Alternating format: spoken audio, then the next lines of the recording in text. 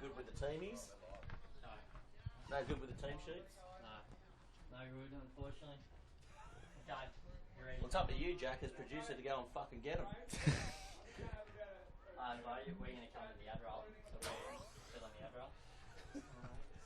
Print them out. He's fucking lit. Ready to go? Just because it's the last one, we... No. Talk? We talk? No, we get about 3 minutes. That's interesting. It's come good now. Yeah, okay, once. Hey, Josh, do you reckon you can run over and get some team sheets? Is that cool? We're up. They didn't have it ready when I was over there, so...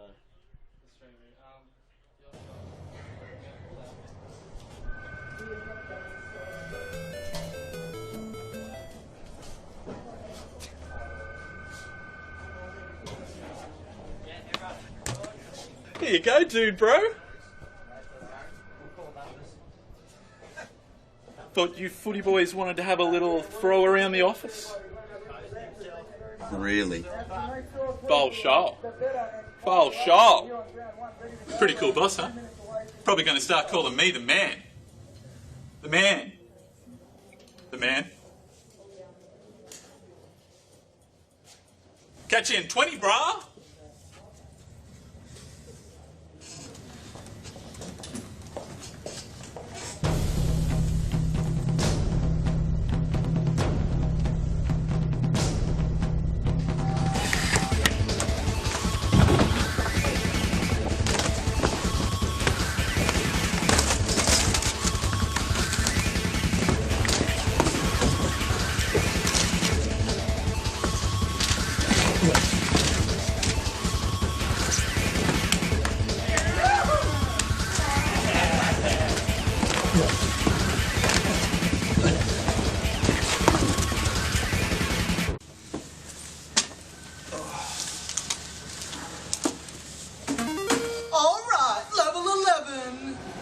Guys, Real Sport, Bar TV.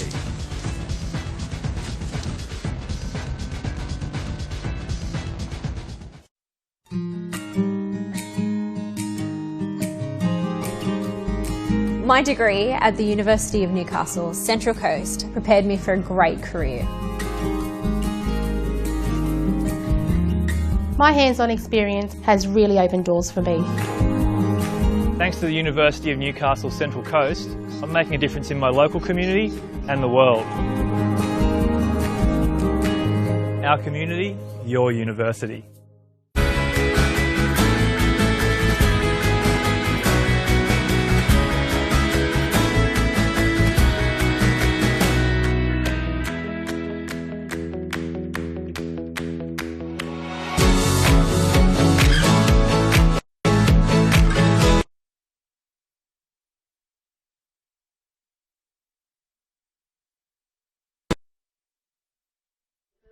A lot of pride, we have schools, we have food, we have sponsors, so make sure that you get around and enjoy it. It's not just about the rugby, there's a big carnival atmosphere, so make sure you enjoy all that we have here. Version 2, University of Newcastle is the major sponsor as we say hello everybody around the world. Doesn't matter where you are, from New Zealand across to England, from England to the Ukraine, even Iraq. Welcome along to the University of Newcastle Central Coast Sevens for 2015. And of course this is becoming one of the premier Sevens tournaments in Australia outside the World Sevens, with a rapidly growing prestigious reputation as one of the toughest tournaments in the world to win. And this year, well, it's going to be no different, with the tournament attracting its strongest ever lineup of teams. They're coming from everywhere, internationally, nationally, and also domestic. And of course, we're going to be in for an absolute thrilling 48 hours to come. Gareth Wozniak's back for another year. How you going, Gareth? I am unbelievable, and I'm so happy to be here at the UON Central Coast Sevens. It's going to be great. 2-day tournament, a festival of Sevens rugby. As you said, there's teams everywhere. I'm looking forward to the teams coming up now. Dita and Tiger Rugby, the US development squad. Where else would you be, Pete Jolly? But Wyong Oval here. Yeah, of course, there's going to be a big few hours here on Bar TV to get underway with the pools. Of course, as Gareth mentioned, our first clash is coming up at 10 o'clock. Dita versus Tiger Rugby. Then at 10:20, we've got the New Zealand Sevens development squad. And then we've got to see the Aussie Thunderbolts. And then, of course, the Canada Maple Leafs. And our visitors, well, our co-commentators, they're all primed and prepped. And our gates just open up. So if you want to come in and have a chat, come on down. Yes, of course. It's the party box. It's not the commentary box today, is it? No. It's a festival. It's the end of season for most domestic tournaments. And this Central Coast Sevens, it puts on a great show. So make sure, if you're in and around the area, you're travelling through, stop in, because there's rides, there's rugby, and there is a recipe for non-stop action, Peter. Yeah, looking forward to it, aren't we? Fiji, defending champions. Can they do it again in 2015, Mr. Wazick? Dita, well, they were out and out, the standouts last year. Tiger Rugby, the team they're playing first, they almost beat them, but Tiger Rugby went through and claimed the plate.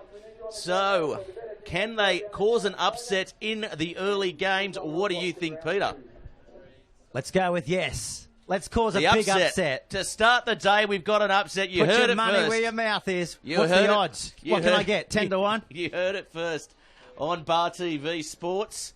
Bring you all the action here today and tomorrow at Wyong. It's a monstrous tournament, isn't it? Yeah. There's games. It's non-stop action. You won't get off the couch if you're at home.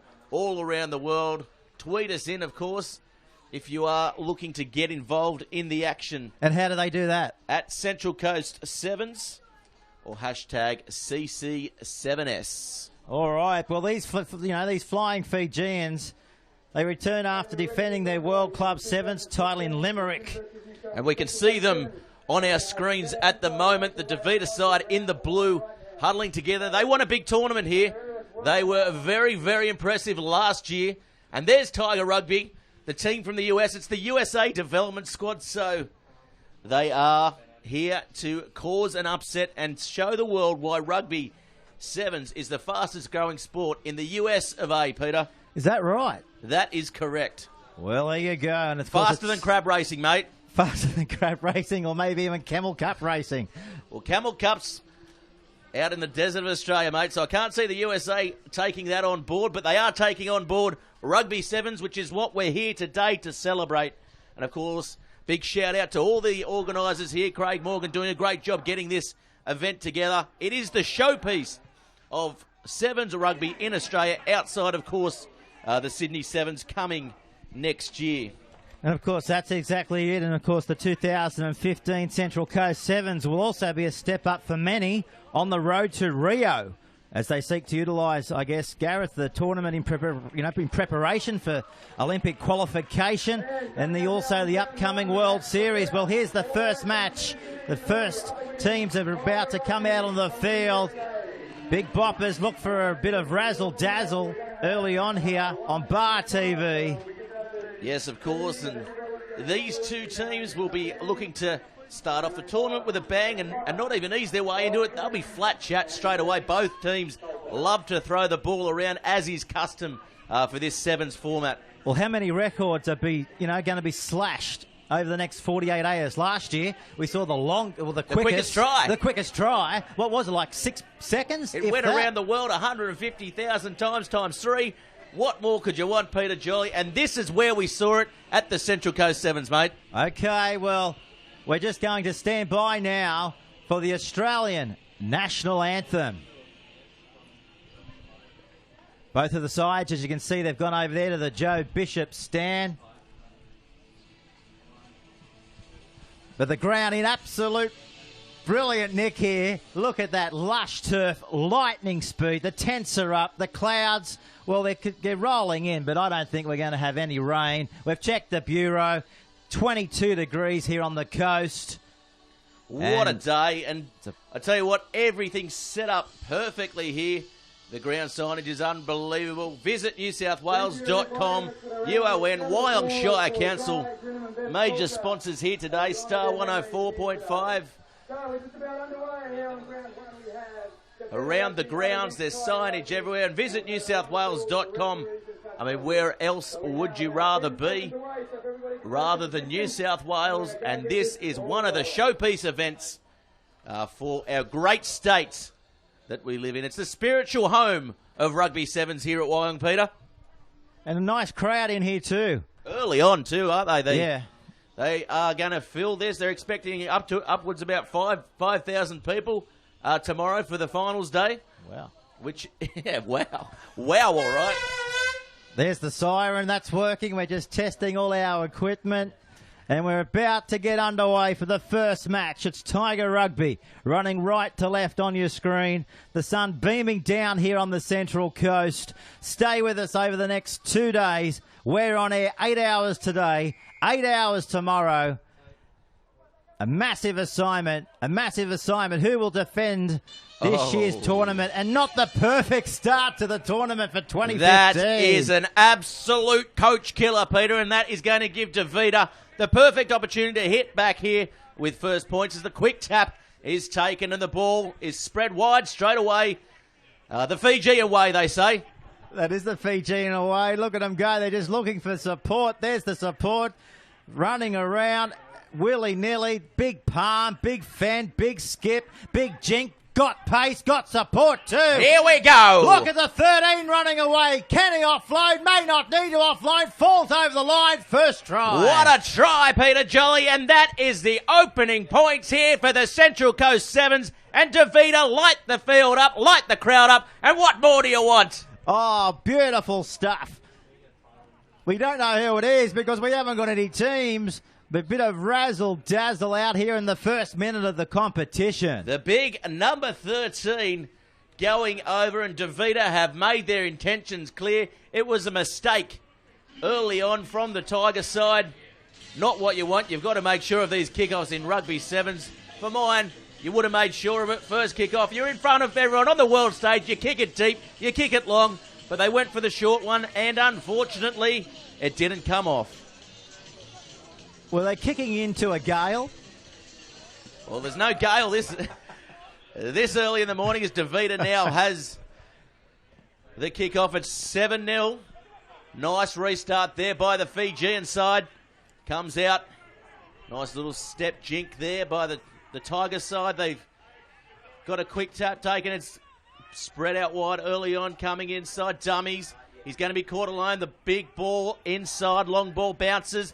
Comes out to one. They've got a bit of an overlap here, but Davida realigned well.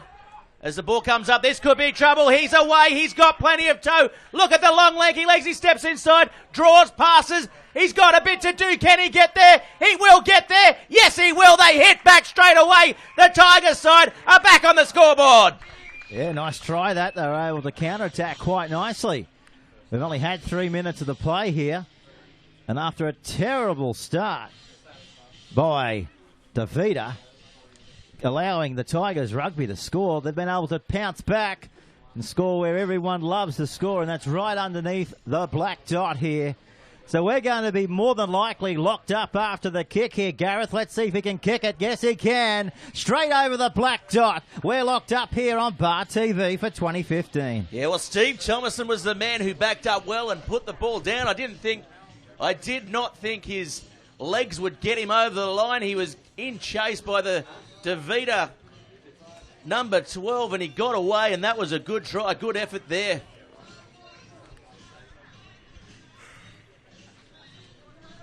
As we go now, the Tigers side will take the restart. And it's a good one this time by the team from the USA. Davida come up with it.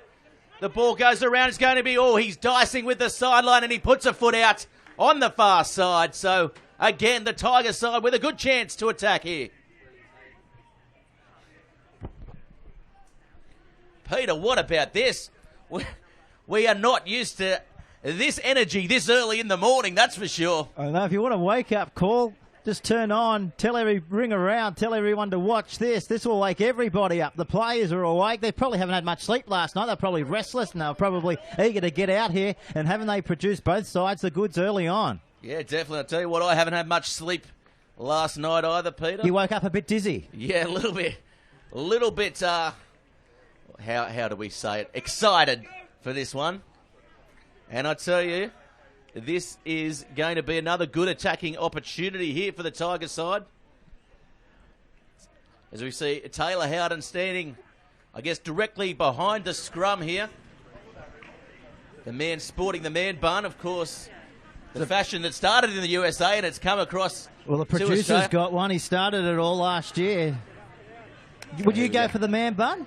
I'm no man bun. This is good defence here by Davida, locking the Tiger side up.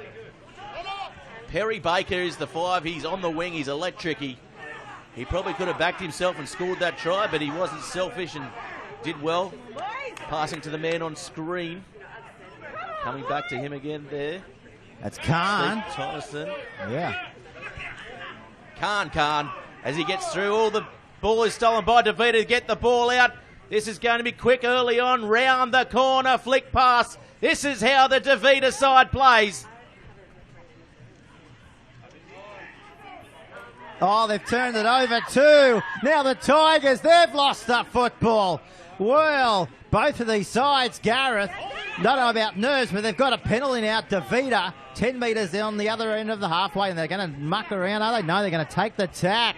Yeah, no mucking around by this team in blue. Gavadai, look at the pass, got it out the back. Rawawa, he'll score, will he? No, he won't. The other one might, under the post. Jerry Chuai! Oh, he's chewed that one up underneath the post. He went. Yeah, Chuai just doing the great thing of Sevens Rugby, backing up. The man was brought down. He was there. Johnny on the spot. And that's a try under the sticks, Pete. Oh, beautiful try. I thought for a moment, are we going to have replays today, Mr. Wazik? Later on, the producers have got to warm up like us, Peter. So we will have replays today later on, of course. Because that was one of the tries so far. Yeah, that was a highlight. That was the try of the day. That is the try of the tournament so far, Peter. We've only had 2 minutes. So we've had 6 minutes gone in this match. And we've seen about 20 points.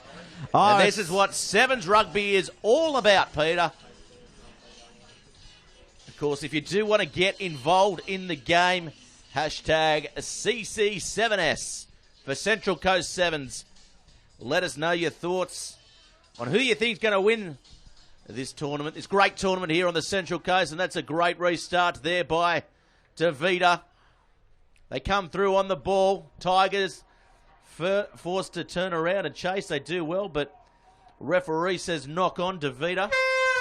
And that's going to be half-time. They will swap ends. It'll be a quick restart here. Gee, that first half went quick, didn't it? Blink and miss. 7 minutes. 7 minutes.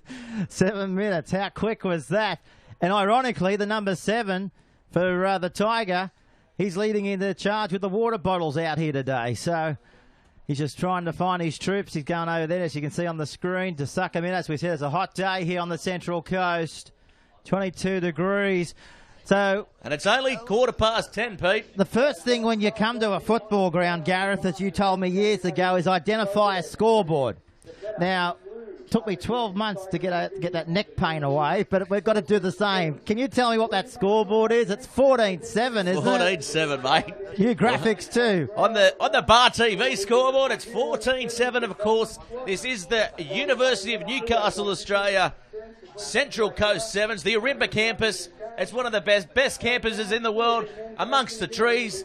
Great place to learn. Might even find a few koalas as well in the natural habitat, which is great for our international friends who might want to consider the University of Newcastle as their study destination in 2016. Yeah, well, and of course the Newcastle campus as well. I know you've spent a bit of time there, Peter. And of course the Port Macquarie campus, and also they've opened up a new campus now in the CBD of Sydney. Newcastle taking on Sydney, and that's what we like to hear. And that's what we'll see for plenty more years to come too. Newcastle University also amongst the top 50 universities throughout Australasia. And I know they're growing and growing, like the car park out the front at the Callaghan campus. Growing every year. The car park, the accommodation, everything. It's one of the best universities in the world to study. You're on the beach, you're on the coast. Where else would you want to study other than the University of Newcastle? So second half, about to get underway. Davida, the defending champions, eager to be the first team to successfully defend this year's Central Coast Sevens title. Well, so far the signs are good. And aren't they, what they're living up to their nickname, the Flying Fijians. Absolutely on fire here. But the Tigers looking to repel, looking around, trying to survey their options. They got space here on the commentary box side. They come this way. Great tackle, wasn't it, Gareth? There, wasn't it? The big Domalele. number 9, was it? Now they turn it over. And the defending premiers again looking good through the middle. That's Jerry Tuai was again. Here he is, the danger man. The number 10, Nakugu. As the ball comes out wide, the Tigers defend well, pushing towards the sideline. The ball still in. Tigers regather. And now the ball coming out wide. What can the Tigers do? They've got a man there. Poor pass, though, admittedly. Oh, the ball knocked out there, and that's another great tackle there by Domalele. Domalele, he is an absolute hit machine. He is one of the best players last year, as well as you remember, Pete. Yeah, I remember that. And he remembers that because he started in memorable fashion again. So this is the first time we're going to have a scrum in this tournament. Second. They did have a couple in the first half. Gee, time goes fast, Gareth Wozniak. That's okay. 21 metres out, I can tell you that because I'm looking at the paintwork, which tells me that. So that's an easy indication. Let's see what they can do. Skip, chase, offload, Kenny. No, not yet anyway. Maybe soon. Things come to those who wait. The but ball turned over already again, but it's going to be a penalty. What can Nakugu do here? The number 10, he's scheming everywhere. He looks very dangerous with the ball in hand. He's letting them come to him. So Jerry Tuai it is now. Taps the ball. Will use the ball wide. They've got plenty of width here. They choose to do it. Spread the ball to sideline to sideline.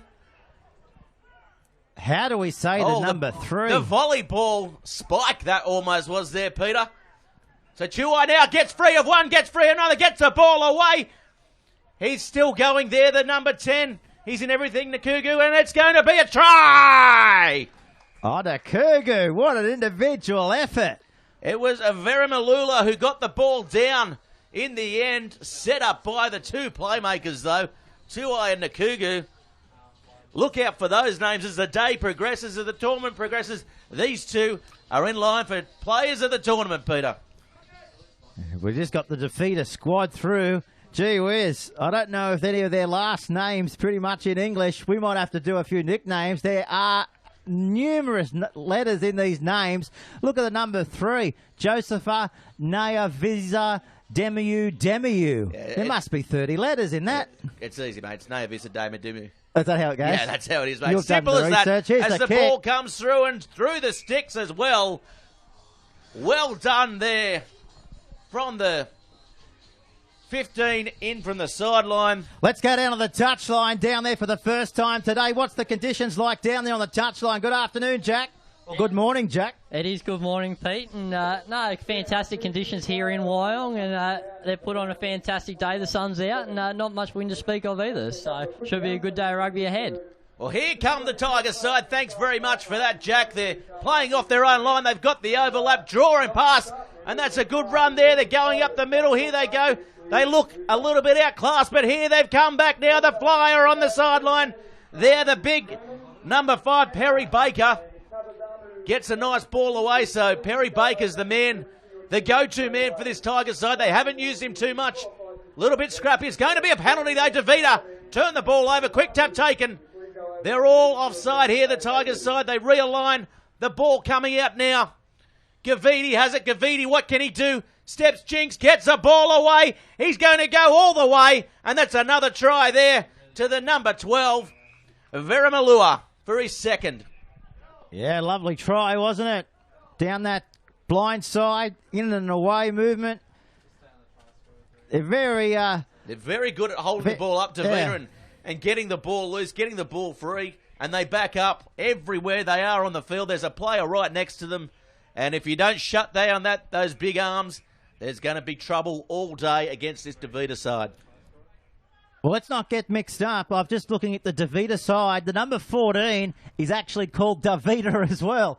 So there you go. You don't That's see his team. That's his team. He's named it. He is the team owner, Peter. He owns it. I wonder how much he owns it for. Well, he could be a very wealthy man if they can come through and win the competition, that's for sure.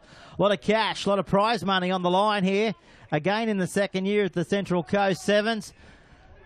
It's the 7th year, but the second year we've covered it, Pete. Yep. As the ball coming through, one of the best run tournaments in Australia, of course, Sevens across Australia. Gearing up, it's an Olympic year. And, of course, these teams looking to get to Rio as well. Some of them, the Australian side, who will be playing later. They've got their full-strength side here today, so watch out for them.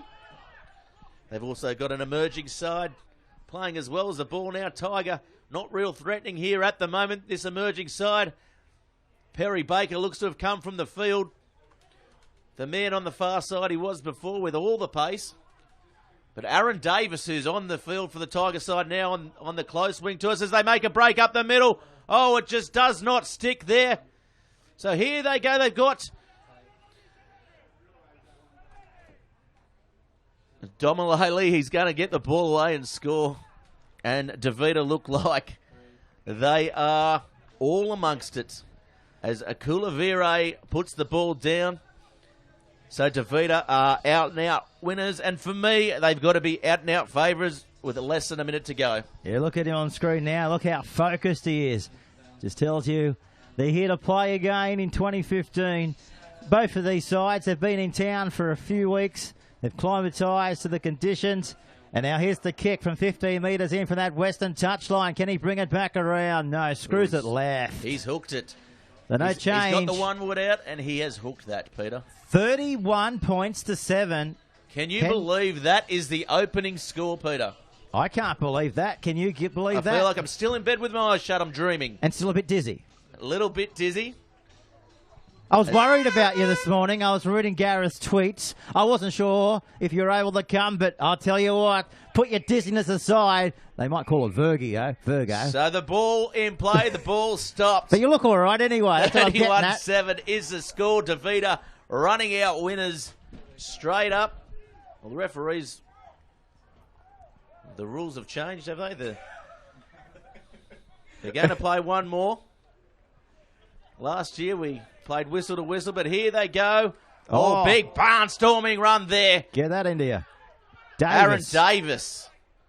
Sign him up. He's a tank on the wing there. He's lost his pants as well. And here come the Tiger side. Can they get more on the board? One more stepping. Their support. The long ball comes out. But the Davida side come up with it with an intercept. Yeah, Gabai. Penalty, though, not releasing the ball. Referee still playing. Went the wrong way. The ball needs to be used. And it's a bell ringer! Oh, an absolute cruncher. Put that down on the highlights reel. You won't see a better tackle in the opening morning than that one.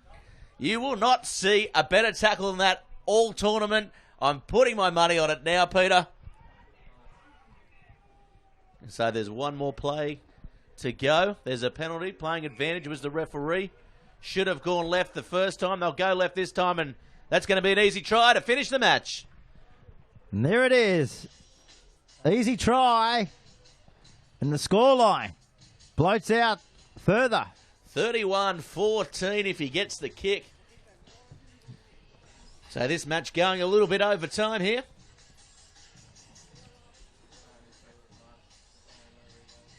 And there he is there, the try scorer running back. He's happy with it. Loves that. Looking around. Here's the kick. The vibe. Can they convert? Yes, they can. Yep. Touchies love it. Got the female touch judges having a crack for this one. And as you can see, the pace to get the games underway as quickly as possible is evident right there. For this match, we've got the Sevens New Zealand side. The development squad of the Kiwis versus Yamakuya.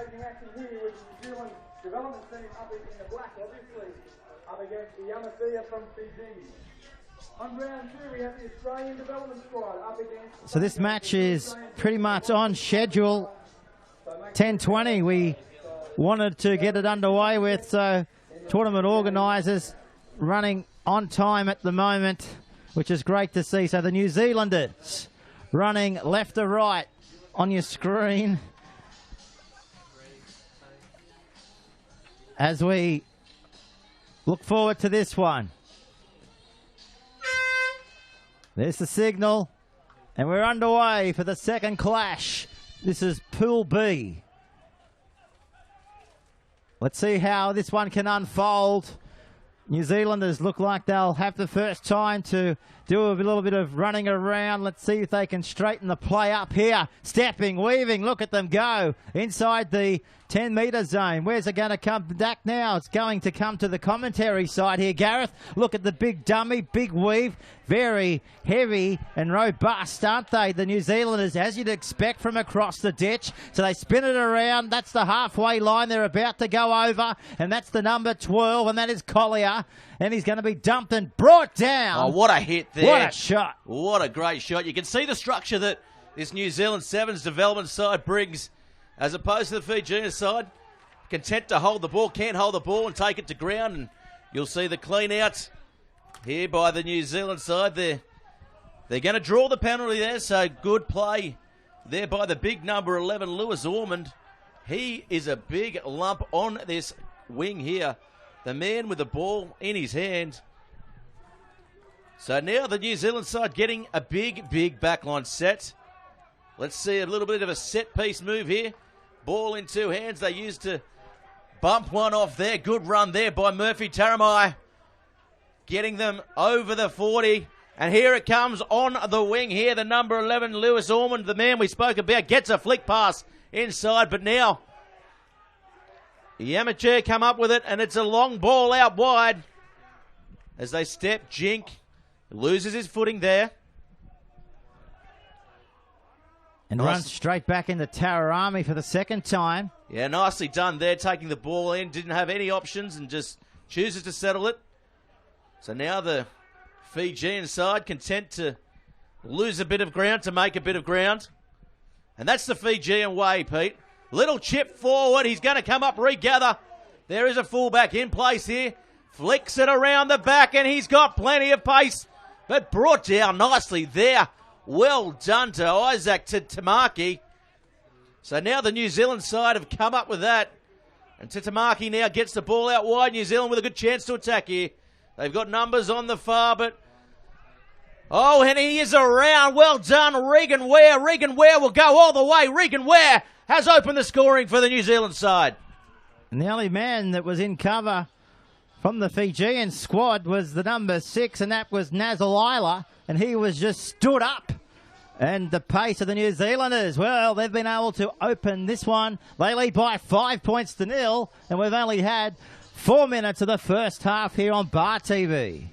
Yes, definitely. And Sir Gordon Teaching's getting this squad ready as well, looking to ensure that, you know, the New Zealand side are best prepared for this Rio Olympics as well. So Sir Gordon is here today as well. We had a good chat to him last year, so hopefully he'll open his doors to us again this year and tell us all about New Zealand rugby later on in the day. Look forward to hearing that. Yeah, and everyone else that's going to be coming in later in the day, we look forward to their contribution. Of course, you know, the Central Coast, and it continues to be a real hotbed of rugby union talent, doesn't it? That's for sure. And, you know, that's certainly on display here this afternoon and tomorrow. This is the second year Bar TV has been doing the coverage. This tournament's been around for a while. Oh, and that is another kick today that hasn't found the 10. Obviously, the Breezers switch because they're going the other way. Doesn't find the 10, so now this is a good chance for a hit back here by the amateur side. Ball coming out wide. They're looming out wide. Tabu, the big number 3, he looks the danger man out there for the team in red. As now the Fijians have a good chance to the wraparound play. Creating the extra man. It's going to be a penalty, though, drawing the penalty. Well done there. Yamacher, quick tap taken. They will get the ball out wide, and here they go. Taboo it is on the far side. Yamathea it is. Yamathea with the ball coming. They're still going. Yamathea. Semi Nakara.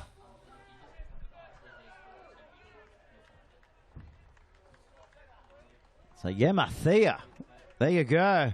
And we're just getting a bit of information too that it's going to be a big 12 months, Gareth, in New South Wales for Sevens. Of course, the Sydney Sevens, that will be at Allianz Stadium in February. And, we're looking forward to getting down to that. That'll be a good one. The old awesome. Sydney Football Stadium. The SFS, the home. I remember going there as a kid and enjoying all sorts of sports there.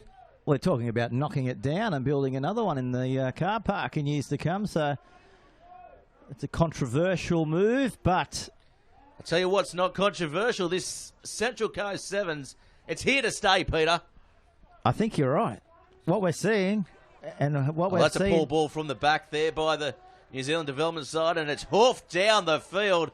What a boot by Tim Mickelson. So now Yamathea forced to turn and chase to regather. It's not a very good kick chase here by the New Zealand side, to be fair. They're scattered.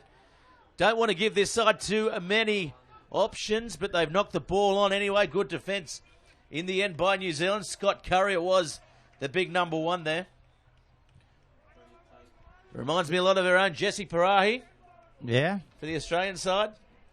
Of course, he was in our box last year as well, which was, he gave us a great insight. And it'll be a cavalcade of stars throughout the next 48 hours that will be able to come onto the mic and have a chat to the fans of the Central Coast Sevens. So stick around. We've got a long day ahead of us. Our next clash, of course, will be the Aussie Thunderbolts up against Red Rock. Then the Canadian side up against Wellington. So here they go now. The New Zealand development side. Ball spread wide. Still going. Long ball out to the sideline. This could be a bit of danger here for Yamathea. They back up well. They support well. And that's a big gap opened up for the New Zealand side. And that is Scott Curry in the number 1 jersey, scoring a try under the post, Peter. Yeah, they were brewing for the try, weren't they? Thought for a moment it might have came a little bit earlier. But they knew how they wanted to get that try, and that was right underneath the post as the siren goes in the background for half-time. So New Zealand dominating in the first half over Yamathea.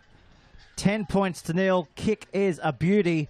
And don't forget, the conversions in this tournament are worth 2 points. So it's 12-0 at half-time here at Morrie Green Oval. And don't forget, Twitter us here this afternoon in the early hours.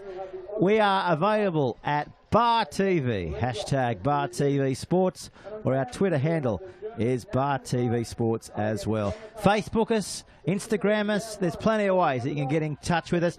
And also, if you're in the ground listening to our coverage, why don't you snap a few shots, upload them, and then we'll also be able to share those thoughts. Well, they've got an Instagram competition happening here as well. So, of course, I love Wyong Sport is the hashtag for that. And of course, we're broadcasting the games on ground 1. There's also other games going on ground 2. There's ground 2, and there's a bit of action on ground 3 as well early in the morning on day 1. As we look at a few highlights there from the game before. And look at that shot there. That was vicious. Was vicious. Look at him. So the players that we're obviously seeing right now, we're unearthing new talent throughout this competition. Who knows? The stars of tomorrow, where they're going to come from.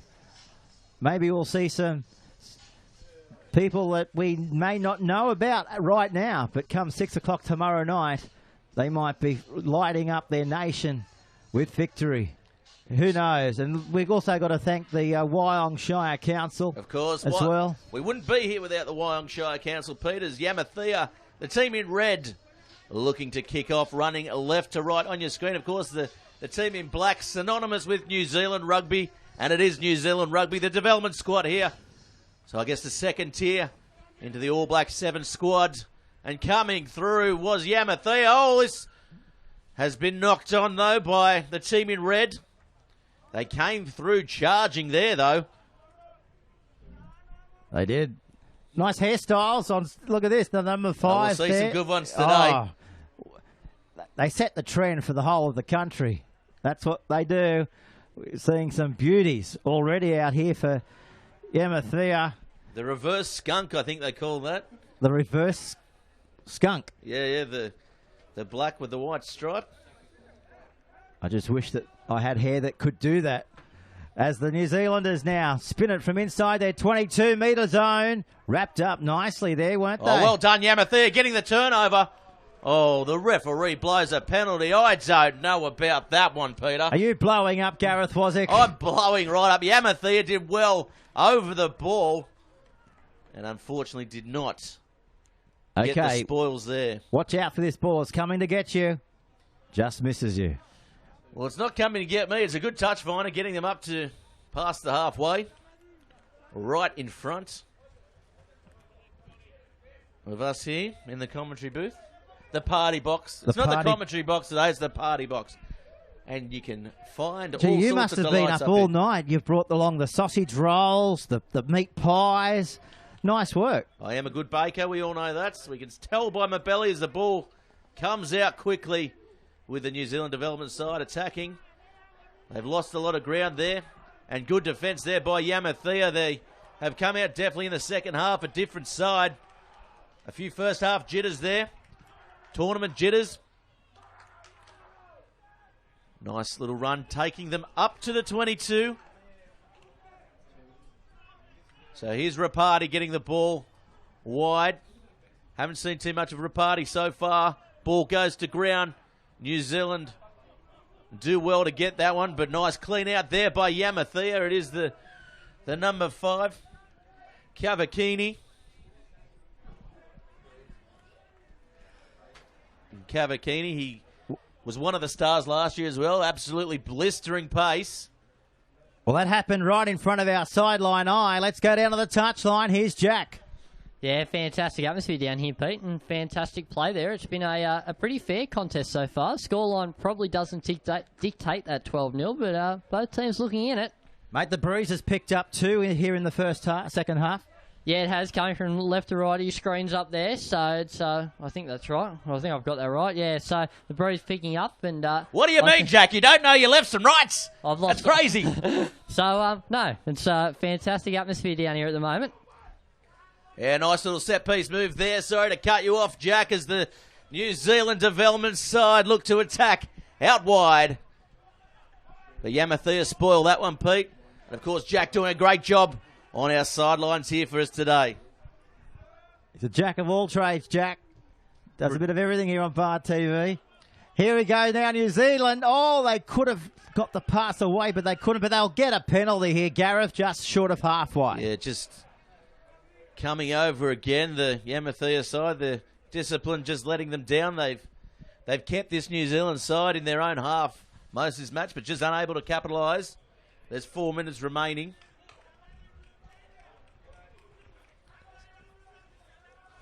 So Isaac Titamaki with the ball, looking for another good touch finder. Into the breeze, does well, gets them to about the 40. So a couple of changes being made by Yamathea and New Zealand. Yeah, Ravaloa going on now for Yamathea. They need to do something here, the team in red, because you can't afford to lose your first game in this tournament. It does make it very hard to get through to that prestigious cup final. And Tiger Rugby know only too well about that. They went down to Dita in our first match here this afternoon as well. And it's all been a one-way traffic here for New Zealand. Let's see what can do now. This is Yamathea to the 10. But turns it back over to the New Zealanders, and here they go. Look at the pace by the 6. Got it out the back. Razzle dazzle. Who wants it now, Gareth? Comes back to Ware, and he's going to be dropped down about 15 metres in from that eastern touchline. They've soaked up the pressure, haven't they, New Zealand? You can just feel them looking to open up. Forbes. Got a good offload in him. Always tries to push the pass, but on that occasion didn't quite go the way he expected it. The referee says knock on by the New Zealand side. Quick tap was tried to be taken, but referee says hold on. I called a knock on. It's no penalty, it's a scrum. So a 3-man scrum in the sevens format for those tuning in around the world. Of course, Peter Jolly is at Peter Jolly on Twitter. Let him know what you think of him. I know what I think of him as the ball comes out. He turns the ball inside, outside. And you're Gareth Wasik. Let everyone know what they think of you too. That's exactly right. The voice of Bar TV. As the ball comes in, Yamathea, can they get some points on the ball? They're quickly running out of time. It's 13 gone. They'll have to be quick if they do so. There's a little scheming gap up the middle, but can't get a ball away. And it's going to be a penalty there, holding on Yamathea. So again, a few New Zealanders down the back play there too, Gareth. Scott Curry. It's hot conditions. It's breakneck speed, so I'd imagine a few players out there looking to take a breather, slow the play down. 13:29 on the clock. Nice. And that is a touch nice touch finder, isn't it, Peter? It sure was, Gareth. As far as touch finders go. It had the perfect curl, had the perfect oomph. Fade. It was a fade. It was? Yeah. And he just brought it back and nearly cleaned them up over there in the radio tent. Well, the spectators over there, they've got the right idea of the day. Of course, that's the Joe Bishop stand. Nearly full to capacity. A few yellow seats sprinkled throughout the grandstand as the siren becomes blasted throughout the complex. 12-0. So here is the New Zealand sevens side. They've got one more chance. Oh, Yamathea up very quick. The gap opens up. A good defence late in the match. Trouble down the blind side, the short side. They go that way. They turn the back inside. Up the middle. Stepping. Tim Mickelson. He's been impressive the time he's had, and they go short side again. This is Collier. Dylan Collier. Can he step past him? He's hard to put down. He's still going Collier inside. And now they've got numbers out wide if they can use it. Dummies goes backwards to go forward. Chip option might have been on there, but they still keep the ball in hand. And now here they go. There's plenty of open space. Ormond is going to get there, is he? Yes, he is. Ormond will score after the hooter, and that's a good try. I don't know if you can see it on the TV screen, but he left about 3 players in his wake there. Just palmed them off. Big step. Big in and away. And the strength of the man, well, they weren't going to get him, were they? And they are advancing the scoreboard by an extra 5. It's 17 points to 0. But I'll tell you what, that was how you do it. They made it look oh so simple. They're the New Zealand 7 development squad. And there we have the kick. It's coming back around, but just fades to the left-hand side of the post. So no change here on the Bar TV scoreboard. That's half-time here at Murray Breen Oval on the Central Coast.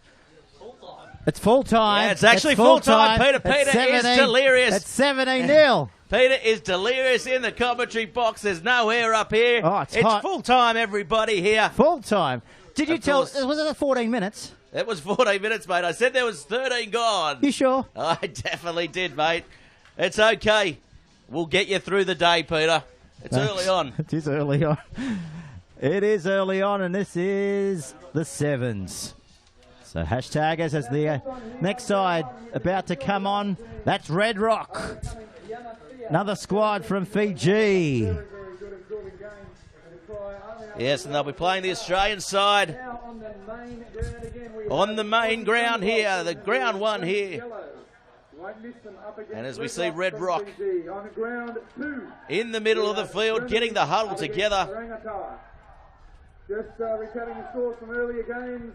On the ground one, Dita beat Tiger Rugby 31-14, and on the second ground, Hong Kong. And of course, this team from Australia, packed with stars: Pat McCutcheon, Myers, Pirani, Walker, Paraliani, and of course Boyd Killingworth, of course, starring in the BuildCorp NRC as well. and Tim Walsh, the coach, of course. Taking on both roles as Garen John has left the fold, and that's nicely done there by the Australian side on a dime, on a penny. So now they get the chance to attack. Well drilled side, this Australian 7 side, looking to make a name for themselves and get themselves to Rio. Of course, have to qualify, and this is the start for the Australian side. So now the ball comes out. They've got numbers here, Australia, as they straighten the attack. They get through big. Greg Gelvin. As we Hear the music. hear the music. We come from a land down under, and that's exactly where the crowd is made up of from the folks of good old downtown Australia. First try here for this clash. And Australia, as predicted, didn't waste much time at all. Here's the kick. Unsuccessful. So after only 2 minutes here on the Bar TV scoreboard, it is Australia leading by 5 points to 0. Yeah, 5-0. Of course, it's a great time for rugby at the moment as well in Australia with the Wallabies playing this weekend. We've got the NRC finals tonight. We do. And of course, here we are today for the Central Coast Sevens. And again, the Australian side, a little bit of a head clash out there, but both players seem to be all right now. It's take two here for the Australian side. Oh, good contact there. Phelan Alu. Oh, looked to be around the head there. Yeah, penalty, says the referee. Ralutu, that was over the top. Just Henry absolutely, Hudson. mate, just absolutely pounced onto him and nearly knocked him into the fence. Yeah, Henry Hudson it was. He copped a bit of a knock, but he's okay. Gap opens up.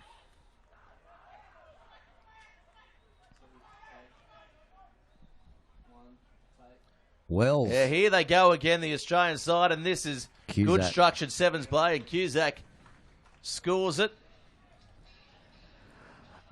Of course, Cusack, highly rated, quick in this sevens program.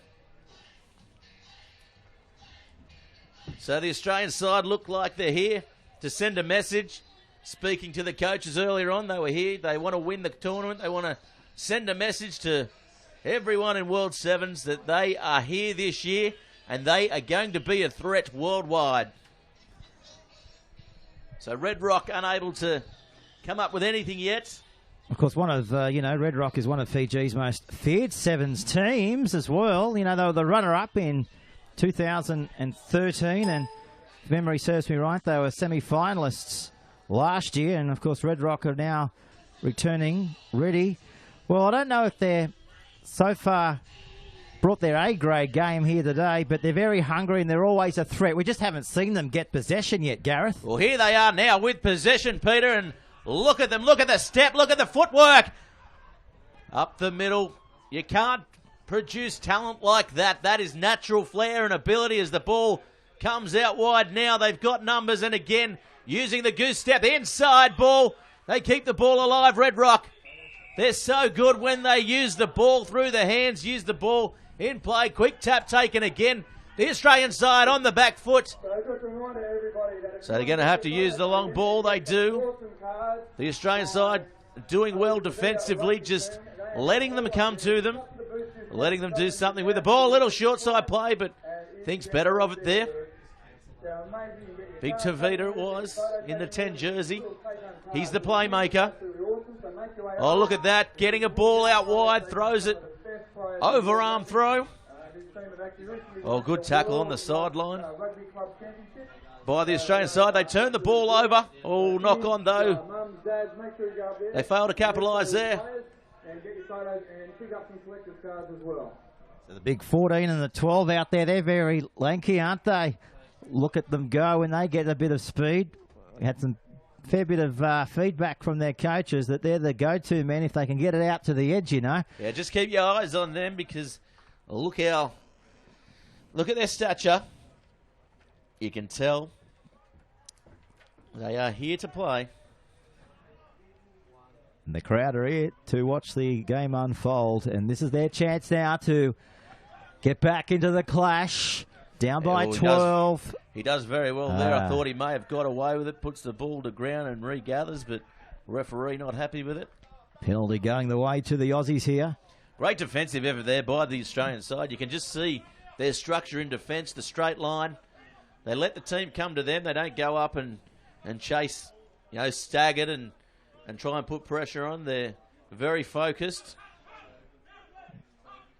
Of course, the Aussie Thunderbolts, sponsored, of course, by Qantas, the Australian airline, as they look to spin it to the left-hand side of the park.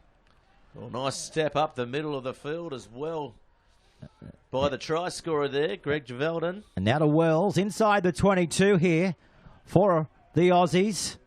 So numbers to the commentary side here. They go themselves. There's the gap. Where's support? What there a ball. It is. What a try. Cusack, he scores underneath the post. Yeah, that's his double there, Cusack. And he is electric. Good backing up there. The initial bake made by the other try scorer, Greg Javeldon. So now the score 17-0. 17 points to 0 as we close into half-time here on Bar TV, the home. The home of grassroots and mid-tier sports all over Australia, Peter. Haven't we seen that this year, of course, throughout the entire winter here on Bar TV? Covered nearly everything, but it all comes down to this as we launch into the third clash here at the Central Coast Sevens here this afternoon. Wherever you're enjoying, hope you're enjoying this coverage, wherever you are from around the globe. I know we've got a big audience last year through Fiji and the islands up there, probably going to be double that in 2015. And I hope you're enjoying this. But so far the Australians look to have the edge on this opposing side. Oh, nice work here by Red Rock, regathering that restart. It was the banana kick restart. There's the siren. So the siren goes. What can Red Rock do? Can they produce? Yes, they can. This is a good run here by the number 10. Has he got the pace? It looks like he's going all the way. Yeah, it's Tavita scoring. Sokasaya gets the ball inside. I thought he could have put the ball down. Make sure it's under the sticks just so they can convert this and peg some points back, Peter. Well, that shows class, doesn't it? That shows all types of skills there, not just from a athletic point of view, from a mentality point of view too. I mean, if he didn't score there, the coach would have probably pulled him off, but he thought, I'm going to show my class. I'm going to throw it out the back and put my player closer to the black dot, and that's exactly what he was able to do. There's the conversion. Well, he's the man that took the ball as well, yeah. So he wanted to make the kick better for himself, and he's the man out there for Red Rock who's going to be the difference in this, Peter. Well, that's half-time here. 19 points to 7. We've got a 12-point ball game here at half-time. Keep those tweets coming in. We're compiling them as they come through here on Bar TV, and we'll make sure we do our best efforts to read them out. And if you've got any questions or anything along those lines that you'd like to get in contact with, or any questions that might have prevented you from getting to sleep last night. Doesn't matter if it's just on the subject of union, anything. We're here to help. Our Twitter handle is #BarTVSports, or alternatively, just #BarTV. Doesn't matter how you do it. We'll figure it out throughout the day, won't we, Gareth? We've figured out the first 3 games. We'll figure out the next 50. That's exactly right, Peter. Figuring it out is what you do best. Thank you very much. Not me. I'm just here for the ride, mate. You're here for the ride, aren't we all? And we're 3 rides into it.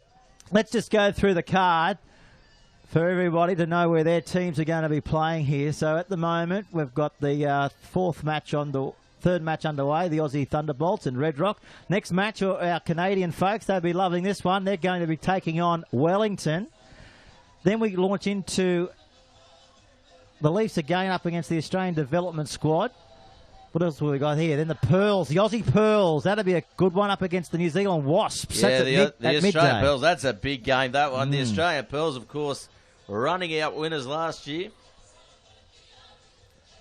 Let's see if they can go back to back. Last year. Yeah. They were, of course, our favourite side on the day. They were our favourite side of the day, and of course, you know, we had a few of the girls come up to the commentary box, as they'll do again today.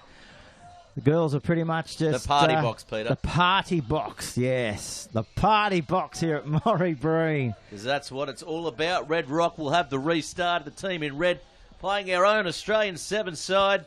Close to full strength here. The Thunderbolts. As they go now, the hooter has sounded.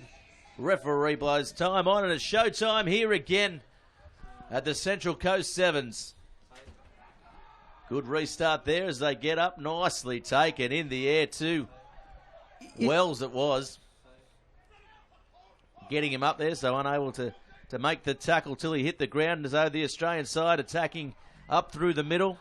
And again, you'll see a bit more structure here from the Australian side. Yeah, and he's held on the ball, so that's a penalty. Good chance here for Red Rock straight away to get some points back on the board. Long ball out. Oh, good sliding defence there by the Australian side. Just not giving them any room at all, Peter. I think we should go back down to the touchline, Jack. We spoke about the party box up here. It must be a carnival type of atmosphere down there. Well, it sounds like I'm missing out, Pete. It sounds like the party box is the place to be. No, fantastic atmosphere down here. There's kids, there's families everywhere, and it's great to see all these young kids out seeing rugby sevens. A great sport, and it's a great opportunity for this sport to gain exposure to that younger market. So, yes, very good. Thanks, Jack, as he wants to be up in the party box, but I don't know if he can open his eyes to that, Peter. Our young man on the sideline. I say keep him down there. Oh, that's harsh. How do you respond to that, Jack? I got nothing. I don't argue with Gareth. As the ball comes out now for the Australian 7 side, they'll look to attack from within their own 22. The step comes, but beaten for pace there and taken over the sideline. No, we're going to have to clean out here. Yeah, penalty though to the Australian side. I thought potentially could have gone the other way. So Australia lucky to get off there, of course, sponsored by Qantas. The Australian Sevens program, it's a full-time program now for this squad.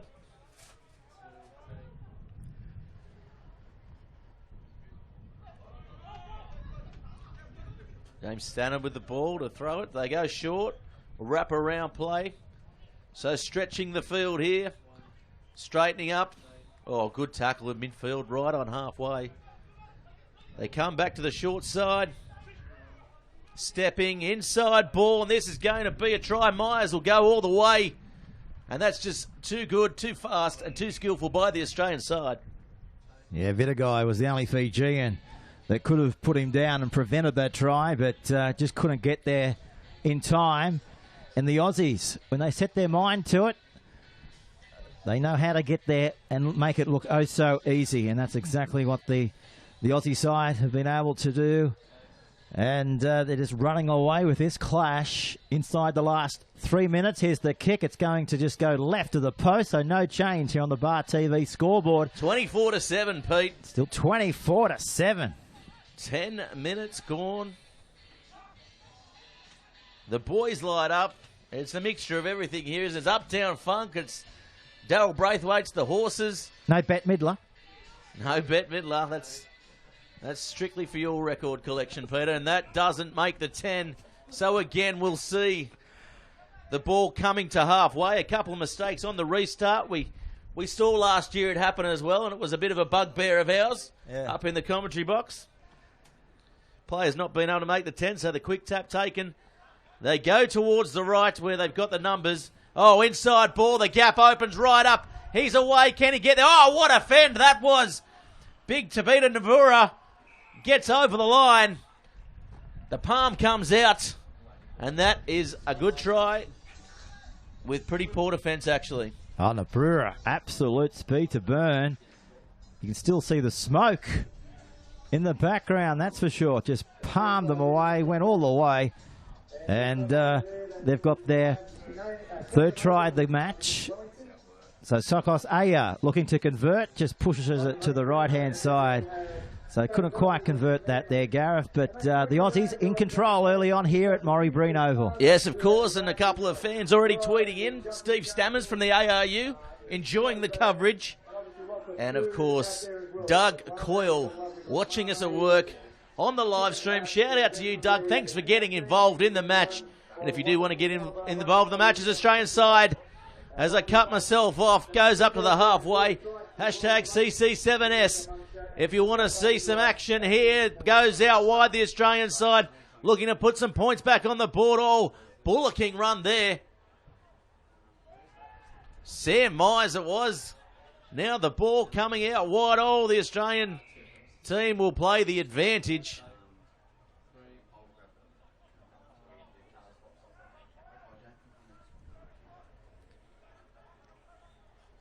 You left, and he's the danger man out there.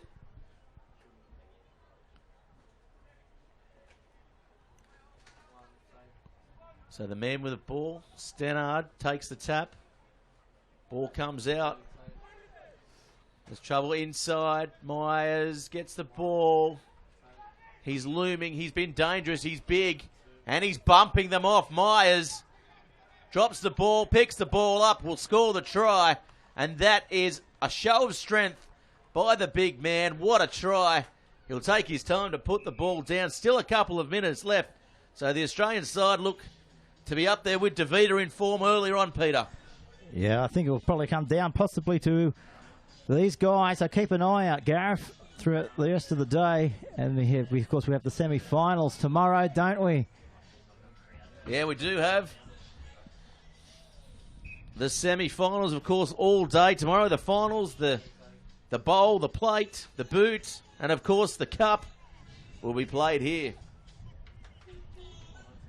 And like today, we'll be on air from 10 a.m. tomorrow morning all the way through to the end of the day, all the way through to the presentations, and pretty much the lap of honour, pretty much like last year.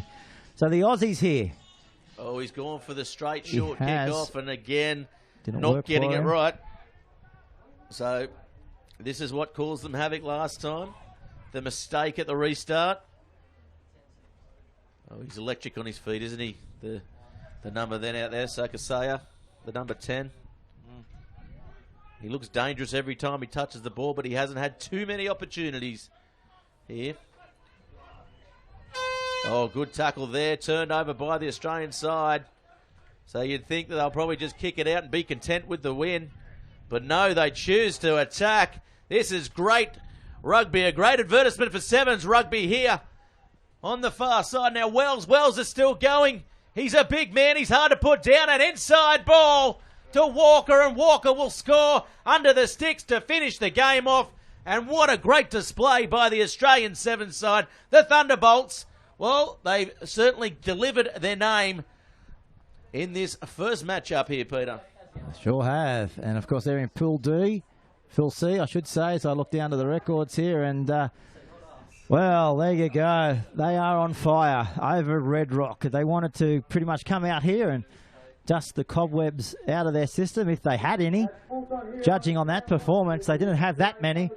And a really dominating victory here on the first clash for them here this afternoon in Pool C. So our next match, Gareth, we don't have much time, do we, between these matches? But our next clash, well, Canada the Maple and Leafs. Wellington. Oh, windy Wellington versus the Maple Leafs. Can the wind blow the leaf from the tree and come up in front? I don't know, Peter.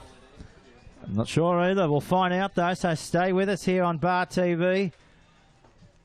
Just going through the first few games. If you've just clicked onto the coverage, Dita, too good for Tiger Rugby. We saw a convincing win to the New Zealand Sevens development squad over Yamachea, and also the Aussie Thunderbolts in our last match, getting up over Red Rock. Our next clash, Canada and Wellington. Looking forward to this one. Yeah, the Maple Leafs certainly coming into this with a bit of form. We'll see how they go against the Wellington side, who's well versed in World Sevens. Everyone knows about them. They certainly have a better win record than loss record. So they're here today to send a message to the tournament. Don't know if they'll be contenders for this cup, but definitely they'll be there and thereabouts, Peter. It was last year Wellington, 2014 runners-up. They've got a pretty much powerful Sevens side. They're capable of taking down anyone on their day. And I guess a team who are expected to, again, challenge for the title and who will be keen, I guess, to topple the national sides, competing to show their force in this competition. This Canadian side, they're in the World Series, so they're playing all over the world. They definitely have got good combinations here at the Central Coast. So this is good preparation again for this Maple Leaf side for the road to Rio. And of course this Central Coast Sevens provides the pathway for that. As we see now the Wellington side, the team in the white to kick the ball against the Maple Leafs, playing in those traditional Canadian colours, left to right on your screen. Oh, the ball just comes through, but they come up with the Maple Leafs, and this is an early break here. Oh, ball over the head and wide. That was an absolute speculator. So now the Maple Leafs, they made the break early on. They get around one. Brought down on the far side. Great bootlace tackle.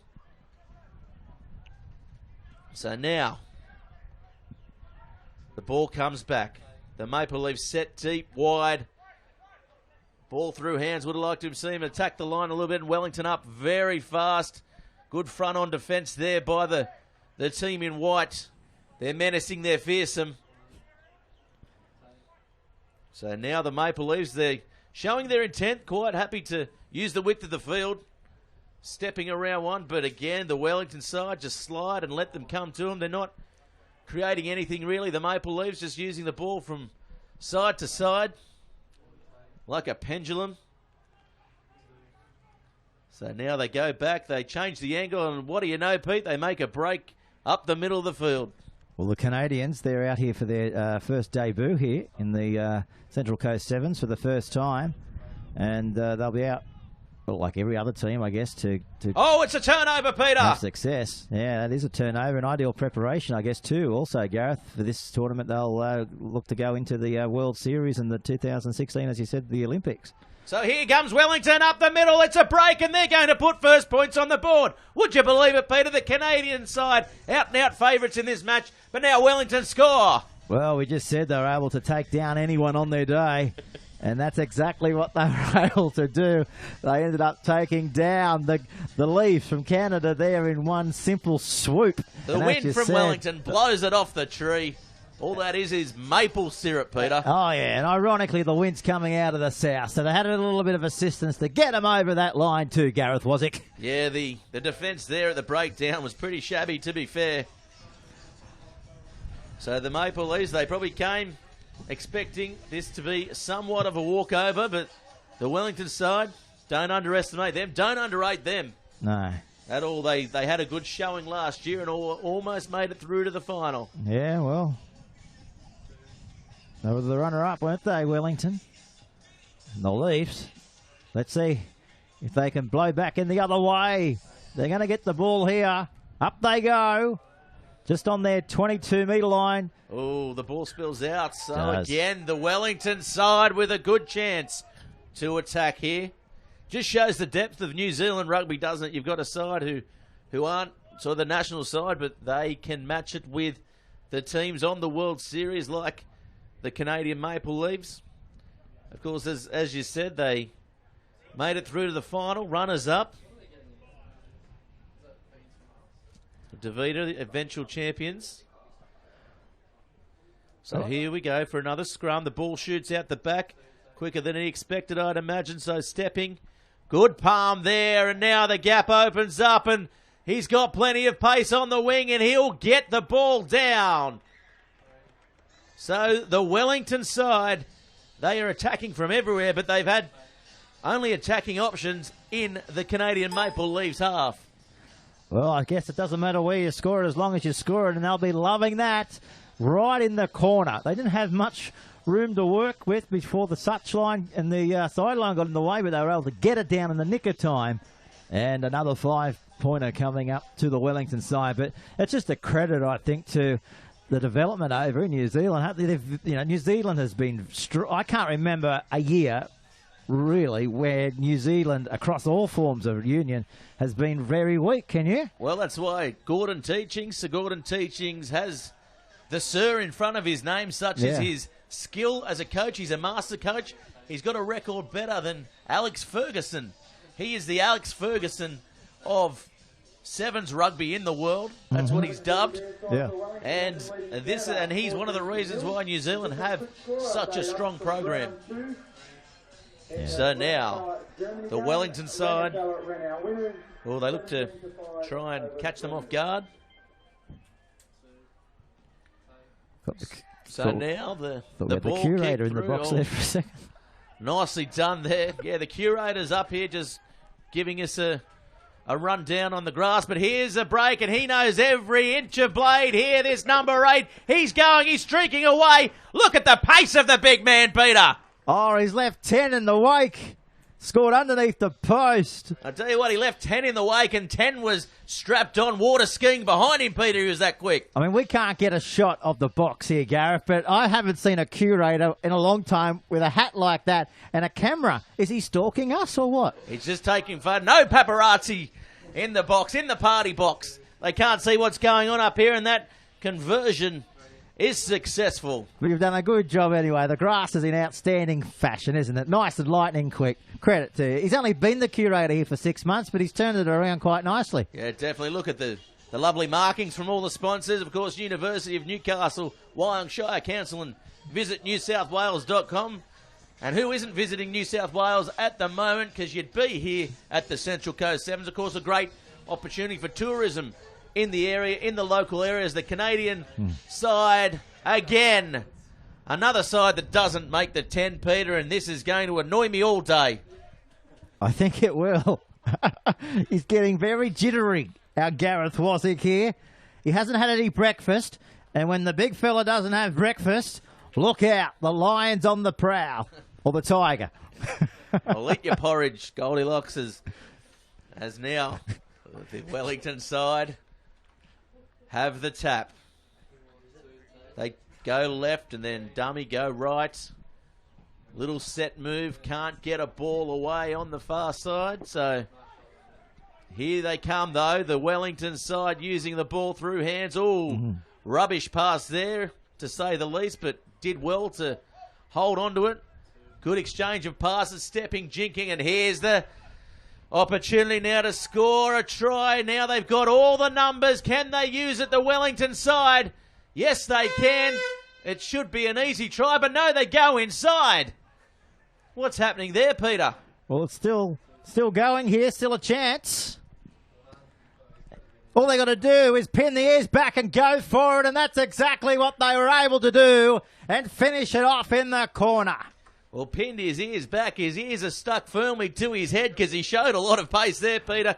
He had a bit to do, but that was a great work, great interchange of passing, and that is classic Sevens rugby right there. In front of our very own eyes. And there is the commentary box right now. We've just missed... Is the curator still out the back? He's gone. He has gone. You frightened him off, Peter. Not the first curator I frightened off. Probably Not won't the be the last. Yeah, exactly. I wouldn't just stick with curators, Peter. I'd stick with people in general. That's why there's a pretty 5 metre distance between us, is there? I'm the only one that can tame you, Peter. You can. The lion tamer. In a previous life, used to work at the zoo. Here's the kick. Oh, it's just to the right-hand side. He's hit the post. Is that something that may come back to haunt this Wellington side? Did that hit the post? It hit the post. Wow. Well, if we say it's hit the post, it's hit the post. You can't. You know what I mean? There's no denying the commentary box. If it's hit the post, it's hit the post, right, Mr. Wasik? It hit the post, mate. Can we have a replay of that? No, we can't. No, let's not show the replay. It was an absolute... Get Jack from down on the sideline to get up here and produce a replay for us. Jack, cue the replay, please. We've got the technology now to go anywhere in the world. Down the sideline. We are. We're in England. We're in Wellington. We're in the UAE. We're in New York. And here's Canada. This is the kick that's hit the post. Allegedly. That's the key word. He's hit it. He's come around. Oh, the cameraman saved He's you, clocked Gareth, off. was He's it? the cameraman, he heard the whistle and he clocked off. It is dead set. Hit How the much post. did you give him out of your William Hill account? It is dead set. Hit the post. No. How many angles do we have? Do we have another angle? Do we have a GoPro on that black dot? On the post? Yeah. Unfortunately, no. So we're going to come to half time.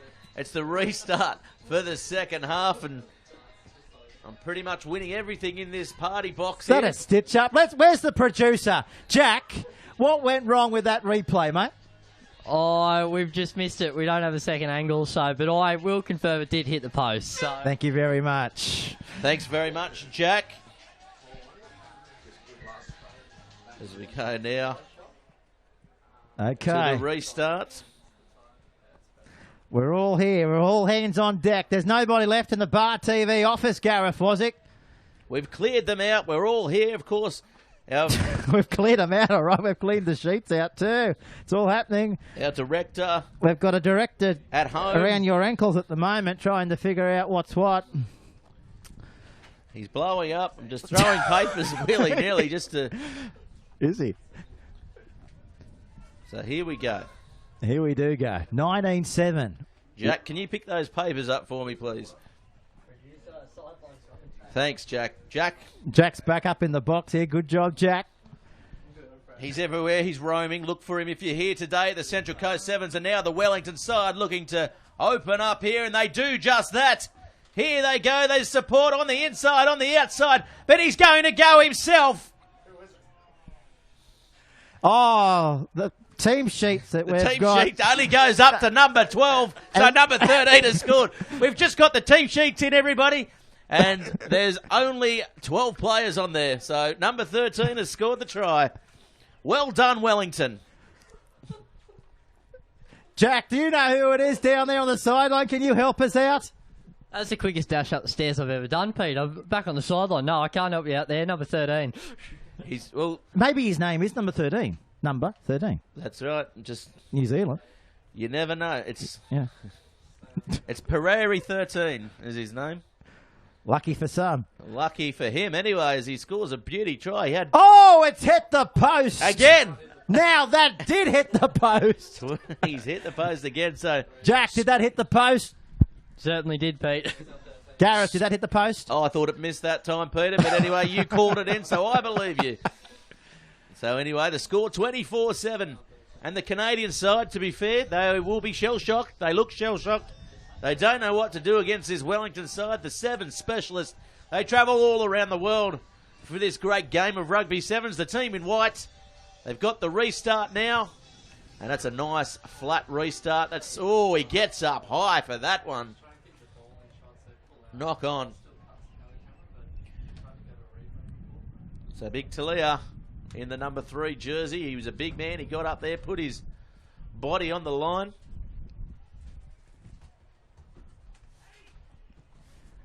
So Canada now with the ball. So it's in the line out here. It's a scrum, mate. But I wanted to see over here. Look at they're having up there. Look at all the sausage rolls going off in the barbecue at the club there, Gareth. Would you like to be up crowd there? In the corporate area up there. I'll be joining them later to chew the fat, tell a few jokes. So now the ball being fed in by Lucas Hammond. Spits out. Oh, poor pass there. The Maple Leafs putting themselves under pressure. They do well to escape the clutches of the Wellington defence. So they've committed a few to that breakdown just to consolidate the ball as it comes out wide again. So the Maple Leafs, they started fairly strongly using the width of the field. They just haven't got into this match so far. This could be the chance, though. So now Dummy, the big dummy. I thought he was going to throw that into the Leagues Club there as the ball now spread wide again. They're going to have to change some angles here, the Canadian side. Well, they may not as he gets away from one. Can he get away from another? Oh, great chase there. Great tackle by the number 10, Afafatu. So Maple Leafs still with the ball, attacking the Wellington line. It's the first time in the game they've had this opportunity, and they squander the opportunity somewhat as the ball comes back.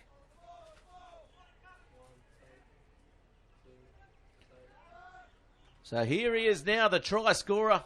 He bumps one off. Adam Zarabo, the big number 8. Watch out for him. Quick tap taken. This will be an easy try. Under the post, Lucas Hammond is the try scorer. So well done to the Maple Leafs, getting one back, but with 11 minutes down, 24-14 is the score.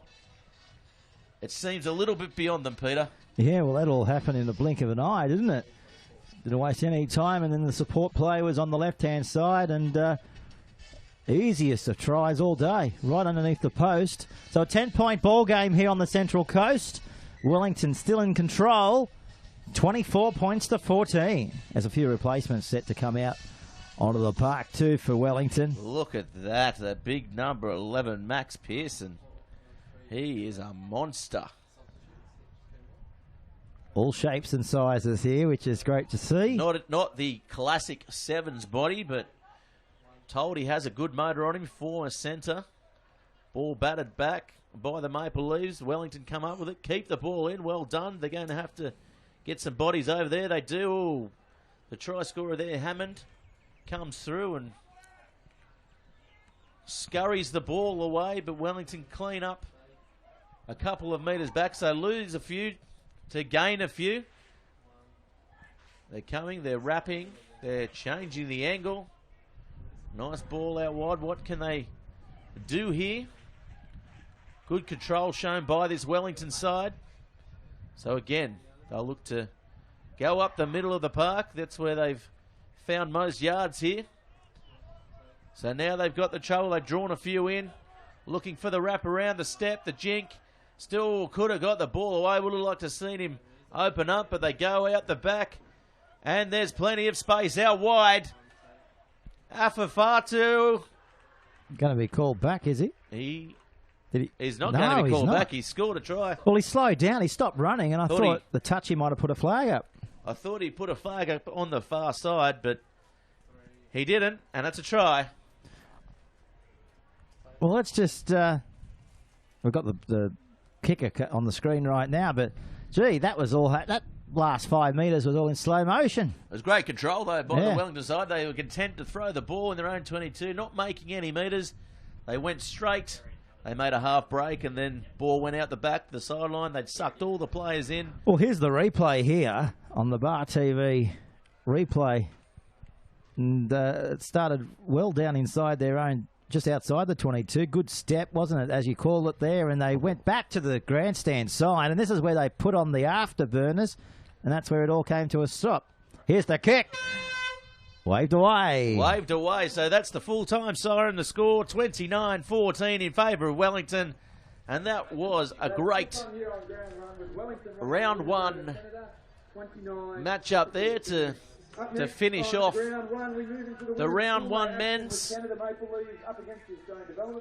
So what will we see next? We've got the women's coming up. The Maple Leafs versus the Australian Development side. This will be an interesting matchup. Of course, the Aussie women's side, they're one of our favourites here.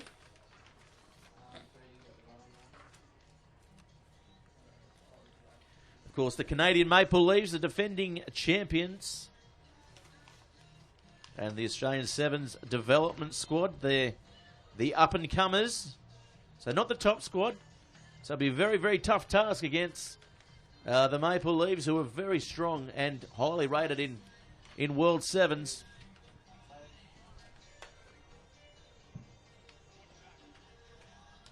This Australian Sevens side, there's plenty of girls on the radar for the top squad, playing for a spot in Rio. As we wait for the girls to come out onto the field, and here they come now. You can see on your screen the Australian team playing in the blue. Forgot a hat was on there. Chucked it away. The Maple Leafs in the white as they come in the middle for the traditional pre-game huddle. This will be a good matchup, and if you want to see some sublime skill, don't log off now. Stay tuned, because this Canadian side It's a pleasure to watch. Well, as you said, the defending champions, they'll be, again, hard to beat. And you can even take it a step further. I mean, I guess they're one of the world's strongest sides, the Maple Leafs. And yeah, I mean, with Friedick and Yeah. Stanton, I mean, these two girls are girls with great reputations across the world.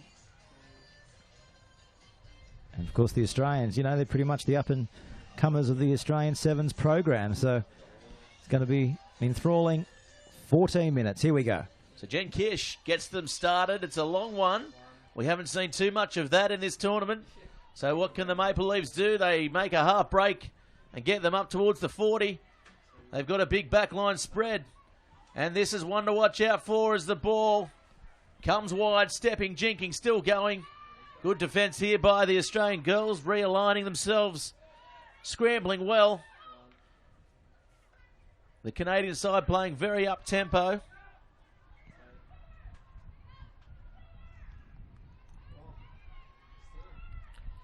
So here they go, the Maple Leafs. They made a break, but well done to the Aussie girls.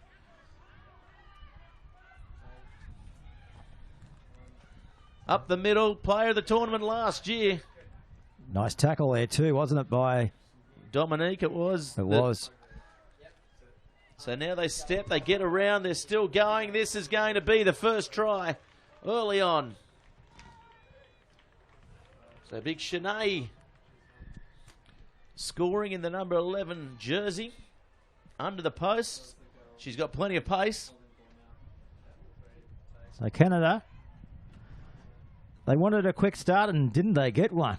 After only a minute 30 a gone. minute and a half. 5-0 down. And here's the kick now, Gareth. You've got to remember these. Harvey, can she knock it over? I'd say she'd be able to knock this sailing into the tents. Let's see if she can do it an unusual style, like a little bit of a punt. But she's got it. That's the main thing. It's 7-0 here on the Bar TV scoreboard. 2 minutes gone. Of course, Harvey, she's player of the tournament last year. She's such a, well, one of the players of the tournament last year. Such a good, exciting player. She's quick. Mm. And that is what you need. Julia Greenshields is another one to watch out for out there in this Canadian side. She's on the far side, lightning quick as well. Oh, and that has not made the distance there, Peter. We've seen that a lot today, haven't we? Oh, haven't we? What? How are you? You said that's one of your big bugbears. It is doing my head in. I can understand the tactic, but you've got to make sure it's too quick of a game to be changing over and turning over possession. So now the Australian girls, let's see what they can do in attack here. Oh, nice skills there, drawing one under, bodies in motion. That's what we like to see. Well drilled attacking move there off the tap restart. But not releasing, says the referee. So now the Maple Leafs have the ball again. They spread the ball wide. Britt Ben. Look at this girl go. She can get some pace. Goes. Burry. Well tackled. So they turn the ball over the Maple Leafs. And Ben, she's in there trying to turn the ball over. But it's going to be the Australian side with the feed to this scrum. There's the coaching staff looking on from the bench as well. Yes, you can see Nathan McMahon, of course. He's doing a good job with both squads at the moment. Mick with the men's and the women's. Yeah. Dave Grimson is also the manager this year. Grimmo, I think they call him in camp. They do. He's the man. The grime. He is the grime. Now, the ball spits out again of the three-person scrum. There's the gap if she can go to it, Gareth. Oh, she couldn't get there. She dummies. Good work to get away. Now here's the break as they come downfield. There's support coming on the outside. Will she need it? They go inside. This will be a great try. Rachel Grother scores the try. Well done to the Australian development ladies. That is a good hit back there, and that's what they needed. So the Maple Leafs, they'll be a bit stunned by that one, Peter. Pleasure to watch. 60-metre effort there by the girls. It was a good gap. Well, there was a gap that opened up first, and she missed that one and went through, went around, and found another gap. And that gap was bigger than the first gap, and she went straight to it, put the foot to the accelerator, and had support, and this is where they scored it underneath the post. Now here's the kick to convert. Can they do it? It's coming back around. It looks okay. What an absolute ripper. Can they do it? They've done it. They have. It's 7-all. 7-all at the Central Coast Sevens. Of course, sponsored by the University of Newcastle. The party box, it's in all its glory. Gareth, we've got the pies, we've got the water, it's flowing, just like this game. It's a free-flowing match, isn't it? Double F, they call it. Free-flowing, Peter. And now the Maple Leaves will want to send a message to these young Australian girls. Giving away a lot of experience here, the Aussie side, but they're playing like veterans, Peter. They're playing like they've been playing for 20 years or more on the tour. That's Harvey getting the ball out the back. Yeah, she was one to watch last year. Deep here. Bit of space, but shows the line. Well wrapped up there by Simon. Ball hits the ground. Seen a lot of that today. We're allowed a one-hand, one bounce in the sevens. Oh, spills the ball. So what can the Aussies do here? They turn the ball over. Good clean out by the girls, and here they go now. Good tackle. Well done. The Canadian ladies just coming over the top, but the referee says knock on. Can the Australians now cause an upset here, Peter? Was their chance to do that? Good attacking opportunity. 30 seconds to go in the first half. I think they can. They'll want to score here and get to 14 points before the siren sounds. In the centre of the field too, so they've got options left or right of the scrum. Just depends which way they want to go. Let's see where they go now. Ball spins up to Simon. Simon has the ball. She's got a lot of pace, but she's wrapped up. Gets a nice little ball around the corner. The Canadian girls defending well, driving the Australian team backwards. There's the siren. There's a penalty penalty too. That will be too. a penalty as well. So the Canadian side have the chance to go forward. Oh, good run there. Gets a nice ball to Ben now. Dangerous. Here they go, the Canadian side. We know she's got plenty of pace. Harvey it is, and Harvey will score. Yeah, great effort there by Harvey. I thought for a moment she was going to score out wide, Gareth. But common sense prevailed in the end. She knew that she could get closer to that black dot. Well, she's a veteran of the game. Yeah. And, Jen Kish, she's won out there in the peroxide hair. She's the veteran of the side. She's the spiritual leader setting that play up there. And that was after the siren as well. So Canada, Australia, they'll be feeling that. Here's the kick from right in front. Looks okay. Stabs at it. She's got it. Well, Harvey proving her worth as a goal kicker as well as a runner. She's got all the points in this match, Peter. As we go now to half-time, what do you think they're saying over there in the huddles? Well, it's just the one that got away. I don't know if they expected it. I don't even know if the Maple Leafs would have expected that, but they just backed their own ability, went to the edge, put the foot down, and a little bit of creativity, and they were able to come up with that 5-pointer after the siren. So good on them. It's up now for the Australian side to claw their way back into the match in the second half. So we've got our Twitter interaction going on here this afternoon. Tweets coming in from all over the world. We've got one here from Canada, actually. Go Girls. That's from Sue O'Neill. Listening in, loving the telecast. So we've got a big audience back home in the region of Canada and all throughout there. Early hours of the morning too. A few people clicking on from New York City that couldn't be here today. I'd love to know what time it is in 15 hours. It's only, well, it's prime time, 8:30 in New York City, and it's 7:30 in Vancouver. And they're loving us in Vancouver. We're getting tweeted in. Everyone loving the coverage by Bar TV Sports. And another one coming in from Peru in Lima. Well, Lima, of 7:30. The biggest city in South America. They're all over it, all over the world.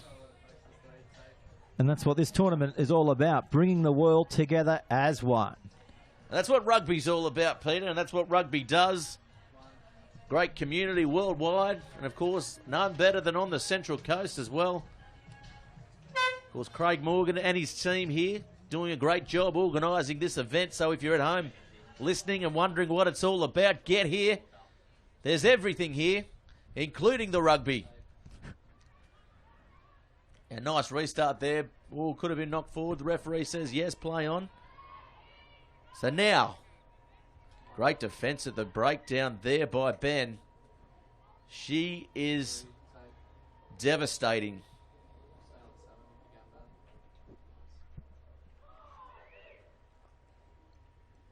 This is the first clash of the girls here this afternoon on ground one. This is Pool A going on between the Canadians and the Australians. Our next game is New Zealand and the Roo girls. That'll be then followed by the Aussie Pearls and New Zealand Wasps, and then Fiji versus the Stars Rugby. And then that will lead into our 2 o'clock game. So a big afternoon here on Bar TV. Look at them go. They're over the halfway line. They're trying to wind them down, and they were able to do that. Great tackle. Great offload as well. Now to Periphery. She got the pass out the back. McGregor. She goes out wide.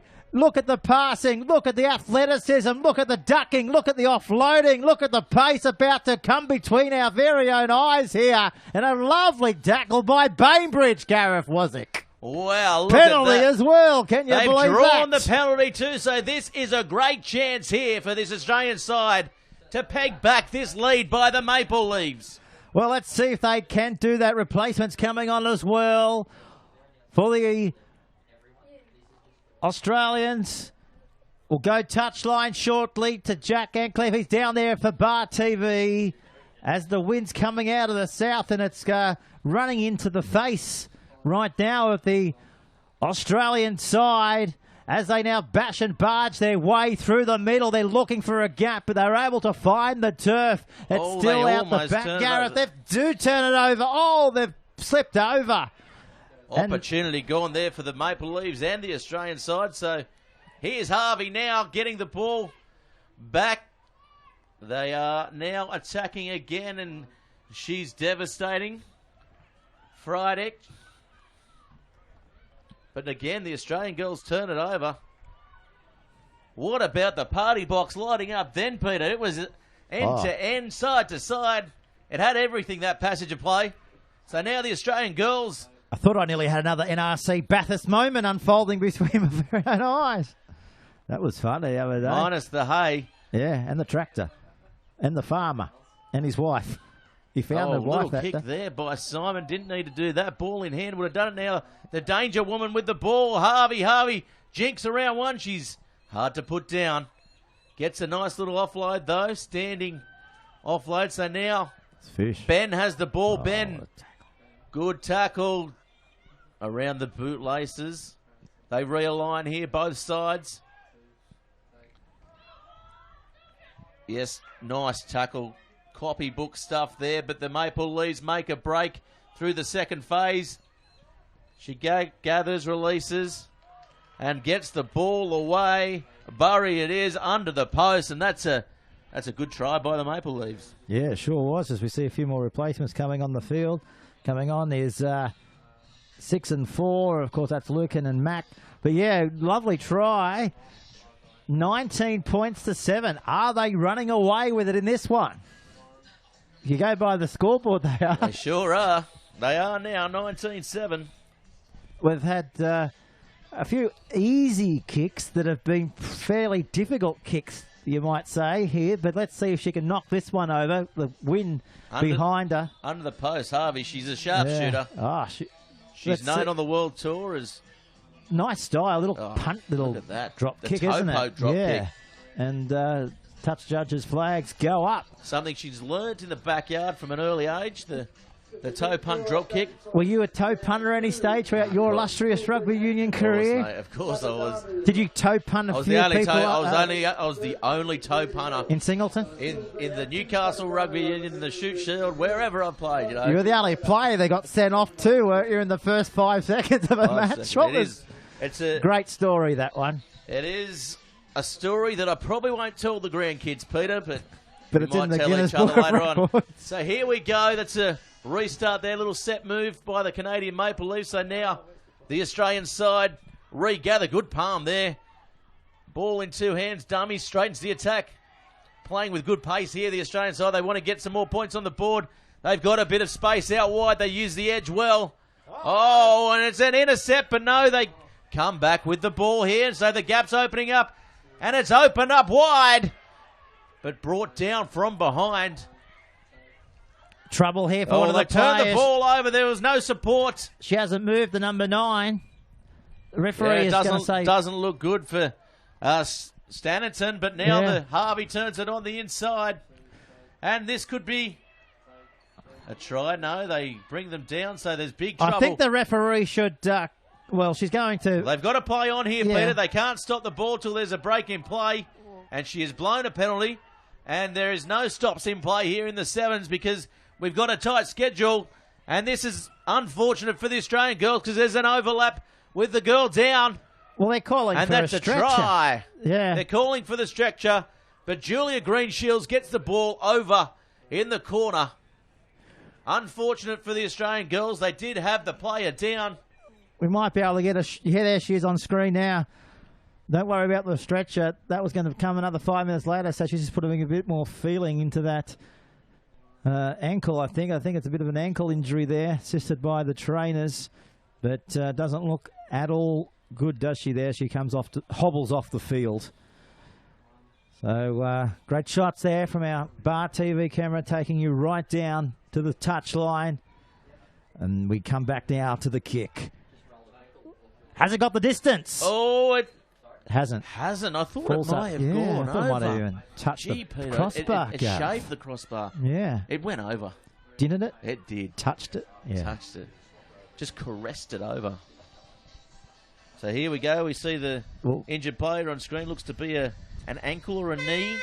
Yeah, it's that left ankle, left knee as well.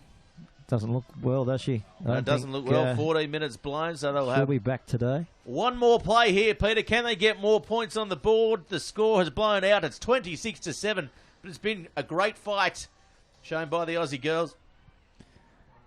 They have everyone up in the first line, and they do well.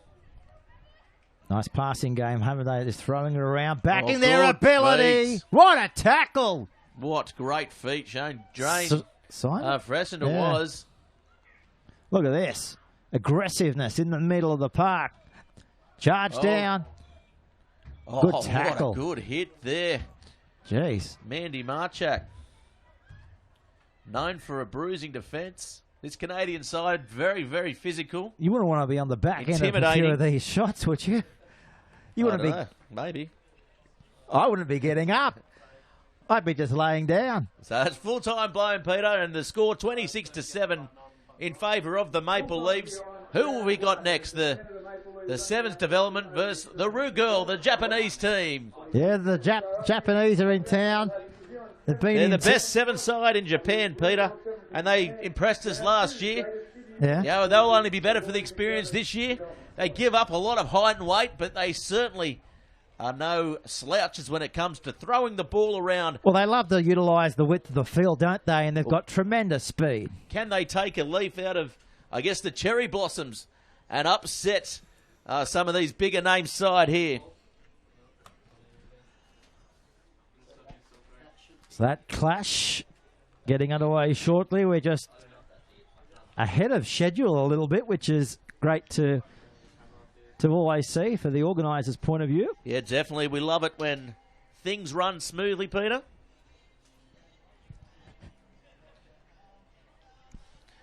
And here they come now.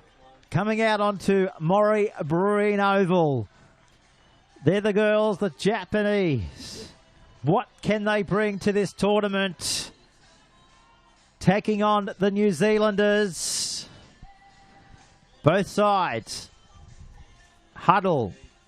Saying, girls, let's lift. Let's lift.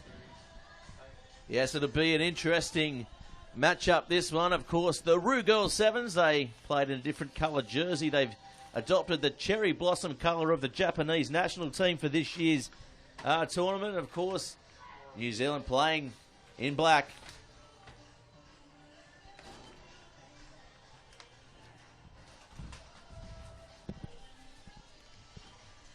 We should get a camera up in this commentary box. I think this is fun. Behind the scenes, look, we might look into that. Here we go, Gareth. It is the party box. It's the party box. So here we go. And this is going to be a cracking game here. As who's your tip? The restart. I'm going to go New Zealand by 7 with the Roo girls looking to dominate out wide, but early on there's a penalty. Inside the first only 20 seconds of this match. You can't afford to do that against a side like this, Peter. So this is Simpkins.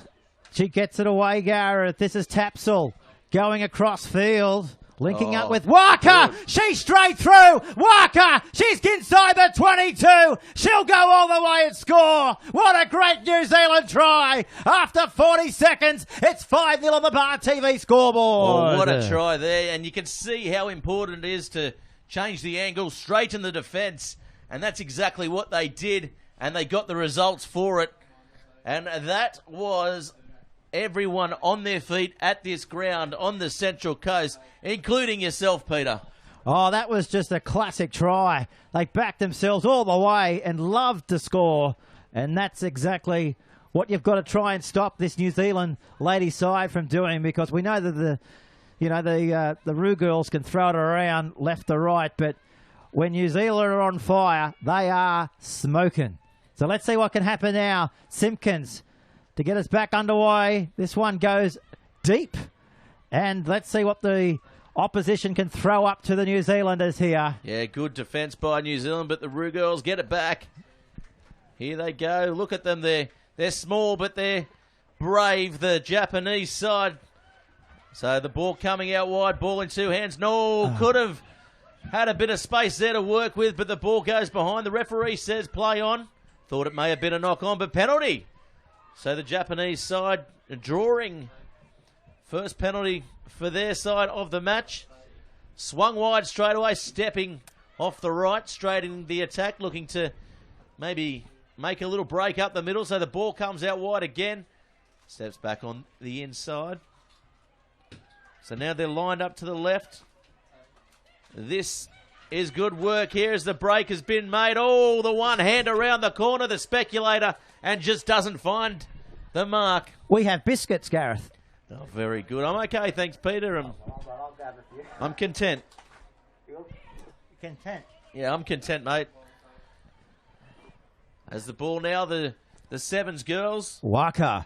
Got it out the back, Gareth to Tane. Look at her, big palm. She's got support too. Giving it away to Manuel. She's down the sideline. Look at this play. Manuel again. She's looking where? She doesn't know who to give it to, but now she gives it to Gould. She straightens up. She pushes it out the back to Tapsell. Tapsell goes back out wide. It's on the toe. Oh, no. I thought she might have put the foot down to put the boot to the ball to get it out to her quicker. But no, it's still on though. Back to Manuel again. She offloads it. Oh, it's a game of hot potato. What a pass. They've got an overlap out here. Oh, no. I thought for a moment, Gareth, they might have been down the touchline. What a Simpkins. Put the ball down. Open space. She'd already scored the try, but she didn't. So unfortunately there, and fortunate for the Sevens side from Japan, the New Zealand side just don't convert that opportunity. Well, this game now nearly into its fourth minute. The New Zealand side look like they've got plenty of points in them, so the Roo girls just holding on to this one. As the ball fed in. New Zealand side try to counter the scrum. They do. They win a tight head. It's going to be a feed now for New Zealand, and look at them. They're fired up, the girls out there.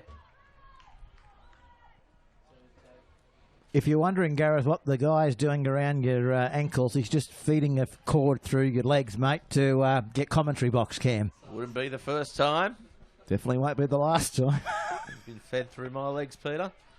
Have So I? now, Must have been after a big night out in Newcastle, was it?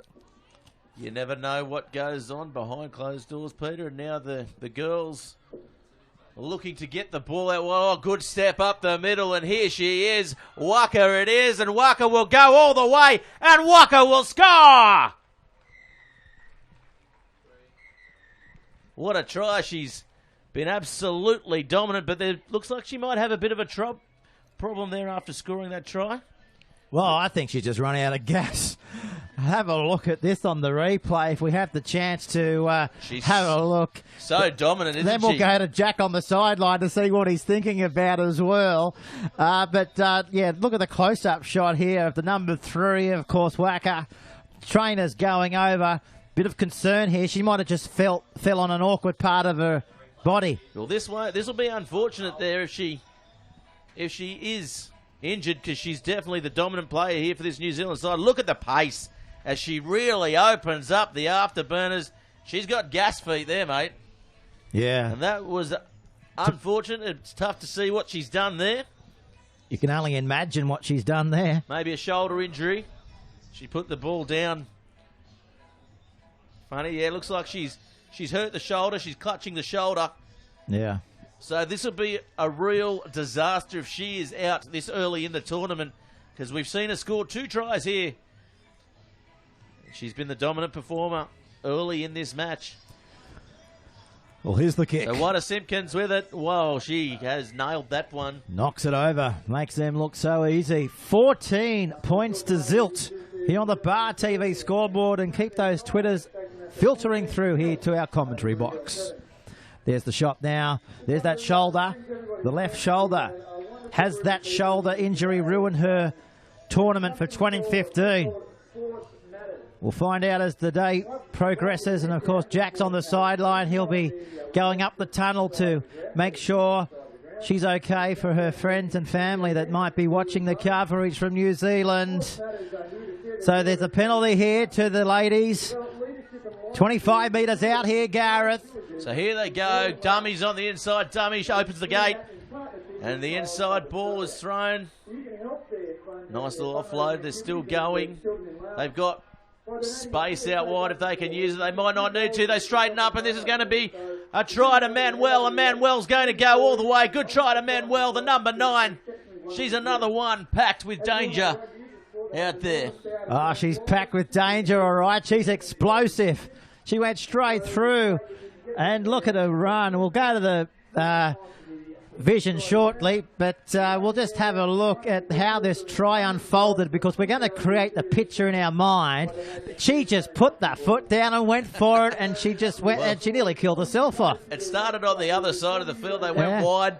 The dummy, they opened the gate. They made a little break on the outside, on the edge, and then they hit back. They drew everyone in. The overlap was there. She didn't need it. Threw the dummy and just went up the middle. Here's the kick, Gareth. Unsuccessful, but a nice crowd coming through now. I'd say we're in the vicinity of around 1,500 people here at Murray Green Oval. With ease, and of course, you're not even counting the backfield as well. There's 2 other fields in play at the moment. The car park is absolute full. They've put the full sign up. Well, the members here from Wyong's Leagues Club, they'll be enjoying this. Watching from the balcony as the nice kick through. Oh, nicely taken on the far side. This is going to be a good try for Tapsell. Inside ball, and that's a cracking try off the kickoff. To Tui. Well, Tapsell and Tui. What about the combination from the number 4 and the number 1? They supported each other, and they knew they only had 10 metres to go, and over they go after the halftime siren again. Yeah, definitely. Tapsell probably could have scored herself, but was unselfish. As we look now, she looked to be a little bit offside in front of the kicker, to be fair. She took it firmly on the chest, and boom, on the inside, Tui scores the try. So as we look outside our commentary box here, there's a few clouds coming, but Not too much rain around here in Sydney and the Central Coast for the last few days as Gareth Wasick here just doing his victory pose. Just my stretches there, Peter, as we see a bit of action here. Of course, you can see us around the commentary box. And this is all Pete Jolly, everyone. We've got all our scripts notes here. This is our notes. This is the commentary box. It's all happening here. We've got the blue tack on the window, which is great to see because we've got this blustering wind that's coming out and it's sort of rattling our papers, isn't it, Gareth? You know, rattling them? Rattling my patience, not papers. You okay? I'm all I right, offered mate. you a biscuit. You don't want another biscuit? This is to stop the all paparazzi well, coming there's in. a shot from the other side. Hello down there. We're not in jail, or are we? No, we don't want to jump out yet. I don't know. Maybe the producers have locked us in here, and we are on day release. I'm not We're sure, on mate. day release. Oh, As we no. look down. So what we do now, Gareth, we go from that shot here. Now, you watch this. This is just magic. I'll click my fingers, and then you'll see the reverse shot of your head. Watch this. Boom. See? There we go. The magic of television, ladies and gentlemen. What a Now, great head of hair, you see too. this. You click it again, and it goes back to the sideline. Click. Boom. There Look we at go. that. Now let's go to the action. Click that on, Peter, because that's what everybody at home is looking for. As we look now, it's the New Zealand 7 ladies versus the Ru Girls 7s from Japan. And it is the party box up here, as you can see, The magic of television. from our lovely producers here. Can you click like that? If only we had 100 jacks, we'd be okay, Pete. We've got a McDonald's halfway down the street. So now the ball comes through. Oh, that's a nice restart, a low one there by the Japanese side. They come up with the ball. Knock on, says the referee, though. So now what have we got? We've got the New Zealand girls 40 out. The Ru girls, they haven't had too much opportunity here to attack. And of course, Pete Jolly just leaving us for 5 seconds. So now what have we got? We've got a scrum. The referee just taking a time setting this one. Ru girls set very deeply. Oh, good scrum by the New Zealand side, though. It looks like they may have forced a turnover. Yes, they have. And they look to attack straight away. There's wide options ready for them, and they go for them. Tane with it. Tane, has she got inside support? No, she goes inside herself. She's still going. Tane, she's palmed off one, and they go all the way to the other side. Bad bounce there as now they look to clean up, and they drive the ball forward. Penalty, though. New Zealand take it. Quick tap taken. So here she is again. Tane palms on off, and this is going to be the first try of the second half, Peter. Well called too, and we've got a special guest about to come into the box. We always love a politician, don't we, Gareth? Definitely. Can you think who we might be having in our box shortly? Malcolm Turnbull's here with us, mate. He is around here, but he's not quite here just yet. It's a lady. Well, tell me who it is. She's on the board of a few prestigious union clubs. Kerry Chikarovsky. Ah, Kerry. Yeah, Kazza. she's coming on down shortly. Good She'll to be have with a us chat for the with. next match, yeah. Be good to have a chat to Kerry, seeing what's happening. Of course, Kerry, synonymous with the Central Coast Sevens as well, and that kick is waved away by the touch judge. So the Ru girls here, they look to be desperate for points. It's 29-0.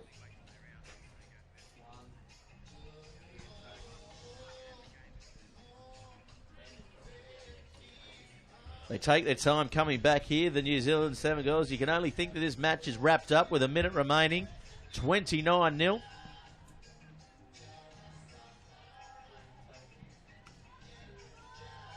Not too many points scored in this second half, but it's been electric nonetheless, and that's a good kick forward, and all doesn't make the 10, Peter.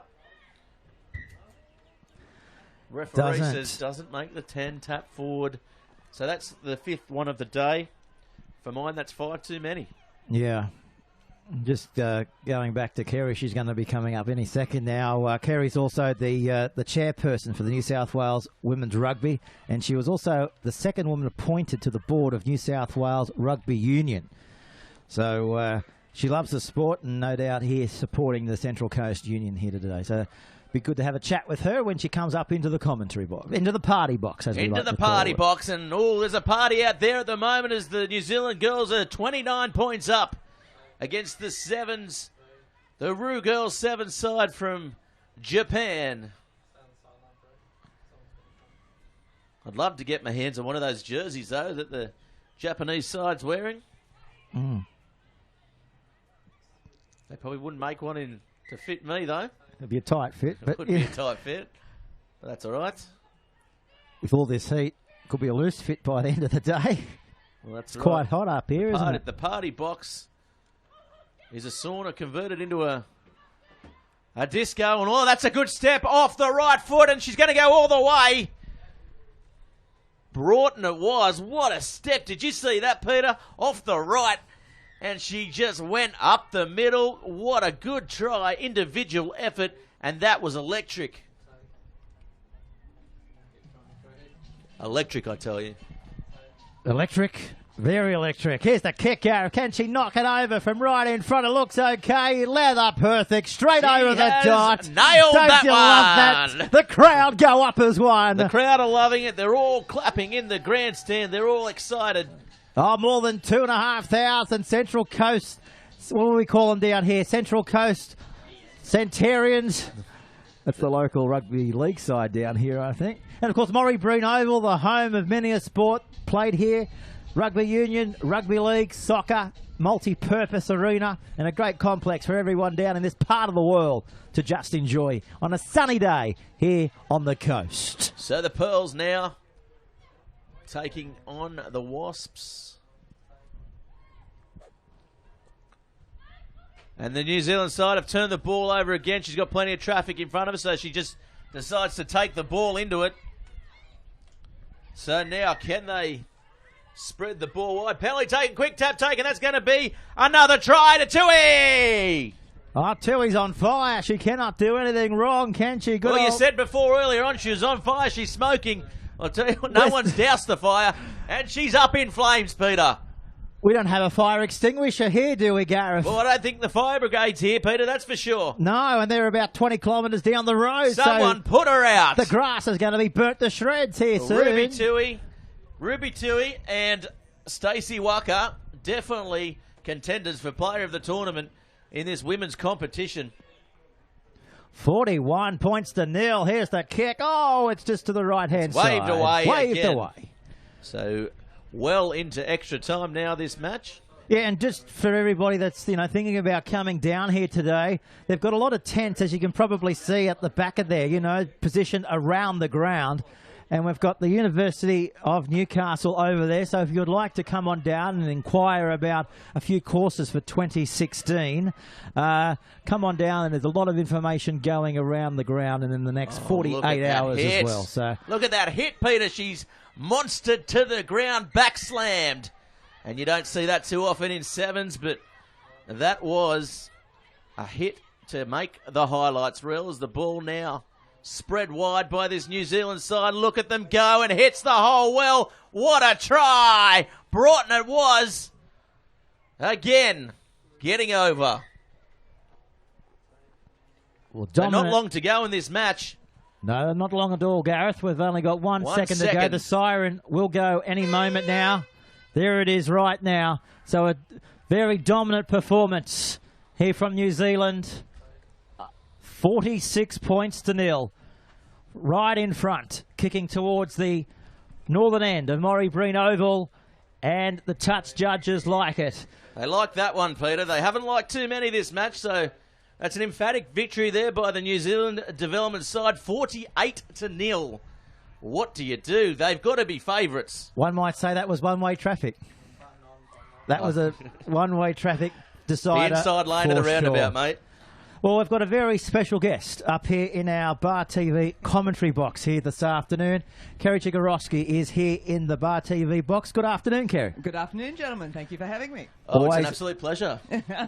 Fantastic day. It is a fantastic day. My first visit to the Central Coast Sevens, I've got to say, but probably you guys would realise it's not my first occasion watching rugby. Yeah, definitely. Board member, New South Wales Rugby Union. Yes, and recently Waratah's board member as well. So it. And then I chair women's rugby, so I spend a lot of time talking about rugby in New South Wales. What is it about rugby union that you enjoy so much? Oh, look, I actually grew up on rugby. I'm from a family of all girls. In our house, my parents, who were huge sports fans, had us going to rugby when we were about 3 years old, and so that's how many years is that? Nearly over 55 years. So I've been watching it for a very long time. But I got involved in admin because Nick Farr-Jones is a good mate of mine, right? And he asked me to get involved. Fantastic. Well, it's a perfect advertisement for running Rugby Sevens here as well, and it's a big month for rugby union here. Of course, not just here on the Central Coast, but we've got the World Cup going on overseas as well. Yes, and I was very lucky to go to the first 3 Australian games in the UK. So I went to Australia, Fiji, Australia, Uruguay, and most importantly, I was at Twickenham when Australia beat England. Right? And let me tell you, that was an extraordinary night to be there. It was, we went over on walking over, the crowd, the English crowd were giving us heaps. Yeah.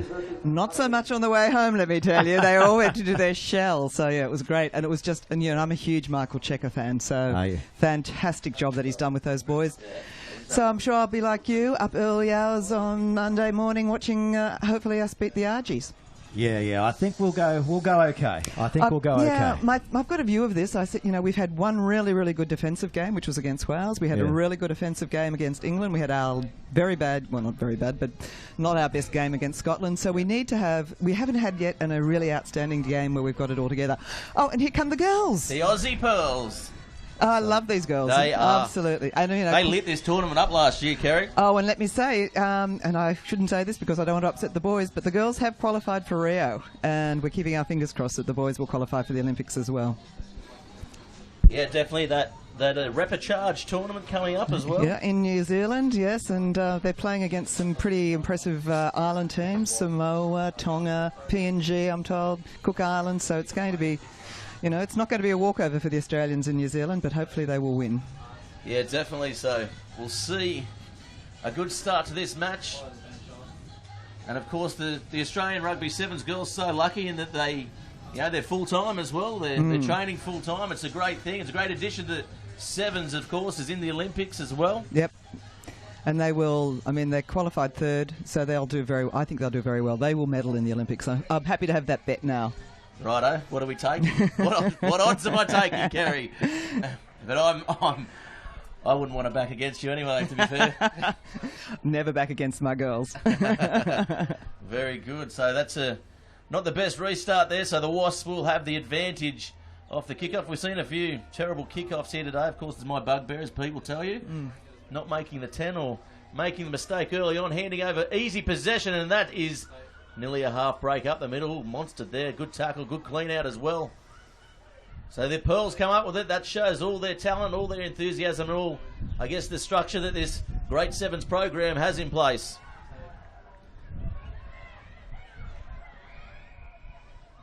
So penalty early on. Quick tap taken. Intent shown to spread the ball wide straight away.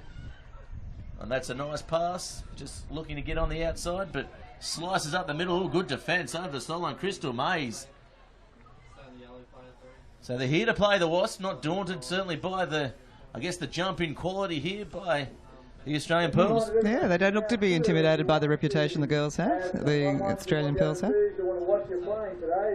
Chris, I guess it's great, that the world comes together for a tournament like this, but also it gives the local economy, I guess, a much lifted boost as well. Well, and I think the publicity for the Central Coast is terrific. It's a great part of the world. I don't live up here, but I can tell you I know lots of people who do, and I can understand why.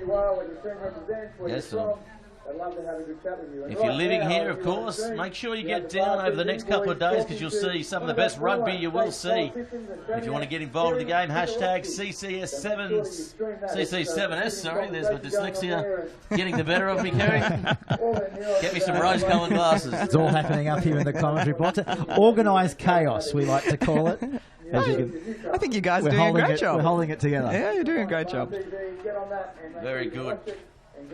So talk us through this, Kerry. What are we going to see here? Well, hopefully we'll get the ball back.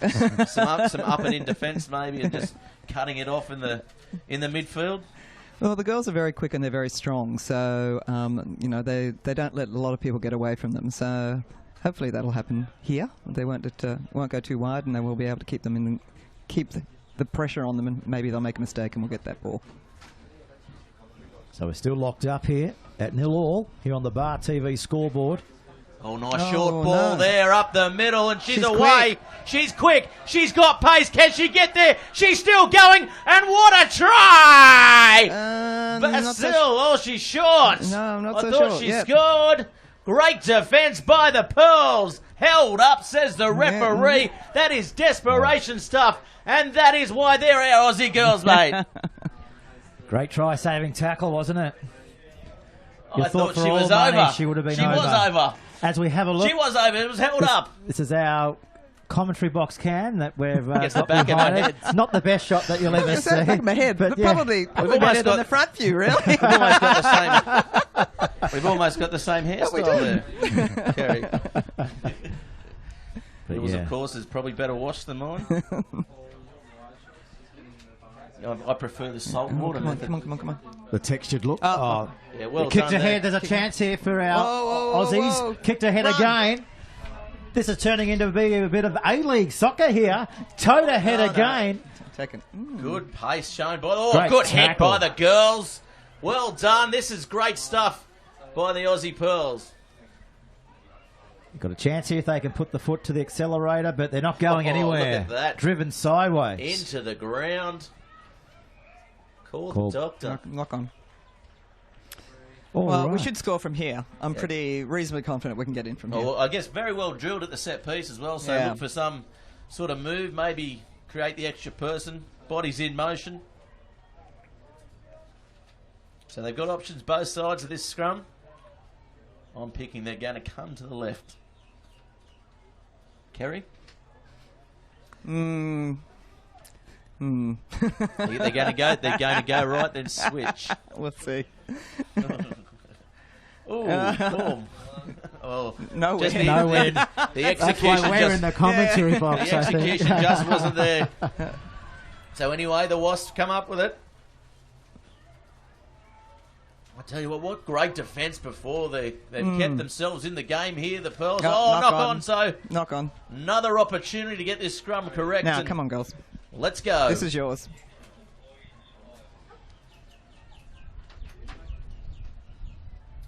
The really interesting thing about women's sevens, or women playing rugby, is that a lot of people haven't actually seen them, and they don't understand how skilled the girls are and how that they tackle. I mean, the number of people who say, "Oh, women's sevens, it's just tag."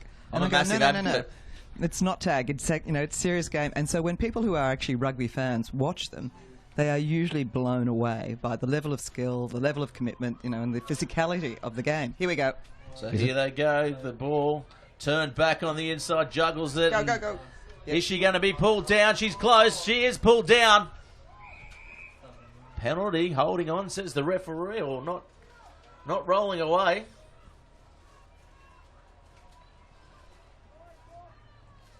You're quite right, Kerry. They put their whole body on the line. I would have liked to be tackled by a number of those hits that we've seen short side today. play, that's a try! That's a Sorry try. to cut you off, Peter, but they caught everyone napping, including ourselves. Oh, the party box. It's alive and well up here. There we go. It's a party. We'll have to excuse Peter. He loves to flirt, so I have to keep my eye on the match there, Kerry. It's all good. I'm glad someone's paying attention. Well, the kick. It's going to be a tough one, though. Right out on the western touchline, 10 metres in. It's got a bit of hanging time, but I don't think it's going to come back around. It's a fade. Fades across the right-hand side of the post. So Aussies in front by 5 points to 0, and we're approaching half-time. A quick 7 minutes, and that's the result, I guess, the girls would have expected leading into the break. I think maybe a bit more. I think a bit more, though. Would have been happier with a bit more, I think. Yeah. We were going 14 plus, weren't we, Kerry, at the start of this broadcast, this match?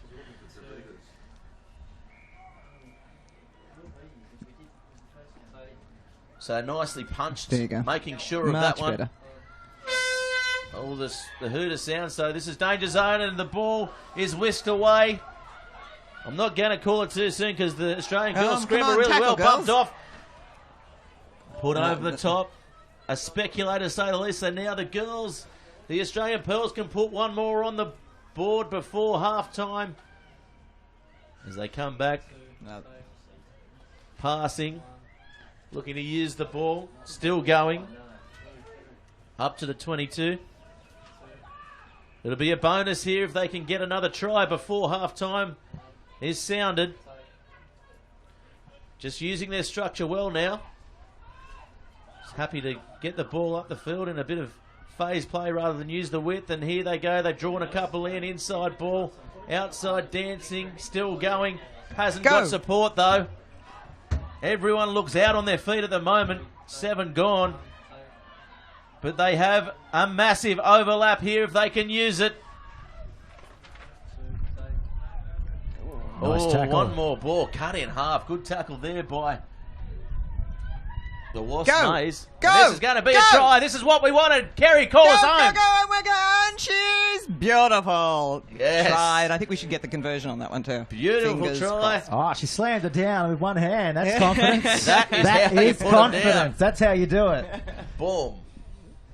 So, as I was saying, the good thing about the girls is that, you know, you're right, they're now doing it full time, so which is fantastic. So they're getting that professionalism, but they're starting to get, because one of my big bugbears is that they don't get enough coverage. You know, people, media, not you, of course, you guys are fantastic, you love them, but we just need to encourage more media outlets to appreciate how skilled these girls are, how, you know, how, as you say, committed, and hopefully get them more coverage, because... I've got a good idea, Kerry. Let's put this together, me and you. Okay. A Summer Sevens tournament for the women, to showcase the women. A league, so to speak. we'll put it on for the New South Wales Rugby Union, and we'll live stream it to the world. Well, I've got to tell you, we're actually looking at doing a regular competition for sevens. It's one of the things we want to develop over the next little while, because, you know, not everyone can represent Australia, but there's a lot of women now who want to play sevens, and we want to have a regular comp for them. So, yep, we can do that. Let's do it. Let's do it. We'll talk. We'll come down to Sydney next week, and can I come as well? We'll sign the contracts. I thought we were the, you know, the terrific trio. I thought it's it was a box all of us. package. We're not doing it. We're not doing it without the three of us. I'll even give you 40% of the idea. Okay. But it is, I mean, you know, one of the things, again, we're trying to do is encourage more girls to play, because it's a fantastic sport. It's aerobic, it's, you know, it's a team sport. You actually can get a whole lot of, you know, young people who can see how well it can help in terms of their physical development, as well as their... I mean, I'm a big thing on team sports. I think it's important that kids learn how to be part of a team. Definitely. I think the biggest draw card is obviously the World Series and getting to play at the Olympics. Absolutely. You know, it's another pathway if you're a young kid. I mean, you'd get your young girls playing the sport, you know, touch football and all that sort of stuff, and lead into this Sevens program, and then, you know, you've got a definite clear goal to get somewhere to the top of the sport in the world. Yep, absolutely. So I think Rio, I've actually just booked my ticket to Rio. No, Stop it. Look, I just decided that I mean, because as I said, I love these young women. So I think they're fantastic. They're great role models. So, yeah, I booked my ticket to Rio the other day. Yeah, nice. You're making us very jealous. I'm a Rio specialist, by the way. Well, I've never been to South America. Really? So this is a very good excuse to go. Oh, really? I taught English in the Galapagos Islands as well. Oh, well, off air we'll have to have a chat about where I should go. Yeah, I'll tell you some good places, Kerry, and it will have to be off air. I've got to say, definitely off air. I'll get you lost in the mountains. Don't worry about that. Come on, the Pearls. Yeah, let's go, Pearls. I think that's on everyone's lips as the Wasps. We don't mean to be biased in the party box here at the Central Coast Sevens, but there's Michaela. Nice bump off there. She's one of our favourite players in the Bar TV box, and this is a lot of pace shown, and here she goes up the middle. This is going to be taken down. Nicely. Well done. Desperation stuff. Nicely tackled, I've got to say. Oh, penalty, not releasing. So, not releasing. A bit of a let-off there for the Wasps as they look to attack off their own line. Oh, dummy, this could be trouble here. She's got plenty of pace. That's Sue. Turning. So they'll take the ball into contact. Trouble of a turnover. No, they do well to consolidate there, the Wasps. Long back line set. Not really taking them on at the line there, but little goose step. I'd like to see that. Bowsill it was. Oh, nice tackle. That's what we're there. speaking That about. is what we want to see coming up out of the line, but she's Trouble caused here, though. a bit of a situation where there's a bit of overlap on the outside, using the edge well. Stepping back inside though, Pete. Oh, there we go. The Aussies come away with it, Gareth. 10 points to 0. Can they hold on to their lead? The way they're playing, they might even extend their margin. Here's a chance down that eastern touchline. Yeah, Great support. And the Aussies will run 40 metres and score another great Aussie try. And they're just walking over the line now. And they'll just put it down right underneath at any moment. Or they... What's going on here? I was concentrating on the play. Has something gone on behind the play? Yeah, she's just come up with a bit of a knee injury, I think it is, or maybe a shoulder injury. Yeah. They're both close parts of the body anyway. It's in between. It's in between the knee. Somewhere on the body. It's in between the knee and the shoulder, I imagine. But at this stage, this is where you'd think that the Pearls, that they're like constantly training, their fitness should come into play. Yeah. Aerobic. Definitely trained and conditioned to conditions like this as well. Yes, well, I mean, they've played in some pretty hot places in the world. They played in Dubai, so this would be absolutely pleasant for them. Now, the stadium in Dubai, though, isn't it it's an air-conditioned... Well, I don't know the last time they played, but I know on other occasions they've played on the outside field, so that wasn't the air condition. But I'm not quite sure where they played last time. That's a good restart there. So the Wasps, plenty to do here to get some points on the board. Attacking. Yeah, nicely taken there. Good recovery, good scrambling by the Pearls. You can see their structures in defence really have kept this Wasp side to 0. So what will we see here? There's still 4 minutes remaining, plenty to play. Yeah.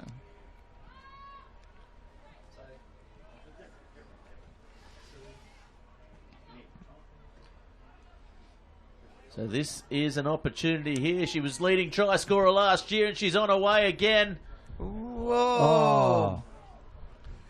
Just couldn't make it stick. Oh. So penalty. Wasps now with a chance to get up the other end of the field. They choose to go through the hands.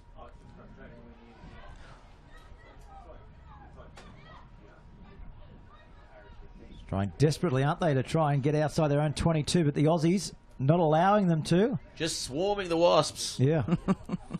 Warm tish. I knew you'd like that one, Terry. And they come down the short side. This is going to be an easy try. Yes, you can. Catch it. Nice work. And that's a great try there to the Pearls. And the Pearls now absolutely dominating this Wasp side. Well, as Kerry just mentioned, you know, all their experience definitely showing now in the back end of this clash as we head down inside the last 1.5 minutes. So credit to the girls. 22 points nil with a kick to come. We've seen 2 games in pretty much 14 minutes, one-way traffic, and the Qantas girls, they're on fire. They should go well in this competition. Yeah, and I think every competition that they're playing in now, they're using it as part of their build-up and part of their preparation for Rio, and this is the team they're playing against. They've not given up, and they're taking it up to them. So the girls are actually having to lift their game, which is great. Yes, definitely, and good chance to, I guess, rotate the squad and just see who's going to be right, who's the team that's going to be actually set. So plenty of lead-in tournaments as well. Yeah, and dance. And it's less than 12 months now, so they've really, and the competition, the New Zealand teams, the Canadian teams, they're all constantly improving. So our girls are having to do the same. But as I said, I'm happy to have that bet about more medal. Here's a chance here. Oh, lovely tackle again. I'll go as far as say goal. Well, I'm always confident. Well, with you in Rio, Kerry, everyone's confident. Doing the samba, the rumba. Oh my God! Take your maracas. Take it. Just singing on pianos like Peter Allen. I'm not sure that's going to be quite my style. although I have been known to wear the occasionally outrageous outfit, I did actually wear to the Twickenham, the England-Australia game, a yellow jacket, green top, yellow earrings, green necklace, one yellow boot, one sparkling green boot. My nephew was with me and he said, "Oh my God, you're so embarrassing." I said, "I've got the tickets." You could do what I like. Do whatever you want, exactly. So here they go, bodies in motion, inside ball. Oh, just can't get that one away. So execution early on in this tournament, just not worrying but troublesome, I guess, for the Pearls. Inside the last 30 seconds here as well, Gareth. They've got one more try in them, so let's look for a bit of a tight head here, Gary. Yeah, I mean, it's more for us than them, I think, because at this stage the Wasps, they'd like to score, but they haven't looked as if they've been able to in this half. Yeah, they haven't got out of their half, and this looks like... Yeah. Oh, good tackle there. Right to the very end. Read the play well. So Australia now come up with it. There's support coming on the outside. Can't flick it away. Can she get the ball away? No. So they'll reset here. The coach will be wanting them to set up the play. Just suck in a few, and this is trouble out wide. Turning the ball inside. Won't be happy with that. I thought maybe they could have set it up. Centre field, chips forward, no one at home. It's going to be a foot race, but the Wasps come up with it. So now the Wasps have a chance to go the length of the field. What do you think, Kerry? Well, unlikely, I would have thought, but here we go. Here's a chance. Call it home. There we go. That's it. Wow. I felt as if I put the mockers on them. I'm really sorry about that, Wasps. I didn't mean to. That's all right. We encourage biased commentary in the Bar TV box, Kerry. Well, gentlemen, I'll leave you to do the next, the rest of the games. It's been an absolute pleasure. Thank you very much. So how are we going to go this weekend? I heard you mention it before. Let's hear a score. I think we'll beat the RGs more convincingly than we beat the Scots. I think we'll probably win by about 7 points. And I had lunch. I had lunch with Nick Farr-Jones, Zinzen Brooks, and 2 other internationals, one French and one Welsh, the Wednesday before the Australia-England game. I was the only one amongst those 4. I was the only girl, and I was the only one who said we would beat England. They all thought the English would win. Even Nick? Wow. Oh, he'll probably kill me for saying that, but anyway. But they all... and I then said, if we can beat England at Twickenham in that crowd, then we can beat New Zealand in the final. So I'm predicting that it will be a New Zealand-Australian final, and we'll win. What a crack. First time ever, too, New Zealand-Australia in the final, which will be a cracker. So I will. I'll love and leave you because I'll watch the end of this, and then I'll have to think about getting some sleep before I watch. No, maybe I won't get up and watch New Zealand. Just don't get some sleep. New Zealand, you're going to South America. No. And if you would like anybody... I need to get into training. If you need anybody to carry your bags... Volunteering? Okay, volunteering. guys. I'll keep that in mind. Pete used to be a porter, so he's very well versed in holding bags. Thank you so much for having me in your box. Appreciate it. No worries. Enjoy the rest of the day, and I hope everybody else enjoys the rest of the weekend. Great. Okay. Thanks, Kerry. Talk to you guys. Yep, Talk to you later. And we'll see you much. next week down in the New South Wales Rugby Union offices. All right then. Well, Very what we good. might do, we might take a break, come back. On the other side of this, we've got Fiji versus the Stars Rugby. Stay with us right here on Bar TV. So well done, guys. What we're thinking now is we're separate.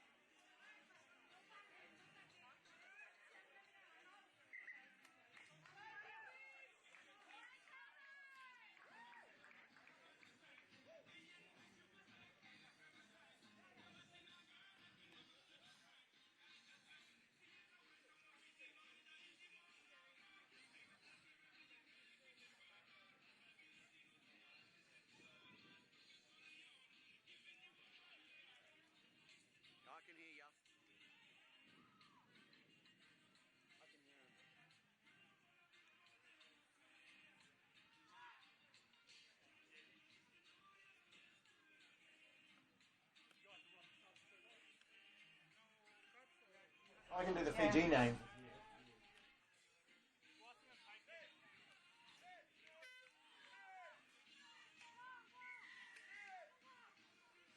Start here, and all the Stars have turned the ball over. We've got a couple in the commentary box joining us as well. Introduce yourselves to the world for Bar TV. Hi, my name is Liz Entwistle with Stars Rugby Sevens. Bulavanaka, this is Nick Jordan. Here supporting Telecom Fijiana. Yeah, Fijiana versus the Stars as well, so this will be interesting. We may well get a bit of a tussle in the box here between the two sides as the Stars come up with a good scrum, but Fijiana go the short side. Nicely taken inside, outside. Oh, good hit there in the middle by the Stars, Liz. Yeah, we're doing well. We have a bit of a different side compared to last year. This year's team, we have 4 girls from Australia. That's Phoebe Thomas with the ball right now. A little bit of a break, normally plays with Tribe Sevens, supported by, that's number 52, Emily Chancellor from Sydney Uni. That's one of our Dutch girls, Nikki, with the ball right now, going off to Michelle from New Zealand. And outside of her, we have Emily Belchers from Canada, our one returning player from last year's roster. So with a bit of changes with our USA coaching structure and a camp going on right now at the OTC, we have players representing 5 different countries and have just come together quickly. Hopefully we come together on this quick tap here, an opportunity with a penalty near the middle of the field. Yes, definitely. And talk us through your side as well. The Fijiana side, they're very, very well drilled, and we love watching them here on especially the Central Coast Sevens time of year. Yeah, they're very excited to be here as well, Gareth, because it's only 2 or 3 weeks now until their big Olympic qualification tournament in Auckland, looking to take that one spot coming out of Oceania for Rio next year. Yeah, definitely. So this is somewhat of a, I guess, a lead-up game to that repechage in the Oceania division. As the Stars now getting the ball wide. Ball turned over. This is going to be a good try here early on. And Riwai it is. She was one of the players of the tournament last year in this Central Coast Sevens. Something you can't afford to do against any Fiji team, whether it's a club side, a provincial side, or indeed the national team. They're starting to work on that broken play game that the Fijians specialise in. And when it broke down for the Stars there, a simple run in for Viniana Riwai and to get the opening score. They'll be pleased to get some points on the board early. Yeah, it was disappointing when you have a penalty opportunity, you're not able to capitalise. It's solid defensive pressure by Fiji. But still early in the game, plenty of time left to come back. Yeah, definitely. Early in the game, as you mentioned, 5-0. 4 minutes gone in this first half.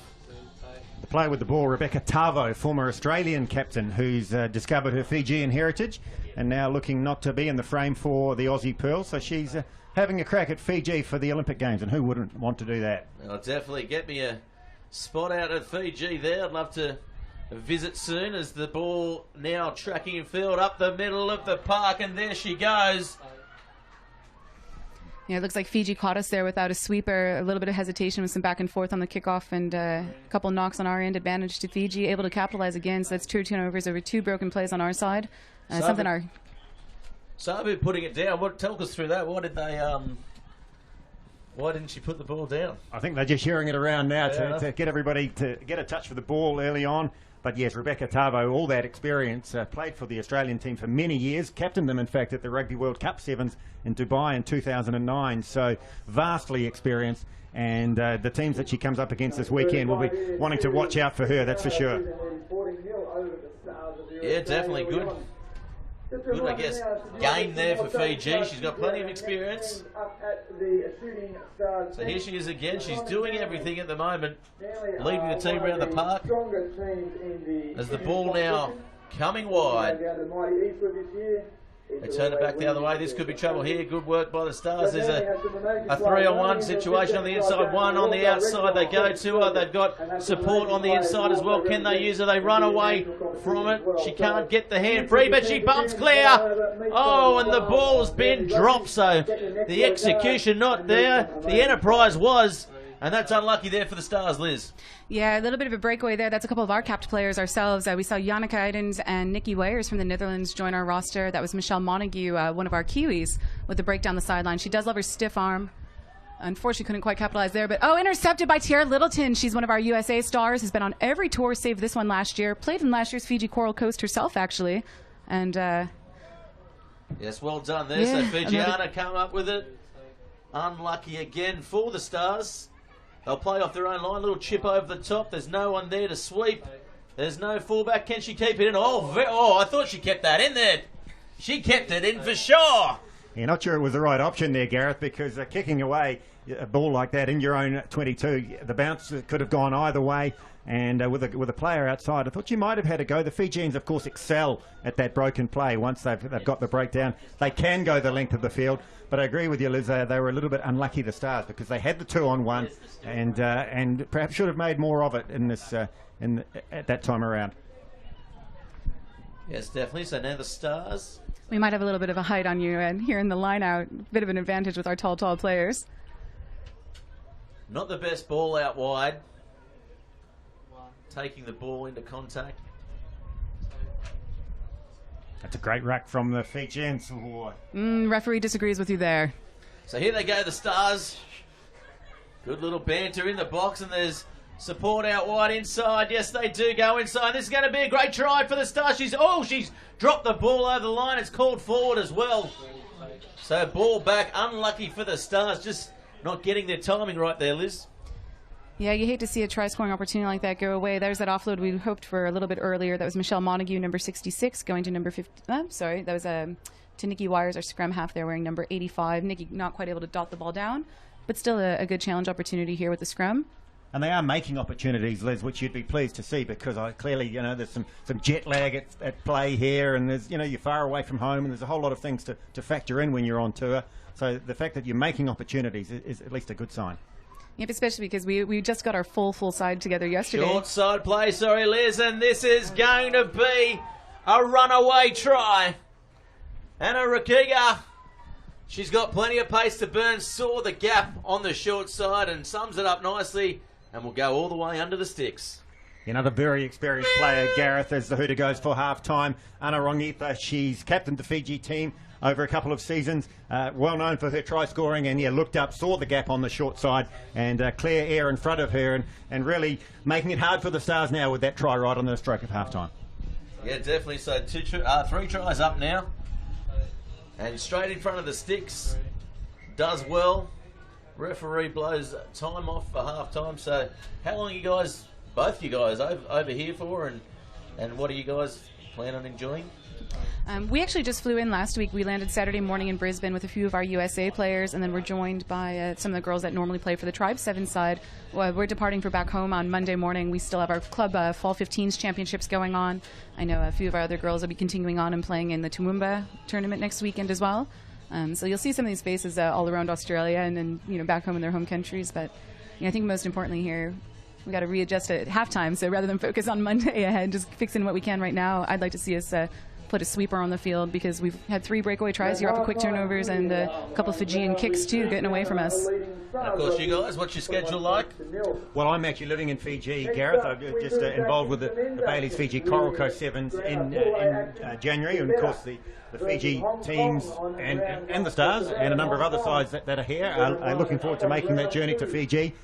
This is a partner tournament of the UON Central Coast Sevens, and so the winner will be invited from this tournament to January, and likewise from January back to here. So it's a great relationship developing, but I just think it's wonderful to see the growth in this game. We've seen the men's sides develop both in quality and in speed and strength and size over the years, and now the women's game is starting to do the same thing as well. And huge future for the game of women's sevens, not only in Australia but all around the world. Yeah, definitely, and these satellite tournaments as well, they just only grow the game and grow, I guess, what is now an Olympic sport. Yeah, and that's been the game changer for everything. We've seen countries that you mentioned, Liz, Holland, Germany are here, even Fiji, that opportunity to win an Olympic medal, which is something the Fijians have never done in any sport, in any colour, in any Olympic Games. And now they could be on the podium conceivably next year. Yeah, definitely, and it's one that I'm sure the world's watching out for. It'll be great to see them on top of the dais, and that's kicked out nicely, so not taking it on the full there. Savu, plenty of experience. She looks to throw the quick ball in. I think for the Stars it'll be a test of how well they can adapt to that this opposition, which they probably haven't come up against before, a full-strength Fijian side, and then they'll be playing a little bit different to what the girls have seen. So if they can turn their game plan around in the second half, then that will be a good result. Yeah, we knew we were going to come up against a very physical side here. Having not played Fiji itself before, we have some girls that have. Knew that defense generally going to be 15 to 15 across the field, and to watch out for those Fijian offloads. Unfortunately, we're just missing some of our connections. I think that's just a little bit of this barbarian, starbarian side we have together. But credit to Fiji, you guys are playing incredibly well and making the most off of your turnovers. The Starbarians, you heard it first here. They're a mix of the USA side and, of course, the Tribe side. And that's not uncommon in the women's game, which I think is a terrific thing, because at the end of the day, everybody's a rugby player no matter where in the world you are, and to form that camaraderie in the women's game by mixing and matching the teams from different continents, it's a wonderful part of the women's sevens circuit. Yeah, that's right, and that's what rugby's all about in general, isn't it? The community, everyone getting together, coming together, having a good time on and off the field. Yeah, that's definitely one of our favorite things about returning to this tournament is the variety and the depth of the teams. Even on the Women's Sevens World Series, you see 12 teams at each stop. Just to have a full tournament of 16 and really have that challenging for the cup spots for tomorrow's competition is fantastic, and just the competition far tougher than it was last year. So here come Fijiana now, using the edge really well inside ball. Consolidated well, but the Stars come through on it. That's good work there, kicked away in desperation by Fijiana, but now this will be trouble here. They love the broken space, stepping and jinking inside ball, marginal. They've got space on the outside. They're in and away. Good defence by the Stars though, but equally good by the Fijian side. She puts the foot out. Salvu probably could have gone wide there for mine. Yeah, wonderful work though in the first part of that play by Asanati Savu. The little swerve to bring it back towards the touchline, linking up with her players, and it just keeps that defence guessing. You don't know with the Fijians which way they're going to go. They can pass comfortably either way. They can offload over the top. They can take the tackle and then recycle it quickly. So good defence from the Stars in the end. Yeah, you guys are showing a lot of different offensive shapes, which can be quite disruptive to the defence. You're definitely stressing our defence and putting the pressure on. So here they come again, the Stars looking to attack off their line. And nicely taken in the midfield there by the Fijiana side. Fiji, of course, on the world stage for rugby. There's none better, especially in the sevens format. Come on, but now the Stars have an opportunity to get around. But taken nicely, recovered well there, the Fiji side. And done well there. Oh, penalty though. I thought maybe she was on her feet. Unlucky. But the Stars get away with that one. Yeah, referee ruled that the tackling player didn't release the attacker, so the Stars do get to regroup. We get to reset too. It looks like we didn't quite go through the mark, so a bit lucky there. Then we get another chance to win our play. It looks like we're about to bring on one of our substitutes as well. That's Brianne Nicholas, wearing number 86, is going to be coming on. Most likely for Tiara Littleton on the wing. Brianne, another one of the players from Rugby Canada, quite young, a rising star in their program. So they graciously lent her to us, her along with her teammates Emily Belchos, our fly half right now. And then we have Caroline Crossley on the bench as well from Rugby Canada. Yeah, good little switch of play there by the Stars. The Starbarians, as they're dubbed here for this tournament. So again, the referee not happy with that. Quick tap taken, ball will come wide this time. As they take the ball in, and heavy contact there on about the 40-metre line. Turnover. Oh, referee not happy with that. They may. You have to wonder, after 5 or 6 penalties against Fiji right now on the contact point, that's something that a card might be shown on depending on the referee and how strict they are. I was just about to mention that. The card may come out for the first time in the tournament if the discipline doesn't calm down here by the Fiji side. Short ball, they switch the play again. Good worked move. Yeah, that was a great shoot by the Fiji player. You'd like to see our team communicating to each other and identifying that shooter, maybe holding on to the ball. But again, that Fijian defense, just pressure, pressure, pressure. Yeah, good chance to attack here from Fiji. They can play from anywhere on the park. A bit of a slow ball there. So quick tap taken, offside. The referee says penalty again. They're going to have to retreat and make the 10, so she'll slow it down here. You see the hand signals of Rebecca Tavo, once again that experience, and just the Stars running into solid Fijian defence all the time, isn't it? And that's going to hurt after a while in these hot conditions. The Fijians certainly, when they make their tackles, they stay made. Certainly hit and stick, isn't it, with the team in green. So taken in, not many options there. They don't need them though, as the break's been made up the middle. And here she is, Savu. Savu will go all the way, and Savu again showing that she's early on favourite to be player of the tournament. She passes the ball inside to Riwai. So again, those two, the combination there, there's none better in this women's format. That's right, and Viniana Riwai scoring her second try in the match and really sealing the game now. But Asanati Savu through the middle, found some gaps in the defence, looked on the inside, a lovely ball inside, and they finished it off. So that'll be the win now for Telecom Fijiana. They'll be happy with their first hit out today. Yeah, it was definitely a good competition here. I mean, you had Fiji, all the strength in that game, be able to create off of turnovers here. We brought on our bench for the Stars a little bit of extra playing time so we can get everyone else a little bit of a hit out before we regroup and play against Central Coast Academy of Sport in our second game, and then round out against Sunnybank. So aiming for that second spot and advancing to the Cup. Take the lessons from this Fiji game and knowing that no other team in this tournament is going to play that same style. So what a take on that kickoff. Take an inside ball. They've got support and they're going to score in the corner. Ravisa it is, under the sticks. Nice try to finish, was it? The player that took the kick-off was Elena Ratuluva, a newcomer in this Fiji side, relatively newcomer. And once again, the Fijian players up in support very quickly to take that pass as the full-time whistle goes. And so Fijiana running out with comfortable winners. Coach Chris Cracknell, the former England Seven Stars, I'm sure, Sevens player, I'm sure he'll be very happy with that start to the tournament. Yeah, 35-0. That's certainly a great start to the tournament. So thanks for joining us now as we look at Davida playing Hong Kong in the next matchup on the main field.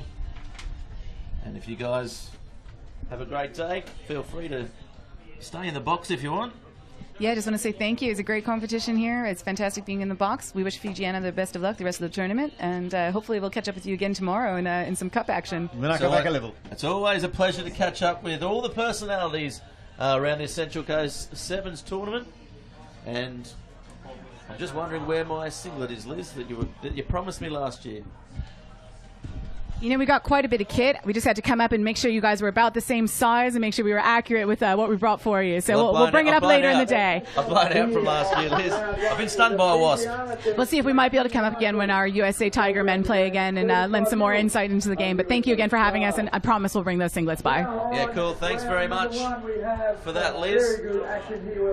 As we go now, Davida taking on Hong Kong, and of course Davida are the out-and-out favourites for this competition. Up against Osborne. Just a quick call out to the Melbourne Blazers. If you could please send one of your representatives. Yeah, Davida reigning champions here. Gareth beating Wellington in the final last year. They are one of the best touring teams in the world. They've been over to the Club Sevens in Limerick. The year before that, they were at Twickenham. They go to the Singapore Cricket Club Sevens virtually every year. They're a very, very strong team from the Nundronga province on the coral coast of Fiji. Yes, and Hong Kong, of course, the first time they're out here for this tournament too. As we go now to the kickoff, it'll be Hong Kong in the red, kicking off to Davida, who looked very impressive in their first hit up in the first match earlier on today. So we'll go now. Joined in the commentary box. Introduce yourself to the world. I'm Phil and looking forward to the day. Obviously this time last year, Davida, we had the final and they scored the quickest try ever, 8 seconds. And there's been a couple of quick ones this morning too, Gareth. Yeah, that's right, Davida. We love that. There was a great try. It went all around the world as well on all sorts of media platforms. Brought to you live here on Bar TV. So there's the hooter sounding for this Central Coast Sevens fixture. Davida taking on the Hong Kong side, and they go up for it. Davida will take it nicely there. Inside ball straight away, and this could break the record for the new quickest try ever by Davida, and that's a great try. Get the clock on that. It was about 19 seconds, so a little bit more than last year.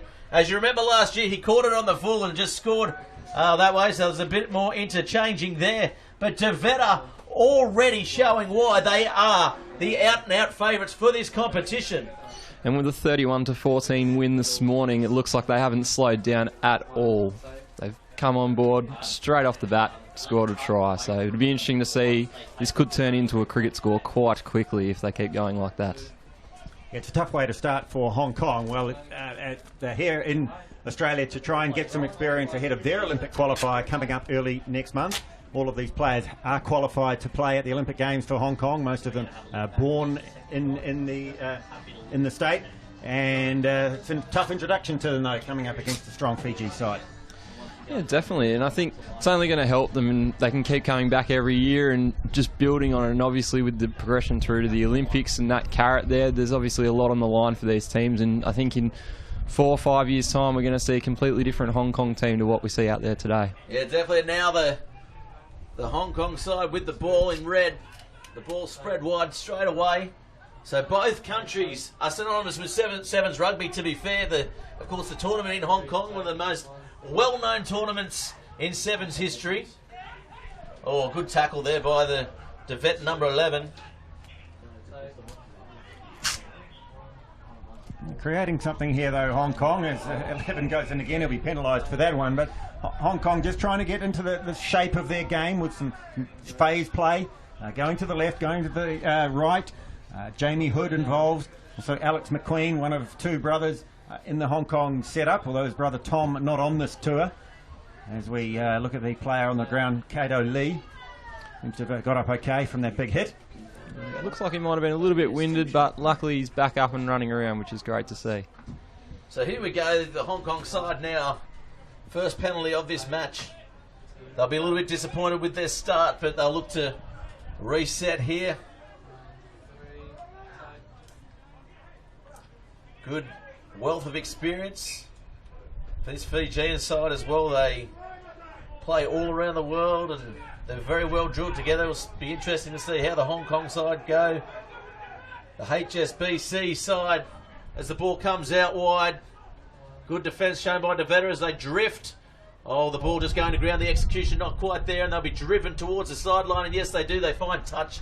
So Devetta, the wall of blue out there. They're impenetrable at the moment.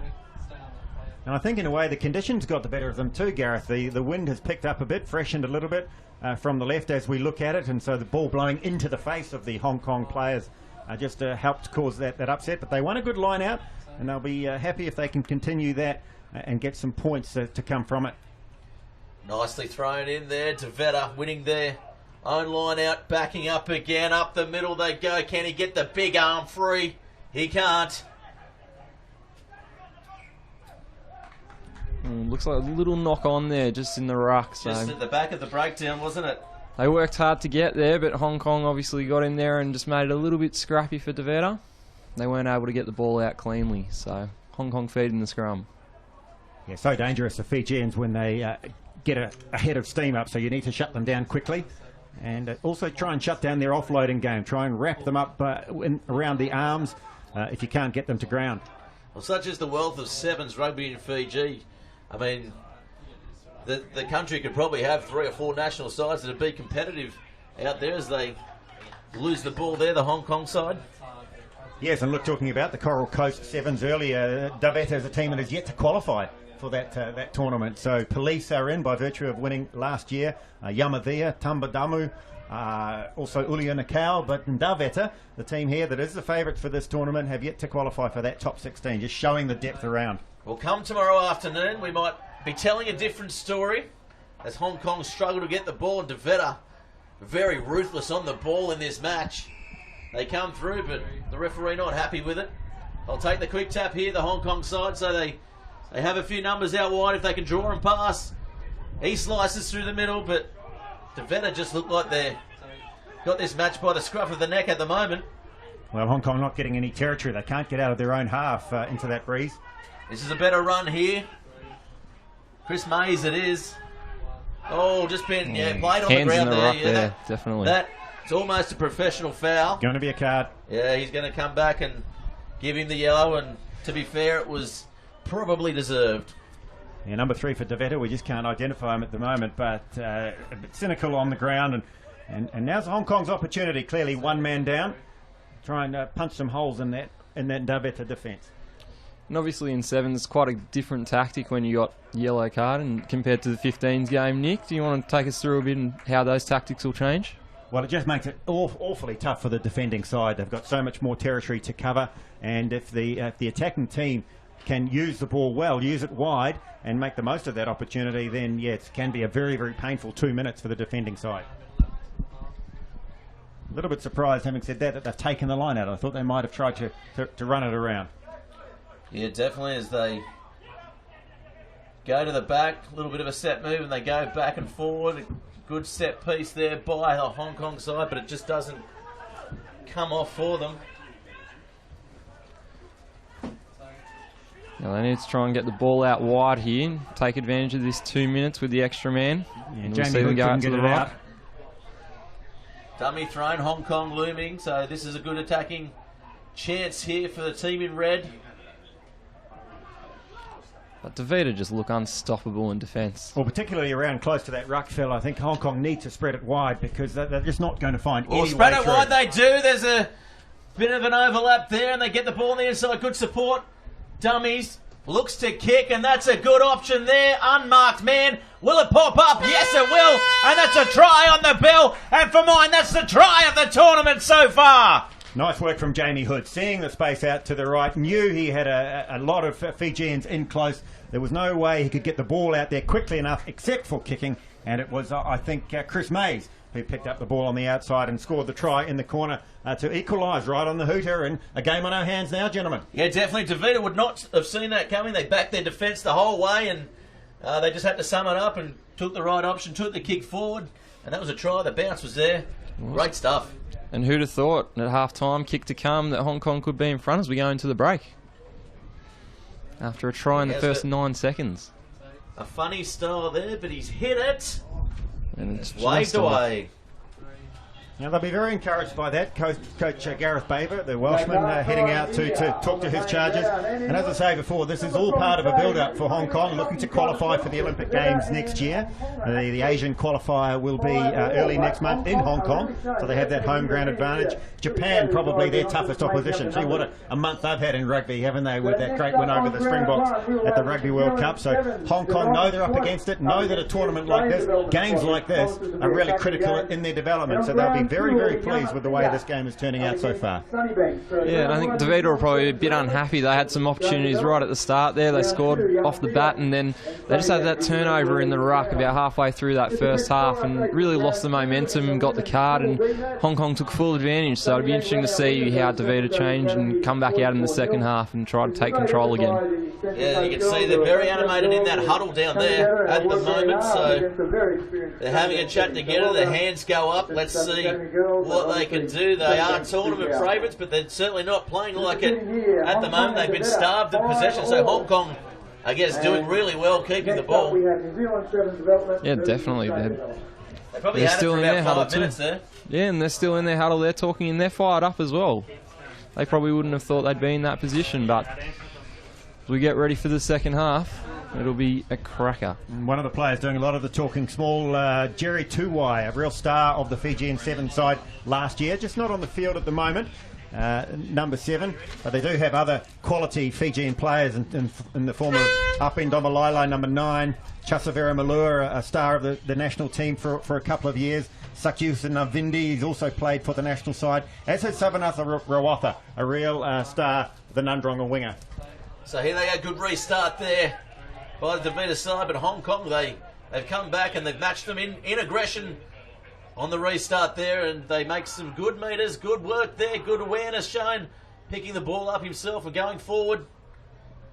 And there's a big hole opened up there. Has he got the pace? I don't think so, but he's got the vision, but the ball just bounces towards the sideline. He kicks it in, but it's been called out touch. That was dangerous, kicking that ball in. Wouldn't have been the option I would have taken. No, unlucky that the pass went to ground from Alex McQueen, because the men were there on the outside. But once again, they're trying things, and that'll have the Fijians worried. as they form another line out with the score still locked up. Yeah, score's locked up, so good chance here for Dita to get possession off the line out. The ball deemed to go off into touch off Dita, and now the ball swung wide. So here's McQueen again, getting the ball on the inside.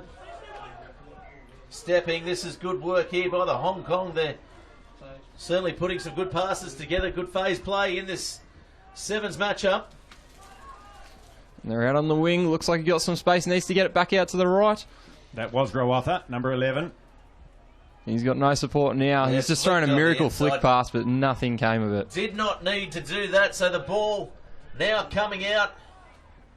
Hong Kong just holding on by the scruff of their necks. Not many options that way. They go for the kick again, the Hong side. The speeds are coming from the right here. Yeah, He's just backed it off though. Dita equal to it. Good awareness. Oh, good footwork there. Up the middle, there's support. Gets the big arm over. Has he got the pace? He's not.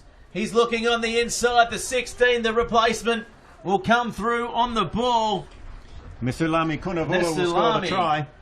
Misulami has scored a try. And well done there. It's the danger of the footwork of Jerry Tuwai, wasn't it? We talked about him at the break, number 7. The little ball out to Chasa Veramalua, the other national team player, over the top to Ndomalai. And then once the line had been broken, there was no way Hong Kong was going to stop that try. So they are dangerous, Daveta, as is any Fiji team from broken play.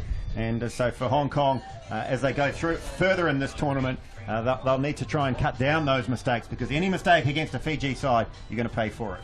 Yeah, definitely. Tuai is just so electric on his feet. He can step off both feet. Jimmy, goose step, do it all. And that certainly goes down as his assist for that one. Wonderful story about Jerry Tuai off to his first World Series tour last year. As Hong Kong break through. Yeah, good break there up the centre of the field. Needs some support in that ruck. So they've got numbers out wide. Oh, they use it probably too quick. Could have run to the line. Met in some solid defence out wide. They're still going here, the Hong Kong side. So now Hughes calling for it. He gets the ball. Dummies again. Oh, that's a good solid tackle there.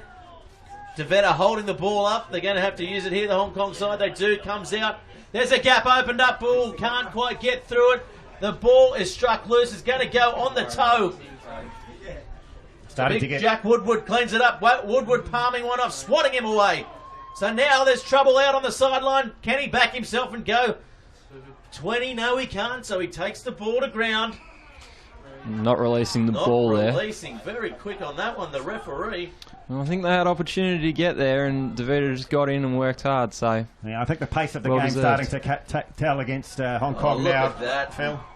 Here they go. The ball up the centre of the park, and the big number 12. Chasa Veramalua once again. Malua. Jasa. And he'll take all the time here, just suck it up, make sure the result is beyond doubt. There's only about 3 minutes to go. Regular player for the Hideaway Hurricanes on the coral coast of Fiji. Plucked and put into the national team a couple of years ago.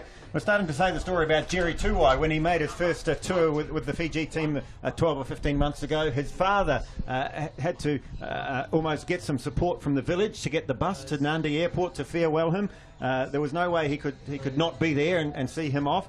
The family doesn't have electricity or running water at their place, just outside of where the village of where they live. But Jerry Tuwai obviously doing the family very, very proud as they went on to win that World Series last year. Yes, definitely. And Dita now, they look like they're well in control. 17-5's the score.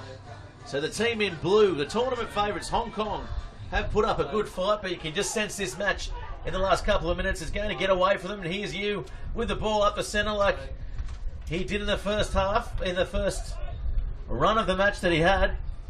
And they're going, Hong Kong, they're up the middle. They can't go around them, so they're going to try and go through them. And here's you again. He's got no support on the left side. They're all out to the right. And again, they kick the ball through, coming through, but the ball will go over the sideline. Wasted opportunity for mine, Gareth. They had 4 or 5 players out to the right. that's no guarantee that they were going to get through, but kicking the ball away against the Fijians, anything can happen. Lucky for them, I think it went into touch. Yeah, and there was plenty of space to kick in behind the line too. Devetta were very up and in there. No one at home, 4 players, as he said, Nick, and it literally could have landed in the middle of the field and they probably would have run it down, but he's just gone too close. Nice line out there by Devetta. They're going to go up the middle. So taken to ground. Penalty taken again. This looks ominous here. Veramula, very strong, gets those big arms free. Stepping, and this is going to be close if he can get a ball free. No, he can't. There's heaps of players out on the right. Smart play by Devetta there in the ruck to draw the penalty. They go left. Here he is again, Veramula. But intercepted there by Hong Kong, or changed over, so Hong Kong will get another chance to score. Offside is the call, and they get the ball. Quick tap taken. Devetta well offside. Yu has it now. Yu gets a long ball out. Hunter. Woodward on the far side. Woodward tries to regather himself, but he's held up. The hooter has gone. Can Hong Kong? Oh, they can kick it again. Oh, and this is great going charge to be down. a runaway try. Good charge down there. Kulavire, it is the big number 6. He's a monster. Yeah, they bred them big over in the Coral Coast, that's for sure, Gareth. And again, Hong Kong just starting to lose their way in the last couple of minutes. I think that the fitness has shown up. It is fairly warm conditions, fairly tough conditions too, with that breeze coming down the ground, and when you're being towed up by the Fijians, it's very easy for us in the commentary box to say they should do better. But boy, it's hard work, and that lack of concentration just showed in that try. Yeah, so the score 22-5 in favour of Devetta. They looks like they're going to bring the ball back. Looks like the try's been overruled. Penalty. Must have been the assistant referee came in there. We didn't see that happen. We'll have to take a look at the replay. Getting too excited there. Devetta scoring again, so the ball will come out. The score is still 19-5. And I know last year a lot of these international teams did have a lot of problems with the heat. I think it's a bit windier this year, but once that sun comes out, it's pretty warm out on the middle of the field, and these guys are playing lots of games throughout the day. So I think the referee should have played advantage. Sorry to cut you off, but you looked like he was away on the far side, and the referee just blew his whistle that split second too soon. But Hong Kong still playing for points here. Ball comes out. They're wide again. Woodward it is. Woodward, he's been strong this game. Wrestled to the ground. So here's Hunter. Hunter getting a flat ball. Mays it was with the pink headgear. And here come Devetta again. Devetta will go all the way. Devetta have scored another try to seal the game for the team in blue. And for me, they are still tournament favourites. Yeah, they are, Gareth, but I don't think they'll be totally happy with their game. They had far too many errors. They had a player in the bin for repeated infringements. And although they scored some good tries, a couple of them, like that last one from Baramalua, were from turnovers. So they'll want to improve on creating play for their next game. But, hey, they're 2 from 2, and you can't ask for any better than that on day one. Yeah, very good. Thanks for joining us here in the commentary box. It is Devetta 27-5. We're going to take a quick break and hand you over to our man with the dulcet tones, the golden voice, Peter Jolly. So make sure that you're here and you're watching those. About lunchtime, so there's lots of big stores up there. And obviously have our coffee car and the canteen. Make use of those facilities and support those. They're our supporting partners. Sorry, Peter, you're right to jump straight in? Oh, sorry, mate. Yeah, you're all right. It's Nick. Peter, mate. Nice to meet you. You too. Do you want to clear the graphic? Good, mate. How are you? Good. Yeah, I'll do this game as long as we've got team sheet. Yeah, that's that. Yeah, I was going to say, what's this one? Australia. Who's playing now? Where are we up to? Australia, New Zealand. New Zealand and Australia. So you've got Australia there. Where do you want me to go? I'll sit over here. That's fine, mate. Yeah. We've got a New Zealand team sheet? Yep. What's that? Oh, no, that's the girls. What's under it? So they're all New Zealand stuff, I think. Have a look. And we got our next matchup. We have the New Zealand development versus Australian development team. And we use the term development very loosely, don't we, Pete? Oh, they're pretty stacked. We sure do, but you never know what the match will entail here. Quick tip, boys. Where's your money going? Who do you like in this one? Well, on paper, you'd have to say the New Zealand team would win this one because it's full of players like DJ Forbes, the former captain, Scott Curry, the current captain. I see Bodine Wako running around there. Yeah, have to be New Zealand in this game. Okay, so New Zealand now. Let's see what they can do. They're trying to split the line, aren't they? Copy in this time? Yeah. Locked up here on the Bar TV scoreboard. We're inside the first 1 minute of this match as New Zealand look to straighten up the play, but couldn't quite get the pass away.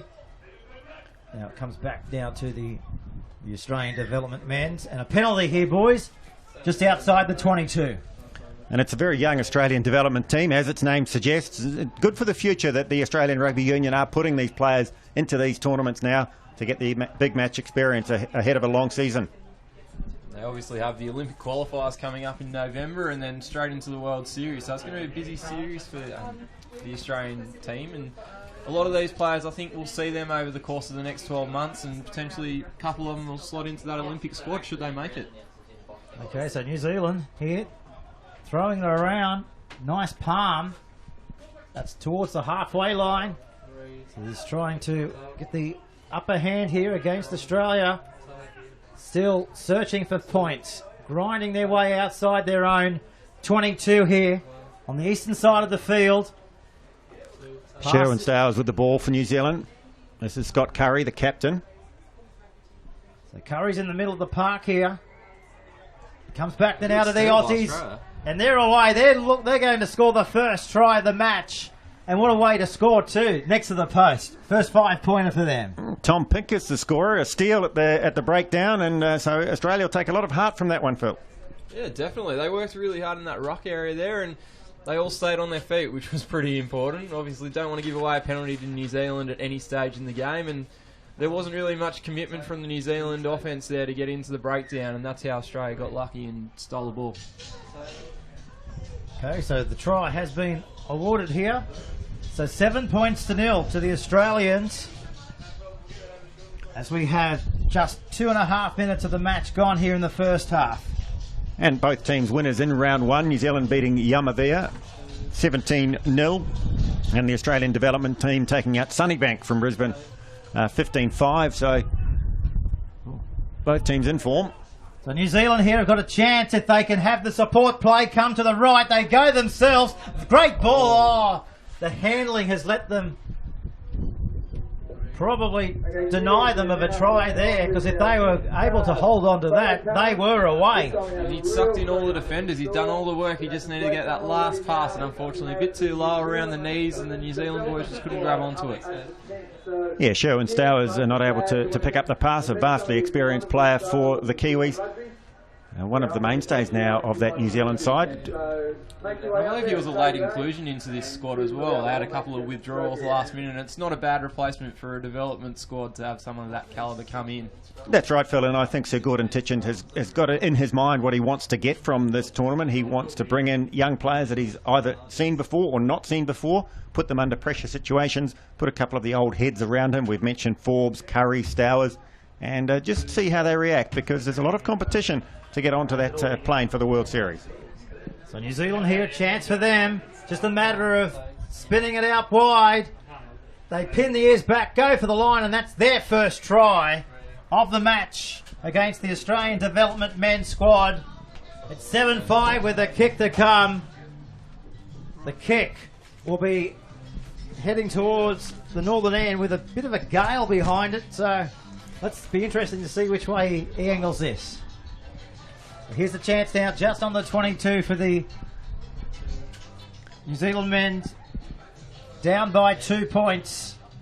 This to get us locked up at 7-all, with only 2 minutes remaining in the first half. As I said, he's got the wind behind him.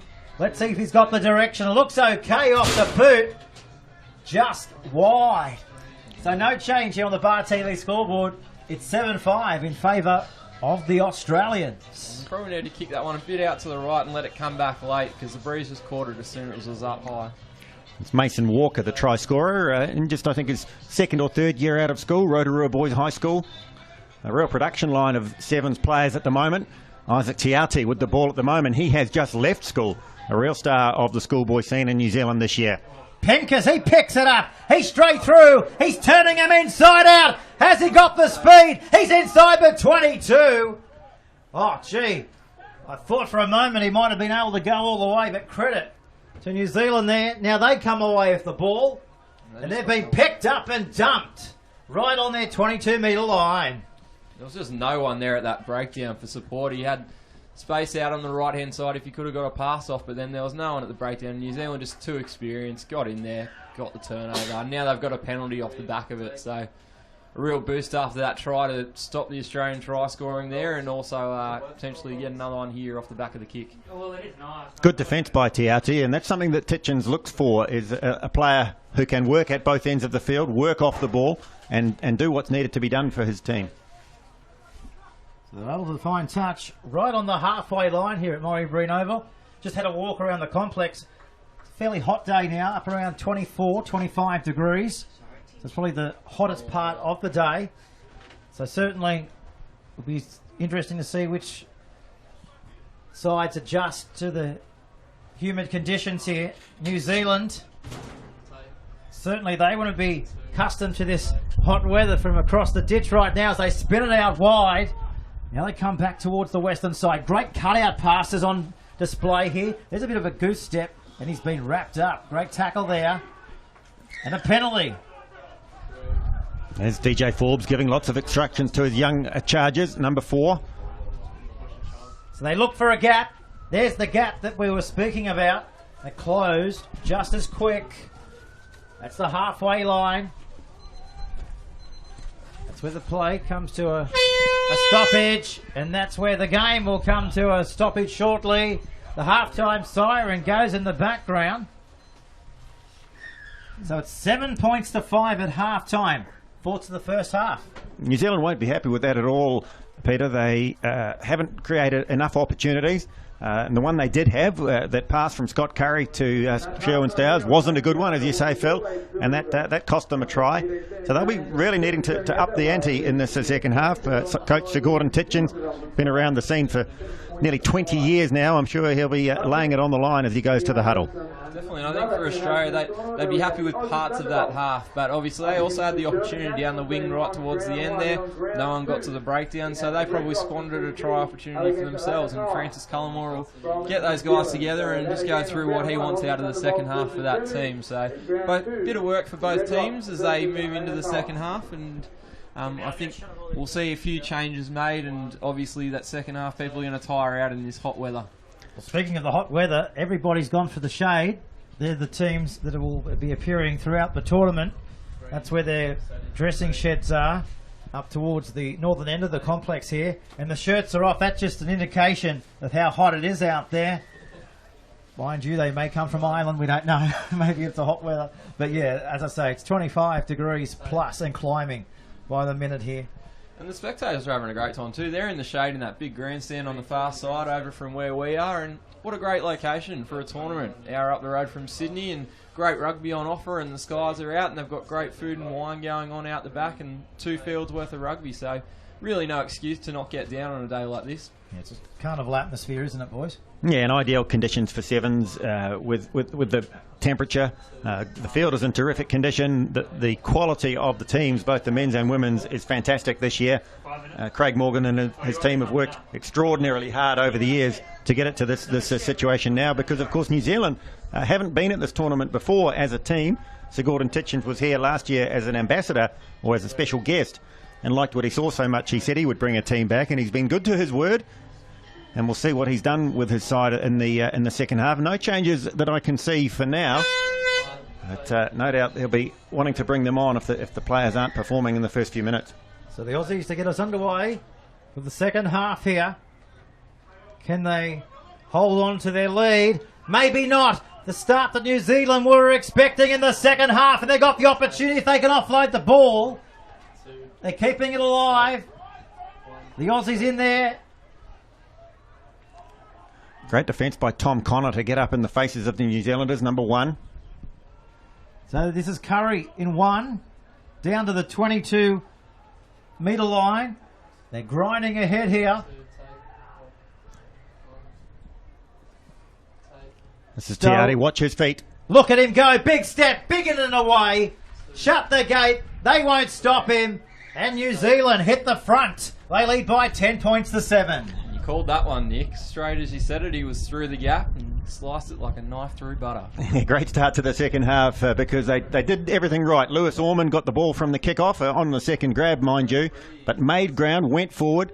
They went out to the left where Scott Curry dragged in 2 or 3 defenders, and 9 times out of 10 in that situation where there's a big lineup out to the right, New Zealand will score, and they did. It was the genius of Tiati that finished it off, but it could have been any one of those players as they take the lead for the first time in this match. Here's the kick to come kicking into the breeze too, so it's starting to get a bit tough for the kickers when they're not right in front. Let's see if he has any troubles with this conversion. 22 metres out. It looks okay off the boot. Can he bring it back around? No, just slices to the right-hand side.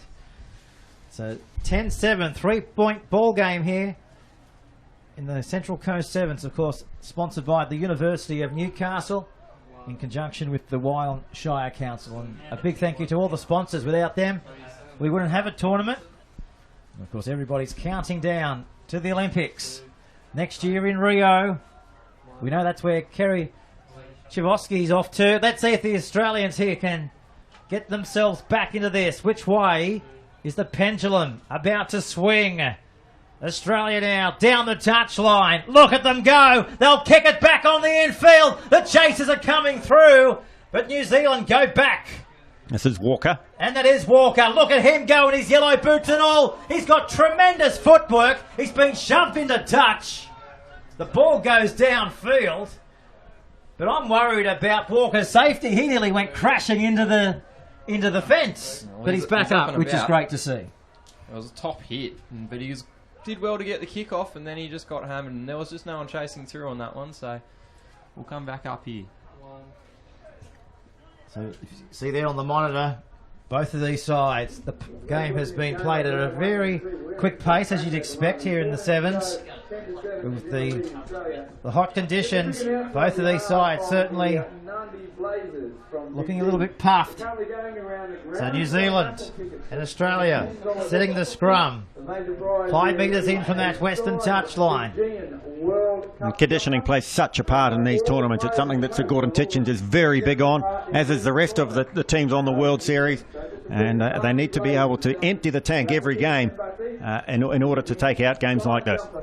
Nice pass out the back to Connor. Stepping, weaving, looks for the gap, but the gap closed. That was the 3 over the top in. Forward, back to the Australian side of halfway. Now they cross it into New Zealand half. By about 2 metres, they're throwing it around. They're looking for players to offload it to, and that's exactly where they come now. They got space. They've got a jink in them. They're stepping. They're offloading. They're weaving. What great athleticism! Down the touchline they go. Inside the 22. What a great try-saving tackle. Tiavi again. Yes, if that tackle wasn't going to be made, Australia would have been in.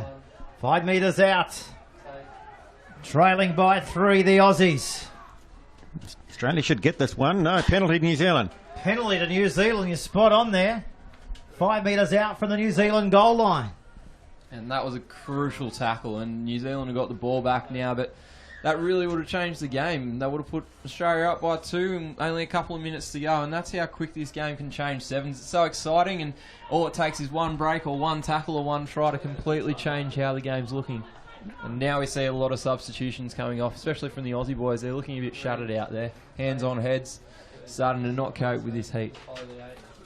So likewise with the New Zealanders, you can see them taking in some deep breaths. I think Scott Curry there strategically taking plenty of time to, Lewis Orman it is, I'm sorry, taking time to tie his shoelace to give the boys a little bit of breathing space. And this is where that experience from New Zealand really comes to the fore, doesn't it, Nick? Those level heads from a couple of the older boys just slowing the play down, using those little tactics. We've all done the shoe tying to get a bit of extra airing when we've been out there, so No, completely. DJ Forbes, Scott Curry, the Sherwin Stowers, the old hands, they've been in this situation many, many times before all around the world, and they will be responsible now for bringing New Zealand home should they win this. But they've got some errors that they're making they need to cut out. It looks like Australia's got the ball. Well, no, we've seen a knock-on from Australia. It was a bit scrappy in that last bit, wasn't it, Pete? They're inviting them back inside their own 22, aren't they, New Zealand? A few replacements going on here for the Aussies. We've only got about a minute to go, so Australia really needs to work hard in this scrum to get the turnover. Otherwise, New Zealand can control the ball and just try and run the clock down. 1 minute 35 to be exact. So New Zealand up by 3. They're going to kick well inside their 22. The Aussies going away, and hopefully they'll go away and collect it if you're supporting the Aussies from this side of the ditch. Not so from the other side. New Zealand here. Nice tackle there, wasn't it? From, is that Forbes? Yeah. Keeping it alive. That's the halfway line in front of them. They're going to spit it to the commentary side. They cross the halfway line. Great ball! Back on the inside. No support. Cleaned up. What a shot. 50 seconds to go in the match. Australia through Nay. He sees the gap. He goes out wide. Great tackle!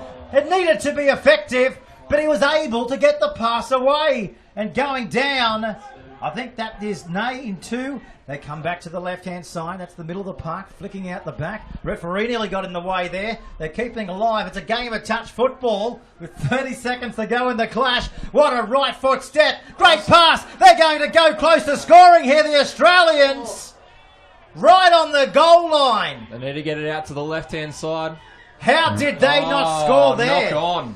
Knock on from right in front of the post. Yeah, blown opportunity for mine for the Australians. There was a man in support on the inside. I think it was Cornelson that had the ball. Tried to go himself. He wasn't far away, to be fair.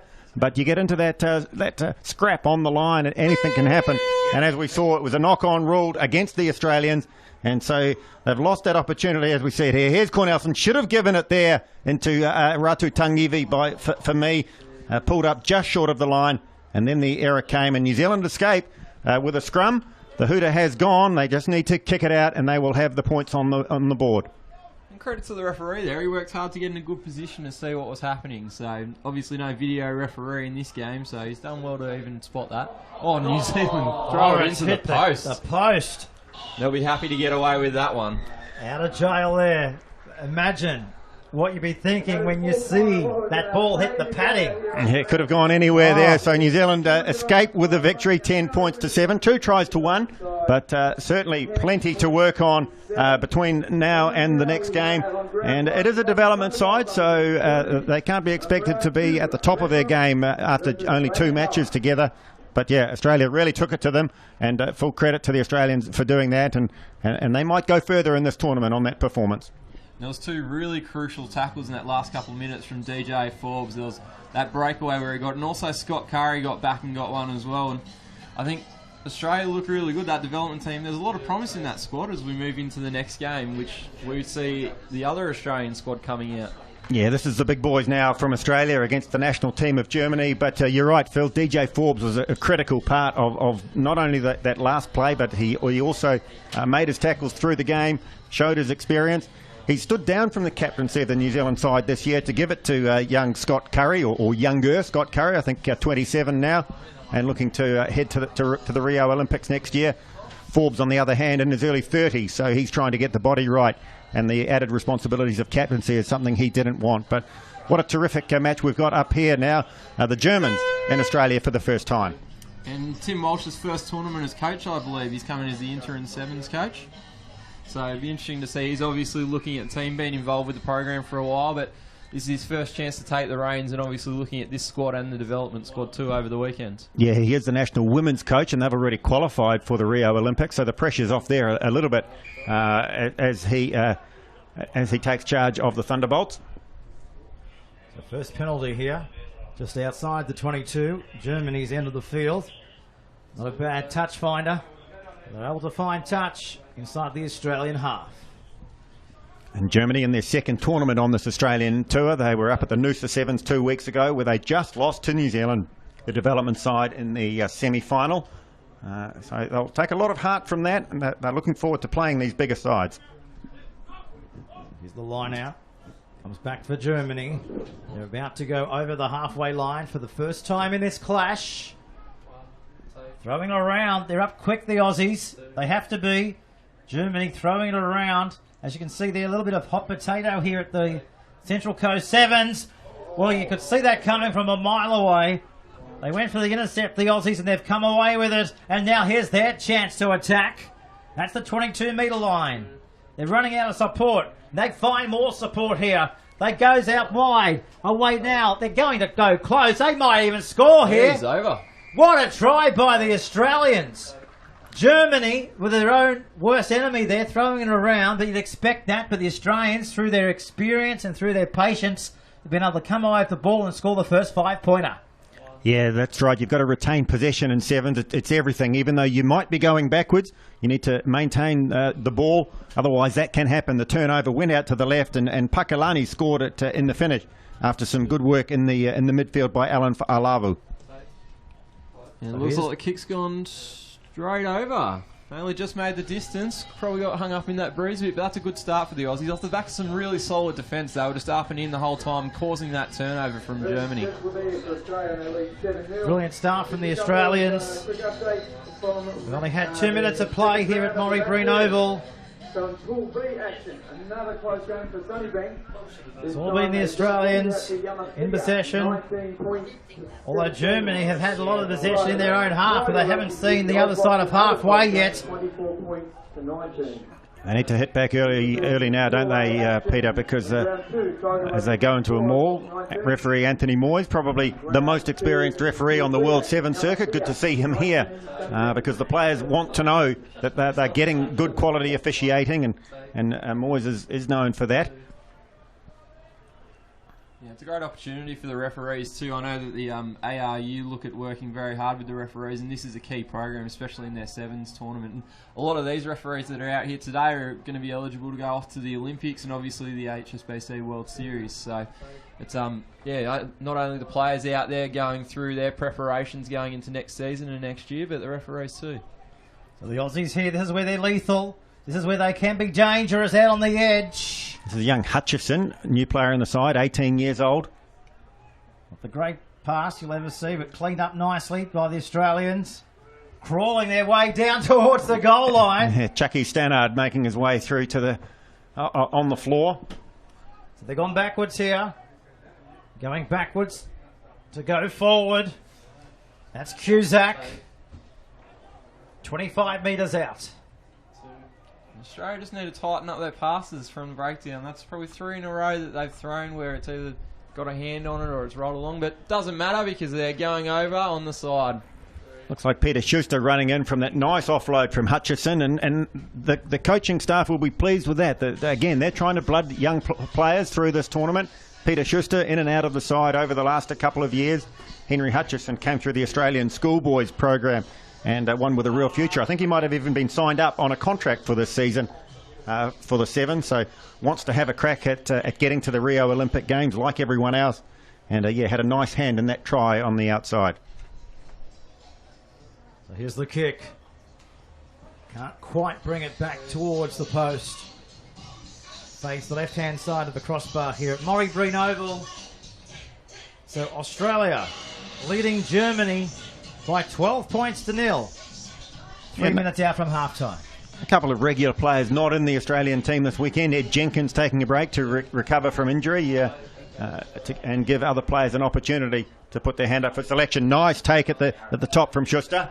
And this is going to go straight over. Great follow-up from the Aussie boys, and they'll go straight in under the posts. Alan Fa'alava'u, a regular on the side for the last 2 or 3 seasons. Great footwork as well. Good with his pass both ways and in support there to take the ball and really seal it for Australia, even though we've still got 2 minutes to go in this first half. The kick's a beauty towards the northern end. Australia going like you'd expect, one might say, against Germany. They're up by 19 points to 0 as we go close to half-time here in the first half. And just on players not playing as well, Nick, obviously Jesse, our tournament ambassador, not playing this week, and his last tournament for the Aussies will be that qualification tournament before he heads over to Rugby League with the West Tigers. That's right, Phil. Jesse Parahi, a local on the Central Coast who's been a great supporter of this event and a tough player on the World Series in the last 2 or 3 years, but I think a baby on the way, and so looking for some security and heading to the West Tigers in the NRL. So Germany, what do they have in their attacking arsenal here? They haven't seen this end of the field much, have they? No, I don't think they have. I think they touched a blade of grass on halfway early on, but apart from that, they kept going backwards. Let's see what they can deliver here. Crossing the halfway line. And that's by walk. Lovely spinning passes. 15 metres. That's what you'd expect. We're seeing beautiful passing here today, just like that. Crossing the halfway line. They're going backwards a little bit. Australia here look to knock them into the ground at every opportunity. Until now, they are able to achieve. And Australia got a turnover there. The Aussies come back away with it, and now it's their turn before the break. Not long on the clock to go. This is where we can see running rugby at its best. Down the sideline they go. Another try for Australia. Oh, it's a carve-up here at the Central Coast Sevens. Yeah, demoralising for the Germans, who made a lot of that play, but then just had the turnover. And the big Tom Cusack, he's looking to be a real star this weekend with the size and power that he brings. Peter Schuster on the outside scoring his second try of the first half. And so this game well and truly in the bag for the Aussie Thunderbolts. They'll be pleased with that at half-time. Germany, on the other hand, will look to cut out some of those mistakes in the second half. Let's get it on the sideline. Jack's down there for Bar TV. What's your thoughts of the first half, Jack? Yeah, it's been an exciting first half so far. The Aussies are really looking the form team, but a few ominous clouds outside the little bunker down here on the sideline. So watch out. It could be an interesting afternoon ahead. Yes, just looking outside the commentary box, Jack. There's a few dark clouds coming across from the west, mate. So far so good, but it never rains on the coast, it's does always it? beautiful. 5K from the beaches, prestige conditions here. And I may be biased as an ex-coastie, but always lovely up here and always great to get back. You got the best of both worlds, eh? You know, what, an hour from Sydney, an hour from Newcastle, God's world. It is, exactly, and there's so many people now that just live up on the coast and they're happy to do the commute because they come back to what everyone considers a holiday home on the weekend and spend time with family. Hey, what sort of, a tournament like this, what does it mean to the Central Coast, do you think? Oh, it's really significant. An international standard tournament of this nature is something that hasn't happened. Obviously, there's the Mariners in terms of national sporting teams, and there's been the Northern Eagles in the past, but events like this are so great. They bring the community together. It's a chance for locals to get out and see high quality rugby, which not many other places in regional New South Wales or even Australia get that opportunity to see. So, and of course, from Sydney, it's only an hour up the road, so people can come up, spend the weekend, experience the beaches like you said, and obviously they're going to be spending money in the community, which is going straight back into local business and further developing this great tournament. And I guess the world's become a smaller place with live streaming now. It doesn't matter where you are across the world. You have the opportunity to click on and watch your favourite players going around, and hopefully youngsters watching this telecast today can say, hey, I'd love to do what these boys are doing, and ladies, and I'd love to be on the Central Coast in years to come. So it opens up the entire world, doesn't it, to Sevens rugby. Yeah, definitely. I think yesterday we had the schoolgirls tournament. We had 6 of the local teams competing. That was taken out by Brisbane Waters Secondary College, and I believe they had a 4 against about 125 to 20 across the week. But we'll see a lot of those girls over the years to come get into the Australian squads and into some of these other squads, such as maybe the Starbarians and the other teams. So the Australians, they're not going to waste any time in the second half to open another try up for them. In the first 30 seconds of the second half, they've gone 55 metres for another 5-pointer. Good try scored there by Greg Jaladev, another one of the regular players on the World Series, but Pakalani once again involved in the play. The beautiful ball inside, and they're playing with a lot of confidence now, the Australians, which they'll be pleased because this is their first tournament. They've been doing a lot of training, a lot of camps, a lot of fitness work in the off-season. But now to get their hands on the ball in the game situation and start to put some plays together. The coach Tim Walsh and all the players will be very pleased with the start. And I guess now for the Australians, as you say, it's all about keeping Germany scoreless. You know, toughen up in defence. Let's see if they can go through this pool game and keep their opposition where they are right now at Zilt. 31 points to nil here on the Bar TV scoreboard. Get in contact with us on Twitter as well. Hashtag Bar TV Sports. The Germans are trying things. They are. This is dangerous. Throwing it around, but they're giving the Australians another sniff. A little knock on there. He dropped it as he was getting tackled, but Australia's just working so hard in defence again, pushing Germany further back and causing them to make the errors. So I think this is ominous for what we'll see as we go into the future rounds and into the Sunday games from Australia. If they can keep this defence up on the back of great attack, we'll maybe see some surprises tomorrow. Yeah, we're in for a fascinating carnival here on the Central Coast. We're halfway through our first day, and so far lived up to everybody's expectations as the Germans crossing it off their own goal line here. Little chip and chase. Can they get it back? No, they can't. The Australians now, they counter. Oh, solid impact over there. Penalty going to Germany. Player holding the ball on the ground. Finally an opportunity for Germany. Germany down the touchline. Germany's got support too. They're running out of support now, but the Australians are there in numbers. And they've got it back. Well, the pendulum, it's swinging both ways there. But only one way on the scoreboard as they look to dominate again, the Australians. They're inside the 22. There's support, but no support came in the nick of time. Until now, it's play on. 2 metres out from the line. Australians, one-way traffic here on the coast. Not a bad little passage of play there by the Aussies. Yeah, pretty frantic stuff from the Australians. Michael Wells charging through there, trying to force his way back in the side for the season, and nearly went over the line on the second go at it, but a couple of errors has led to a scrum. Although it is Australia's ball, still a chance to build on that lead as they've got 3.5 minutes to go. Looks like the referee's pulled it up for a moment, just waiting for a few substitutions to come in. Possible changeover in the scrum. Number 9 from Germany coming on there. That's Jim Bywok. Replacements being made there from the Australians. There's their bench. As we come back to the live shot.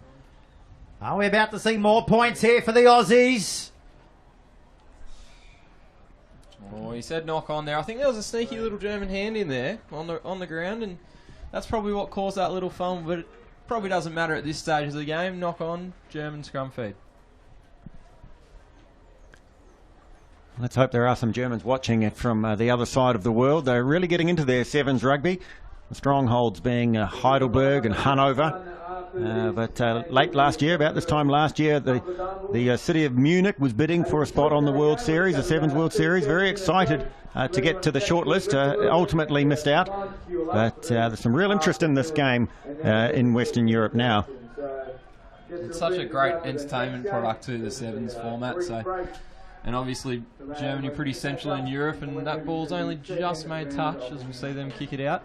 But just in shot there, Shannon Walker, the former Gold Coast Titans player who's had horrific injury troubles with the Australian Sevens team over the years, looking to get back to his best, and we know he's got some speed when he is at 100%. I think this is the first time that Germany have got into the half. They haven't been over too much in this second half. But Australia's turned the ball over anyway, and off they go. And that's gone swirling over the touchline there, as Germany now take the quick line out option there, and ball's back in play. As we keep on saying, they haven't seen this end of the field much at all in the first 11 minutes of this match. There's the kick. Was he taken? Yeah. He did look like he got taken out. Referee's just waiting to see what happens. Play. Oh, they're still going inside the 22. Playing advantage there. Now a penalty, that will help their cause. And big card. Yeah, it was pretty cynical. He didn't make it very subtle. Just grabbed onto him, held him on the kick, and can't be doing that. So he'll have a 2-minute spell on the sideline. Greg Jeladev going to the sideline. And that'll be his game because we're just inside 2 minutes to go. That's a 22-metre line as they try and have a bit of flamboyant play in their repertoire here. Australia muscling up, looking to keep the Germans scoreless in this match. And this is part of that experience that the coach will want for the Australians. 6 players on the field, last 2 minutes of the game. Doesn't matter about the scoreline now. It's all about keeping that score at 0 and keeping the pressure on and making sure that you can play with a man down, because it does happen pretty commonly. So 1 minute to go to keep them scoreless. Great tackle. Still on for Germany. Are they about to go back on their side of halfway? That's exactly what they're doing. They've gone back 15 metres there. They just look like they... At times, the players are not coming for them. They're throwing it around at every opportunity, hoping that somebody can drive it forward. That's the halfway line. And that there is Hirliff. That's the halfway mark. Not long to go. 20 seconds. Throwing it around, spiralling passes, as you can see, from east and side of the field. This is where they are. Not going far, though, are they? You could throw a blanket over them at the moment. They're calling for support, but the Australians are awake to it. We're inside the last 15 seconds here of the clash between Australia and Germany. Germany searching for points. Australia trying to finish the game with a scoreline of 31-0, and a penalty goes to the Australians on the halfway line. Well, there might be another one left in them yet. Great ball inside the 22. Shut the gate. What a way to end the match for Australia. Another convincing try. It's 36-0 with a kick to come. Well, how do you underestimate the Australians? You can't. They just like Jack in the Box. Jump up at any time when you just don't expect it. True? Unbelievable. Exactly right, Pete. That was a fantastic effort there. And 6 players on the field, and they've still managed to get the turnover. Probably not the strongest team, the Germans. They did win this morning, and they've got Red Rock this afternoon. But this Australian team looks on fire, and it'll be great to see how they progress. And some good combinations and link-ups we saw there. A couple of those development players that are just trying to break back into the squad for this season. And a wonderful defensive effort in that last 2 minutes, because Germany went from left to right and back left again. They tried to keep their structure, but every time they looked up, I think there was a wall of Australians in front of them. And it paid off with that last try to Shannon Walker. As the next 2 teams run onto the field, another international clash coming up. But yes, Tim Walsh and the Australian team will be very happy with that second win. And now 38-0 over Germany. They can go and have a rest for some of the afternoon until they take on Rangatoa from New Zealand at about 4:20 local time. Meanwhile, the Canadian Maple Leafs and Tambadamu, another Fijian club, are on the field for their Pool D clash coming up in just a minute. So the games keep on rolling through the day, and you're with us live here on Bar TV Sports. We're here till 6 o'clock tonight, right through to the final whistle. Hope you can stay with us for this clash. We appreciate your time in the box anyway, mate, so anytime you'd like to come back, feel free. Thanks, Phil. All right then. Well, there you go. 22 metres out. The Canadians searching for their first try of the clash. Unfortunately, though, they're into touch here on the eastern side of the field. So the Fijians, they're throwing it around here. Can we see a little bit of razzle-dazzle from them? That's exactly what we're seeing here in the opening minutes of this clash against the Canadians. But Canada, they take the tap and keep it going from one end of the field to the other. This is what we expect from the Canadians, and they're certainly living up to expectations here. This is the halfway line, and this is where they'll be playing the ball. Guests coming and going all day. We'd like to thank our previous guest and also Kerry Chikarovsky, who has also been a part of our commentary team here today. It's great to see former politicians getting involved and also being a part of the coverage.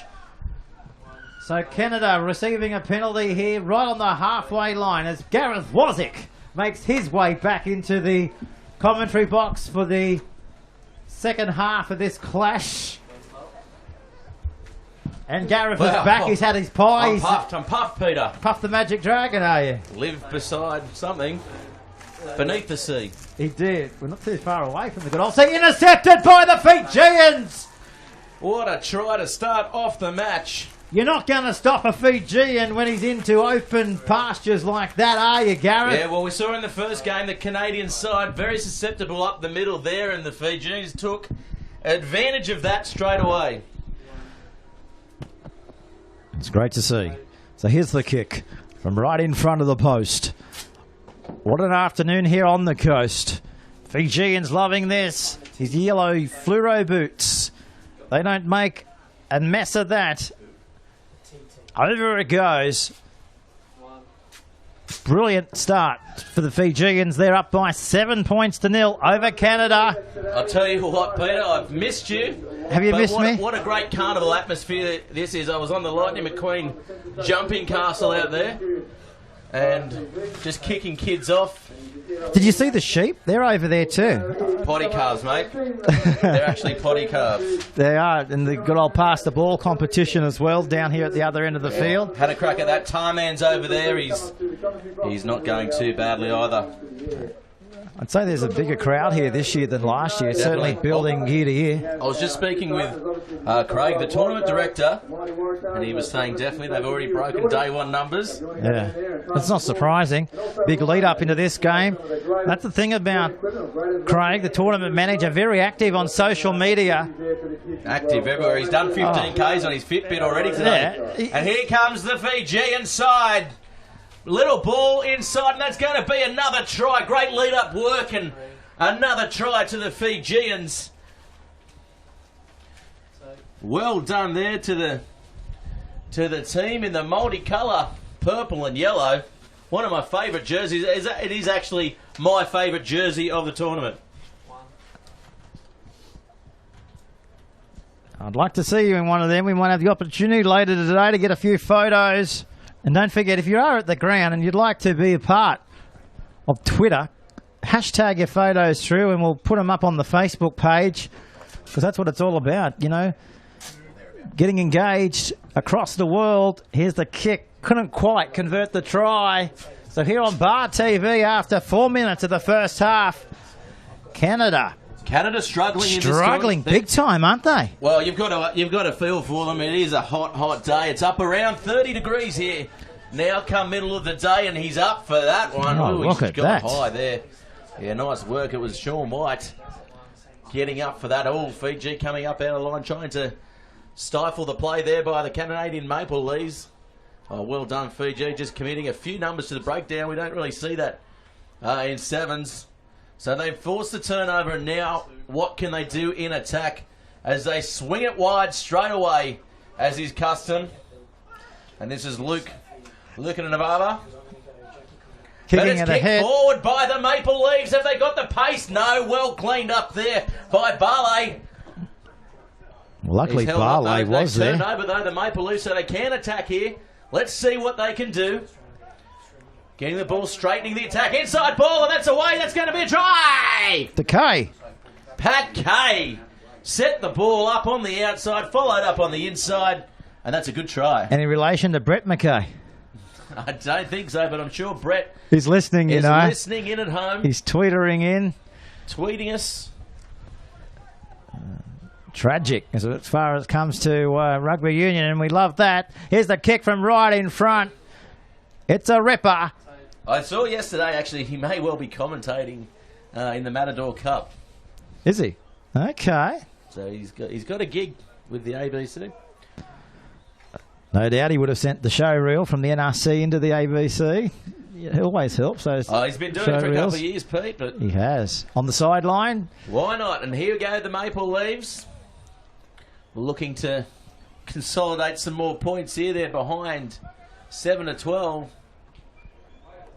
Tabadamu turned the ball over off the restart. So here come the Maple Leafs. They're going to use the ball through their hands. Yes, they do. There's support on the outside. He's a big man. He's hard to stop. And he is stopped. Zariba, he scored a brilliant try in the first game they played here. The ball flicked out the back. There's a man down with the Maple Leafs, so They may struggle here. Penalty, though. Holding on to the ball. The Fijian side takes a tap. Tabadamu now. Tabadamu, they've got numbers on the outside. They're not going to need it. And this is going to be a great individual try. Apanisa under the sticks. Well, what do you say? What do you say about that? It was all Maple Leafs. It was Maple Leaf, Maple Leaf, Maple Leaf. Well, the Maple Leafs, are they crumbling? I don't know. But tell you what, the tree's wilting as the Fijians through their, I don't know what they're having, coconut water or something. It's going all right. They're lifting with every play. Here's the kick right in front. Looks a beauty again. Straight off the boot. 7-pointer. Well, it is the new super drink, isn't it? The seawater. Everywhere you go. It's coconut water. I'm into it. You're into it? I love it. Get it into you by the litre. Hit you quicker. Right in front. So that's half-time here on the Central Coast. So we've got a bit of housekeeping to do, Peter. We've got the biscuits here. We're going to switch the stream over, have a bit of a break on your Bar TV stream for the Central Coast Sevens. The UON Central Coast Sevens, so to speak. So stay tuned. We'll upload a new link for the second part of the day, Peter. And the second part of the day is what we're all here for. We are the business end of the match. Of the day. Of the day. Of the Saturday. So stay with us. We'll be back on the other side of this break. We're live from Morrie Breen Oval on a beautiful day for Central Coast Sevens, aren't we? Yeah, don't forget. UON, Visit New South Wales, and of course Wyong Council, who are providing the great support for this tournament to stay alive. And of course, to help it stay alive, you've got to get to the ground, Peter. You've got to get here and support your favourite teams. And how do you get here, Gareth, if you're from Canada? Sat-nav. You'll be watching it live on this stream. That's what you're doing if you're watching us from around the world. And, of course, the USA glued to their screens right now in the early hours of the day. So we'll break, come back. And we're down to the business end. After the second half. After the second half. Oh, we're not breaking yet? Not just yet. Not just yet? We'll let this game finish up and we'll have a quick break, and then we'll come to our second round of fixtures with the Canadian Maple Leafs taking on the Ozbox, one of the favourites for this competition, Peter. Oh, he's thrown the grass up out of the middle too. This is classic Maple Leaf stuff. They're known for this sort of play. Look for them to come out firing in this second half, Peter. The score 19-7. So let's see what they've got up those tight sleeves of theirs. And it's showtime here in the second half. Before the break, Peter. Oh, Fiji comes up with the ball. He's running away. Has he got the pace? He keeps going. He's got plenty of pace, all right. And he's going to get to the try line. And what a great try by the number 3, Dunn. Is that the quickest, try of the second half that we've seen today? It's got to go close. Definitely. Inside the, 10 seconds of the match. And they just sprinted downfield. As we said all day. Yeah. Give them a fraction of a centimetre, they'll turn it into a mile. They'll turn it into 60 metres, Peter, like they just did then. That's how we love to watch our running in rugby. And here's the kick.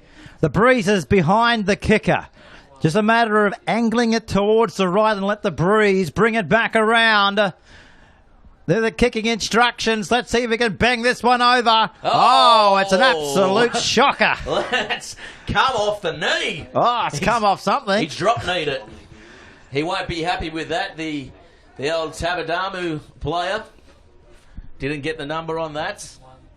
But what about the speed showed by Joe Dunn? And it's a good deep restart. The Canadian side going to have to come up with a good catch, and they do. Inside ball, outside ball, and now here come the Canadians. This could be a runaway try, but no, White. He's pulled down, he's got support. But nicely done there by Dunn. Oh. And now it's a turnover, Pete. So the Canadian side, they've certainly got some good pace out wide. They turn the ball back over, though, Canada.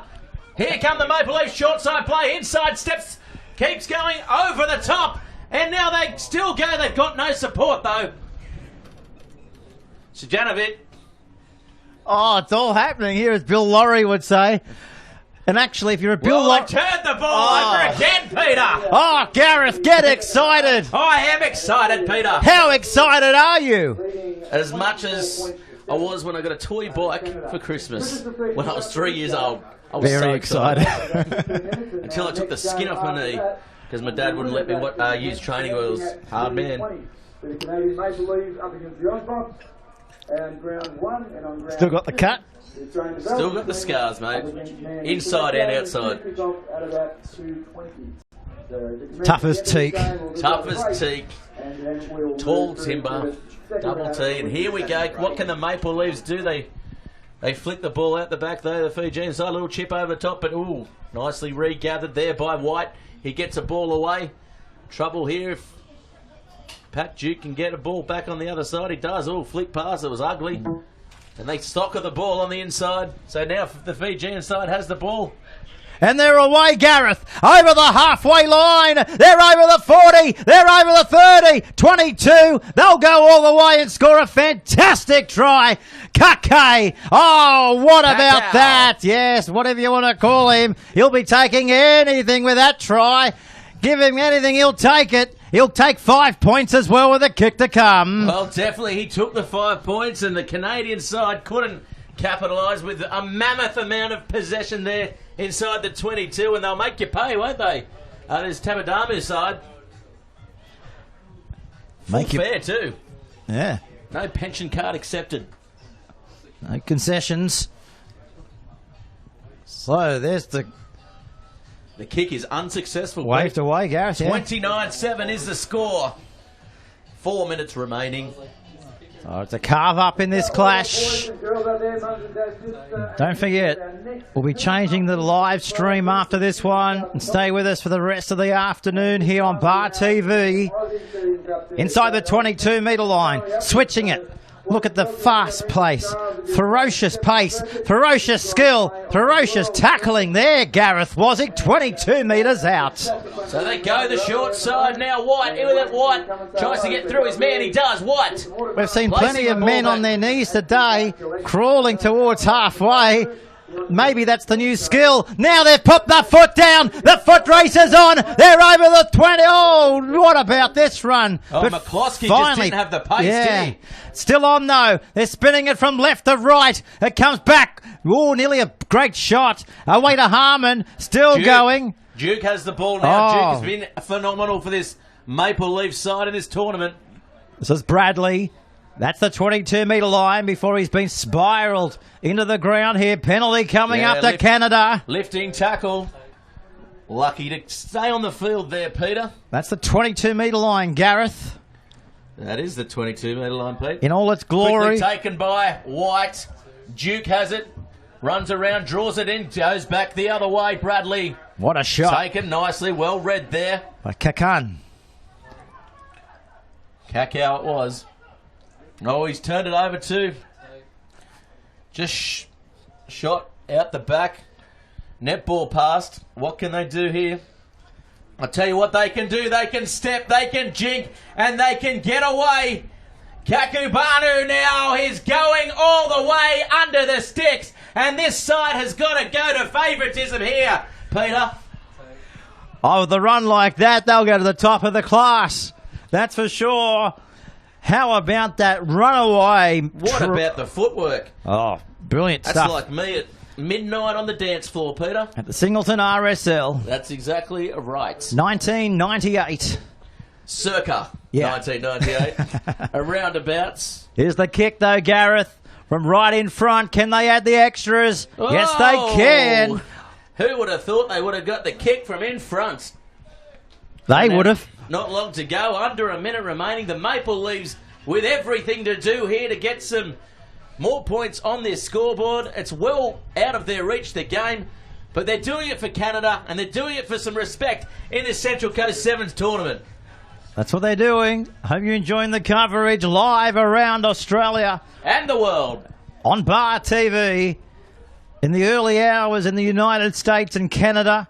Up late watching this razzle-dazzle competition. There's a penalty coming up here. And they're going to take the tap and get on with it. Little chip and chase. Can he get it back? He can! What a try! Under the post! That's an absolute stunner! What a great display of skill from Mulo. He's chipped he's chased, he's regathered, and that is individualism at its best, and that is what Sevens brings out in people, individual flair. Oh, the referee blows his whistle as quickly as the try was awarded.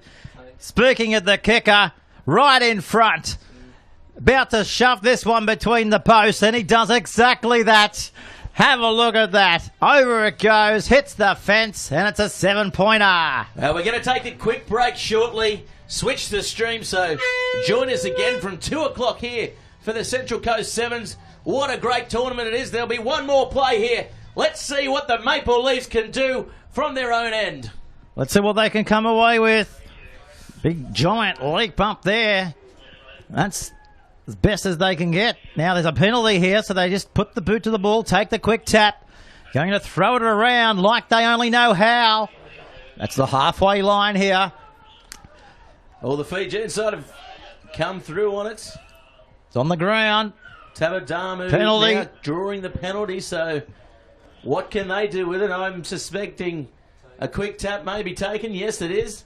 Let's see. They want to play. No, he's going to kick the ball out for the first time today. Yeah, there you go. Well, no doubt a lot of Canadians watching this, but also a lot of people from the USA. I wonder what the Americans are thinking right now. Let's see what we can do. What are the Americans thinking right now? Hey, Liz Entwistle from Stars Rugby Sevens again. What's interesting about this Canada team compared to others is there's only a couple of guys that are on their normal roster. They had a lot that were in the World Cup. So as they wrap up here, they're getting a lot of young experience, and it's exciting to see what they'll do the rest of the tournament. There you go, the magic of television. When you want a USA girl, you get one. Anyway, we'll take a break. We'll come back with our other matches on the coverage here today. We're live from Morrie Breen Oval here on the Central Coast. A break, we'll change the links and we'll come back. Good stuff. Just wait. Well, compared to Australia and New Zealand, it's like they've got DJ Forbes running around and, Okay, get it. Australia really only has Sean White. The rest of their guys are in the World Cup, so this really is a developmental team, not just called developmental. There's some other squads out. You girls